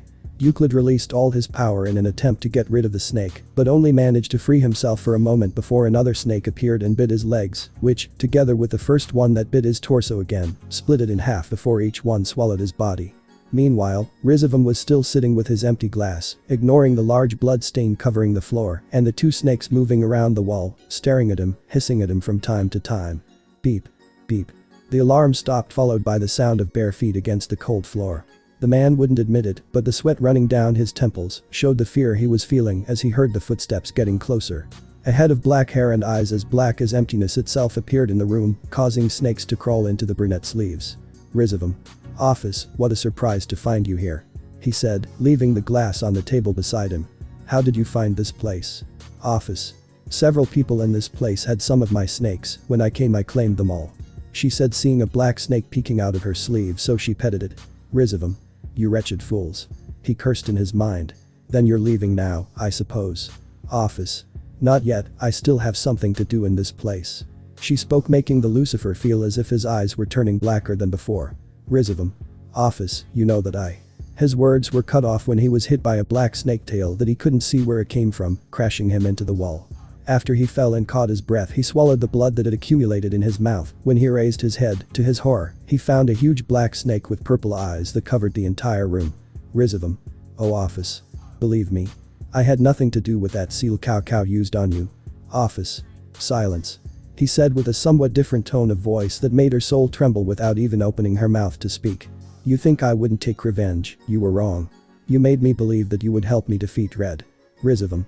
I'm sorry, but trust me, I can come up with a plan for you to defeat him, so you can return to the dimensional rift. Office. No need, I made a deal with Red so he can be there without him bothering me. She said, making his blood run cold. This is the price for trying to steal my power. Saying those last words, he opens his mouth, revealing huge, sharp fangs. Rizavam's mind couldn't formulate a plan to persuade her or escape. After all, the one in front of him was the dragon goddess of infinity. Office's body arrived at Rizavam in a second, sinking its fangs into him and making him scream in pain. Everyone in the base was already dead from Office's snakes. What he didn't tell the son of Lucifer was that he made the snakes inside his lackeys attack them from within, and that when they kill their carrier, they will move on to all the others they find. Rizavim did not expect that he would die in that desolate and hidden place, without even being able to fulfill his goal of killing Great Red by using the 666, so he can cross the dimensional gap and go to the other world.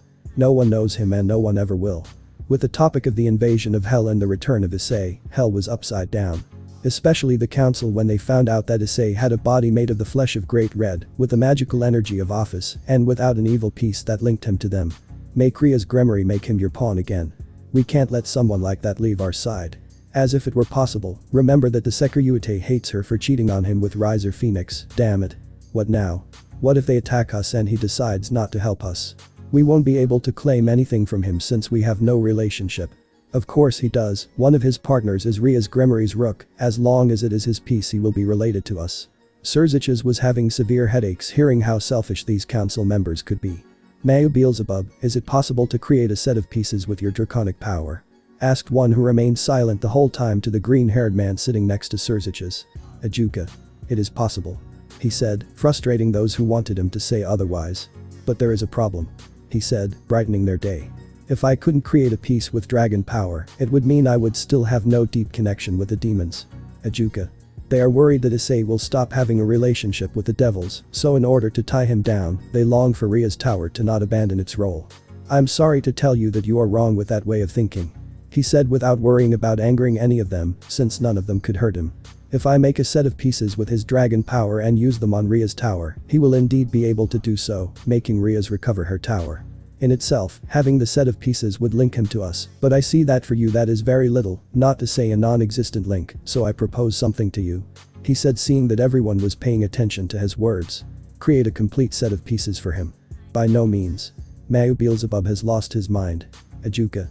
With the king piece, Issei's current power will increase greatly, and if he emerges victorious against an extremely dangerous enemy thanks to that piece, he will thank us for having given it to him. So, if an enemy threatens us like the case of Annihilation Maker's creations, I think he will undoubtedly lend us his strength. He explained in a rational and calm manner, leaving the place in a deep silence and murmurs for several eternal minutes. Serziches looked at his friend with a slight smile, who, looking at him out of the corner of his eye, also showed a slight smile before returning to his usual stoic and bored expression. Issei. A king piece? I thought that didn't exist.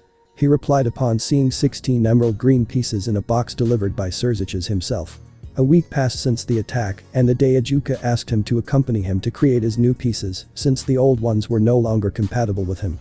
Issei was expecting the usual 15 pieces, but upon opening the box, he found an extra piece in the shape of the king, when it is not supposed to exist in the evil piece system. Serziches. There have been 3 king pieces created in history so far, with yours being the 4th. Your pieces are pure draconic power without a hint of demonic power. As soon as you use the king piece, your power will increase explosively. If a newly reincarnated low-class devil were to have a king piece, their demonic power would be comparable to a high-class or ultimate-class devil. Issei. That much? Why is he so strong? Serziches. Since it is the set of all the other pieces, you could say that in your hands there are 2 sets of pieces. He revealed, leaving him speechless. Issei. Thank you Serziches-sama. You don't know how much I appreciate you for this. He said thinking that he could finally take Koneko away from Ria's. Serziches. I didn't do anything, you should thank Ajuka, he made them agree to give you the king piece, after all it is so powerful that to use the ones we have the entire council must agree. Issei. Understood, I'll tell him when I see him next time, now if you'll excuse me, I'll leave. He said, disappearing with his own magic circle, which he finally learned after so many months. As soon as Issei arrived home he was already decided what he would do next. His parents were at home after so much time due to a trip. Finding them alone in the room, he sat beside them in silence before telling them about the supernatural world. Issei. Here you go. He said extending his hand to Ria's. Ria's with clear reluctance stretches out her palm to receive the rope that was previously on Koneko, making her want to cry. Mickey. Issei dear things are ready. Issei. Okay mom, we'll go now. He told his mother that he was happy, at least until he saw Ria's, Akeno, Zenobia with pure disgust, except for Asia, whom he looked at with great disappointment, making it worse for her. Issei told them everything that happened in the supernatural world, including the girl's betrayal, and his wish for them to move to Kyoto. He decided to take Yasaka's proposal to live with her in Kunu, but not before being drained by Yasaka for 2 full days. He spent time with both of them, especially Kunu, since she was the one who suffered the most from his death at such a young age, but he was able to calm her trauma just by his presence next to her. As he would soon no longer be linked to Ria's, he asked her to live with them with her parents, which they both gladly accepted. The exchange of pieces was a resounding success, at least for Issei. Koneko now belonged to him body and soul, bringing out a sweet smile that not even sweets could achieve. His pieces contained a lot of power, so Koneko casually took a rook piece at his request, even though he tried to give her a bishop piece. The same thing happened with Kuroka, who, although she had 2 bishop pieces before, wanted to have a rook to match Koneko. Resigned to convincing them, he awarded a second rook piece to Kuroka, causing her to jump in joy. With matters finished, Issei, Kuroka, Irina, Koneko, and Issei's parents teleported with all their luggage to Yasaka Castle in Kyoto, without giving Rias a single glance after the exchange. Issei only heard much later from Sona some things that he didn't care much about. Rias ended up marrying Riser, and Akeno became his second wife. Of course he didn't even receive the invitation, since it was obvious that she wouldn't go. A few weeks later Sona told him that Saji was expelled from his peerage for trying to force Momo and Raruko to have sex. After being rejected by both on his trip to Kyoto and for having sex with Asia and Zenobia made him become greedy. He believed that trusting that if he managed to make them feel good they would fall before him, but it was not like that. In a fit of rage he even tried to hit Asia and almost lost an arm to Zenobia's sword that defended her. Not tolerating the blonde's lack of control, she ended up changing his peerage without caring about giving more power to another. In fact, the one she gave him to was Ikvera, not because she hated her, but because she herself proposed it to him by having a way to keep him under control. The next time she saw him, she noticed that there was a dog collar on his neck and that, as soon as his eyes looked at her breasts, her butt, or he had a dirty thought about a woman, an electric shock would hit him, making it impossible for him to even fulfill his desire on his own. Are you ready? I don't know. Are you sure I don't look bad? Please Shirin, you look beautiful, so beautiful that I envy you. Hurry, it's about time. Kuroka and Koneko walk through some thick white corridors until they reach a huge closed door. Kuroka. I'll leave it to you, see you inside. She said entering, trying not to open the door too much. Koneko. Mr. Haidu. Goru. Oh please Koneko, just call me father, and don't worry, Issei is more nervous, you'll stop being that way as soon as you take the first step. He said to Koneko, soon to be his daughter-in-law. The doors opened, letting out soft, relaxing music. Goru. Here we go. He said taking the first step when he felt the girl's nervous grip. Holding his arm and with the doors already open, Koneko was filled with determination to take a step. The long walk on the red carpet, the music that accompanied her with each step, the people in yaokai in the seats on either side of the carpet, and finally, the man she loved at the end of the path. Koneko felt as if she had walked years of her life in just a few meters. Goru. Take good care of her. He said, gently releasing his grip before walking away and sitting in a seat in the front row next to his wife who was already shedding tears. Issei stretched out a hand to which she held it to climb 2 steps and stand face to face. Time passed with the voice of a person saying many things, although neither of them were paying much attention, they just stared at each other the whole time. Haidu Issei, do you agree to stay by your beloved's side, protect her, persist through dark days, illness and poverty? I accept. Koneko Taojo, do you agree to stay with the man you love, to protect him, to persist through dark days, through illness and poverty? Yes, I accept. Then I pronounce you husband and wife. You may kiss the bride, sir, he finished, taking a few steps back. With his confirmation, Issei gently took the veil that covered half of Koneko's face.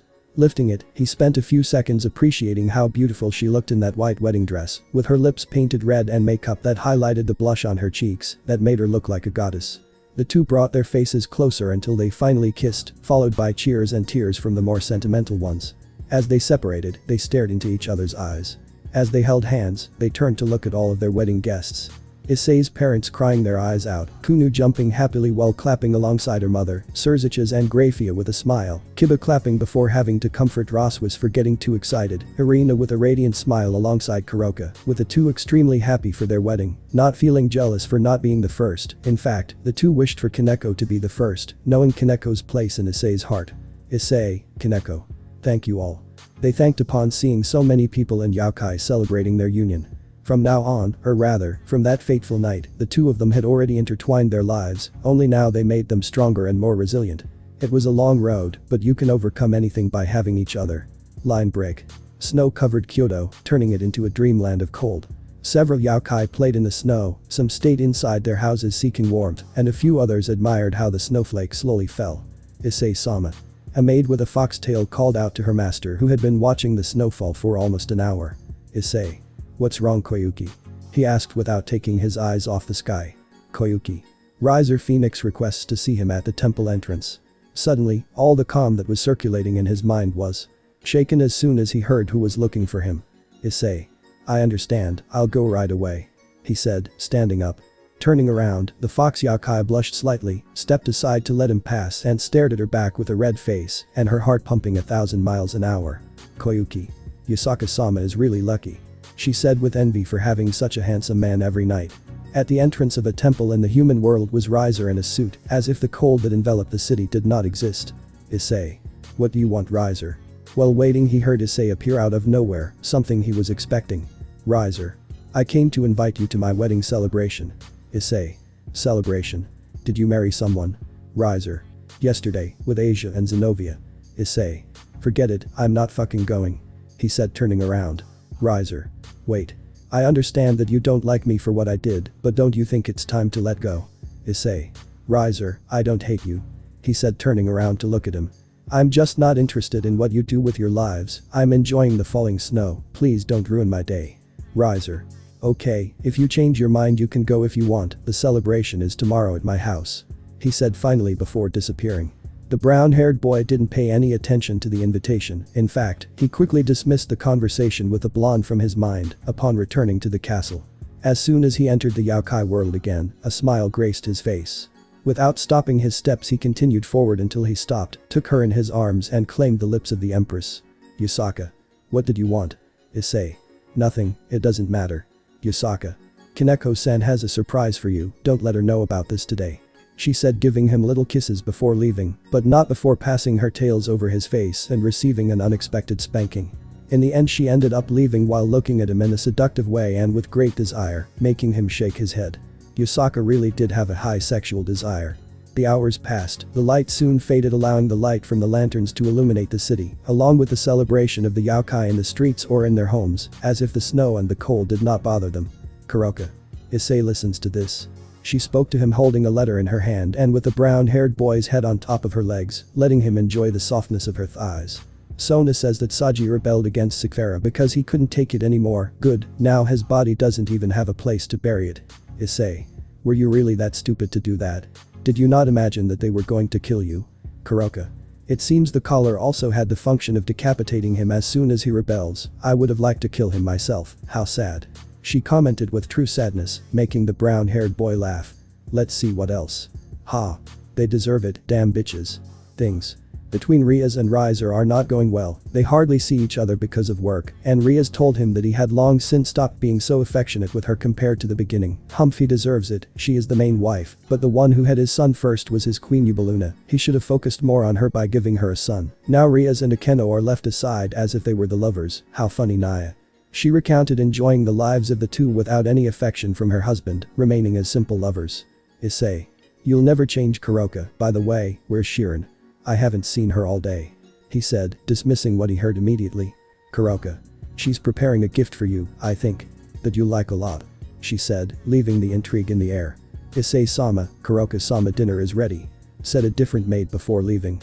Issei. Oh well, let's go. He commented, not wanting to get up. Kuroka. You know you have permission to enjoy them as much as you want at any time. She told him, holding his face between her hands and leaning his body to kiss him. Ahem. Kuroka. Kunu-chan, shouldn't you be having dinner? Kunu. I'll do it when Issei-sama is there too. She said, crossing her arms. Over the years Kunu has developed at great speed, although she was still a teenager, she had become an extremely beautiful woman with long legs, a flawless face and breasts comparable to Zenobia's when she went to school. Yusaka told them that it was normal. When using senjutsu, the body is nourished by the energy of the earth. For some reason she and Kuroka had those amazing bodies. Reluctantly Kuroka had to let her intimate moment with her husband pass. Kunu grabbed onto the brunette as much as she could, putting her arm between her large breasts. Now that she had grown up a lot, Issei allowed her to do certain things like what she was doing right now, making her extremely happy. At the dinner table were Yusaka, Kuroka and Irina, his three beloved wives, as well as Kunu, his fiancée. But Issei kept wondering where Koneko was and what was this surprise Kuroka was talking about. Once they finished eating, Yusaka blindfolded him and along with the others, they led him through the hallways without saying a single thing.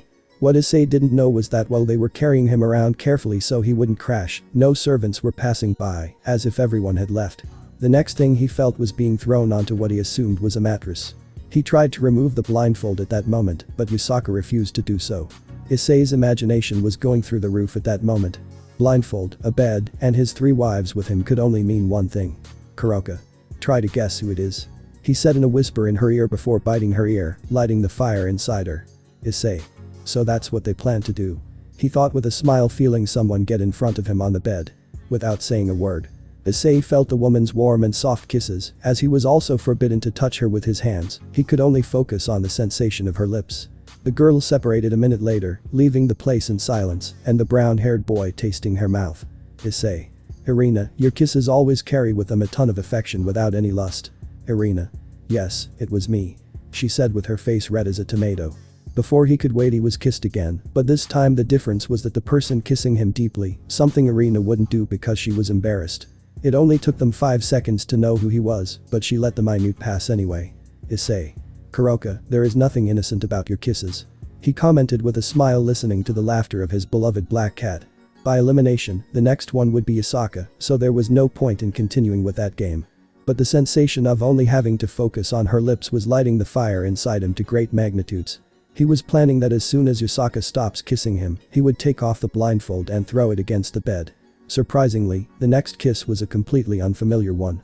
He thought Koneko had arrived and was trying to confuse him, but he would never forget the way she kissed and caressed him. The kiss was somewhat clumsy, shy and affectionate. Like the others, it lasted a minute before separating, leaving Issei's mind in a mess, as he couldn't properly process who she was. Irina, Kuroka and Yusaka were definitely not. Irina and Kuroka had just kissed him. Yusaka would certainly never kiss so innocently. Koneko. Neither, which only left one person after ruling them all out. Swallowing a mouthful of saliva and about to remove the bandage, he blurted out the name. Kunu. The moment he removed the blindfold from his eyes, he could see the aforementioned with a sweet smile, her gaze fixed on him, her face flushed and her tails moving uncontrollably due to happiness. Kunu. Although there's still a year left until I can get married, there's no problem if I can kiss you now, right? She asked with a slight fear that he'll continue with the rule of not doing anything until he's a little older. I've already grown up, I'm the same age as when you came into this world, I'm serious. Without letting her finish, Issei pulled her into his arms, crashing his mouth against hers. Kunu's eyes were wide open in surprise, but that surprise turned into an overwhelming happiness that caused her to release a couple of tears from her eyes. Her heart was beating wildly, but ignoring it, she concentrated on the magnificent sensation of feeling her lover's domination over her. Kunu. I've been waiting years to kiss you again. She said, barely separating from him before she pounced again. So you finally decided to take Kunu? Issei. Koneko. Where were you? He asked, letting the young woman take a breath in his arms and against his body. Koneko had also grown. In the few years that had passed. Because she started training her senjutsu in depth late, her growth was slower, but her current body was on its way to being like the one Issei had first seen in his Shirin mode. Since they decided to live in Kyoto, she has been training under the guidance of Kuroka and Yusaka, and as such, her usual everyday clothing ended up being the light blue skirt with a white kimono, which was no longer baggy due to her large breasts. Koneko. It took me a while to look for your gift, I didn't expect Kunu to join today. Issei. Me neither, but you're right, she's the same age as me back then, it's normal that I can now allow her to do everything I deprived her of. In a year she'll be an adult after all. He said, caressing her face. Issei-sama. Koneko. In that case I hope you like my gift, but first. She said, walking towards him and covering his eyes with her hands, but not before kissing him. Koneko. Go ahead, don't be afraid. Koneko's words confused him, making him wonder if someone else like Kunu was in the room. A pair of hands gently surrounded his face, followed by soft, warm lips and a sweet scent that seemed to want to intoxicate him. Issei's mind was exploding worse than with Kunu, as he had absolutely no idea who she was this time. The girl was shy, even more so when they only held their lips together for 10 seconds before separating. Koneko. Are you sure you don't want to continue? Issei. I don't understand anything, who was it just now? He asks, unable to contain his curiosity. The girls let out a little laugh as if it were a melody, but for the brown-haired boy it was torture. Koneko's hands moved away, allowing Issei to gape at a blonde with loose hair inches from his face. Despite having her hair down, he was able to recognize her instantly. Issei. Ravel. He called her, not believing she was there. Ravel. Issei-sama. Please make me one of your wives. She said with a red face, but with her eyes fixed on him. Clearly he has gathered enough courage to be able to say those words. Now he fully understood what Koneko had been doing all day, encouraging him to confess. Issei. Are you sure? Do you really want to be my wife? Ravel. Yes. I've been in love with you for several years now, but I never dared tell you. Issei. Ravel, only a fool would refuse to be your husband. He said, causing the blonde to look at him in shock for a moment before hugging him in happiness. I didn't know you could be so aggressive. He said with a mocking smile. He doesn't know if it's luck or coincidence, but all of his women, now including Ravel, have huge breasts, which he loved. Ravel. Huh. And no, Kuroka. Please, I've been waiting for you since it was my turn. He said, taking off Ravel's dress in a second, leaving her in her underwear, at least until he also unbuttoned her bra and removed the last piece of clothing. The sight was never so beautiful for Issei. Not only was there an embarrassed Ravel naked in front of him, there were also Koneko, Kuroka, Yasaka, Irina and even Kunu without a shred of clothing on their bodies. Looking at the door, he saw that Irina had already put in place the sacred doorknob that Miguel invented a few years ago to prevent angels from falling when having sex. With her new body, her resistance was so great that even Irina ended up wanting more sometimes, something that, if it weren't for the knob that Miguel gave them, Irina would have already fallen no matter how much love she may have for him. In the end he made the brunette want mini Issei. Issei. Are you ready, Ravel? Ravel. Yes. She said in a low voice. Line break. Previously, the three of them competed to see who could last the longest, but now they both decided to withdraw from the competition in the face of such a large number. Not even Yasaka herself could last 10 runs inside, let alone reach 20 or more of that. However, that didn't mean they couldn't come closer and demand their morning kisses. And so the four of them spent an hour of pure kissing with no intention of continuing with anything else. They all took a long, good rest that day. Intense nights like the one before always left them satisfied for several days. That night was the celebration party for Riser's new wives. Koneko didn't want to know anything about it except what Issei and Ravel were going to do. When Issei arrived at the party everyone was surprised. The first reason was to see the Sekiruyute who was said to have gained strength to compare with Surzich's or even defeat him. Only Surzich's knew that he was not his rival since 2 years ago, thanks to the King Piece and the 2 Dragon God parts. The second reason was because he had not appeared in public for years. The third because they knew the relationship he had with the central figures of the party. And finally, because Ravel was his fiancée except for Koneko, his first wife. Many were whispering whether the blonde invited the brown-haired boy, and that was why they appeared together. Issei. Asia, Zenobia, congratulations on your wedding with Riser. He told them with a smile that left Asia petrified. They both tried to look for him in Kyoto, only to be mercilessly rejected by his servants, without letting them see a single hair of Issei. Over time, Riser seduced both of them and finally managed to marry them. Seeing Ravel with Issei made Riser feel a little uneasy, not understanding why she was his partner, but he decided not to give it much importance. Unfortunately, a few hours later when Riser tried to talk to Issei asking him why he was with Ravel, he answered with a single sentence. Issei. Can't I come with my future wife? That sentence left the place silent, freezing Riser's body and completely destroying Asia, Zenobia, Akeno and Riaz, who just wanted to cry at that point. Not only was his love life falling apart, but her former lover was extremely happy and even introduced her husband's sister into his harem. Seeing how Riser seemed to be boiling with anger, a thought crossed Issei's mind, so he couldn't help but whisper it in his ear. Issei. You steal my women? Then I'll fuck your sister and make her mine, body and soul.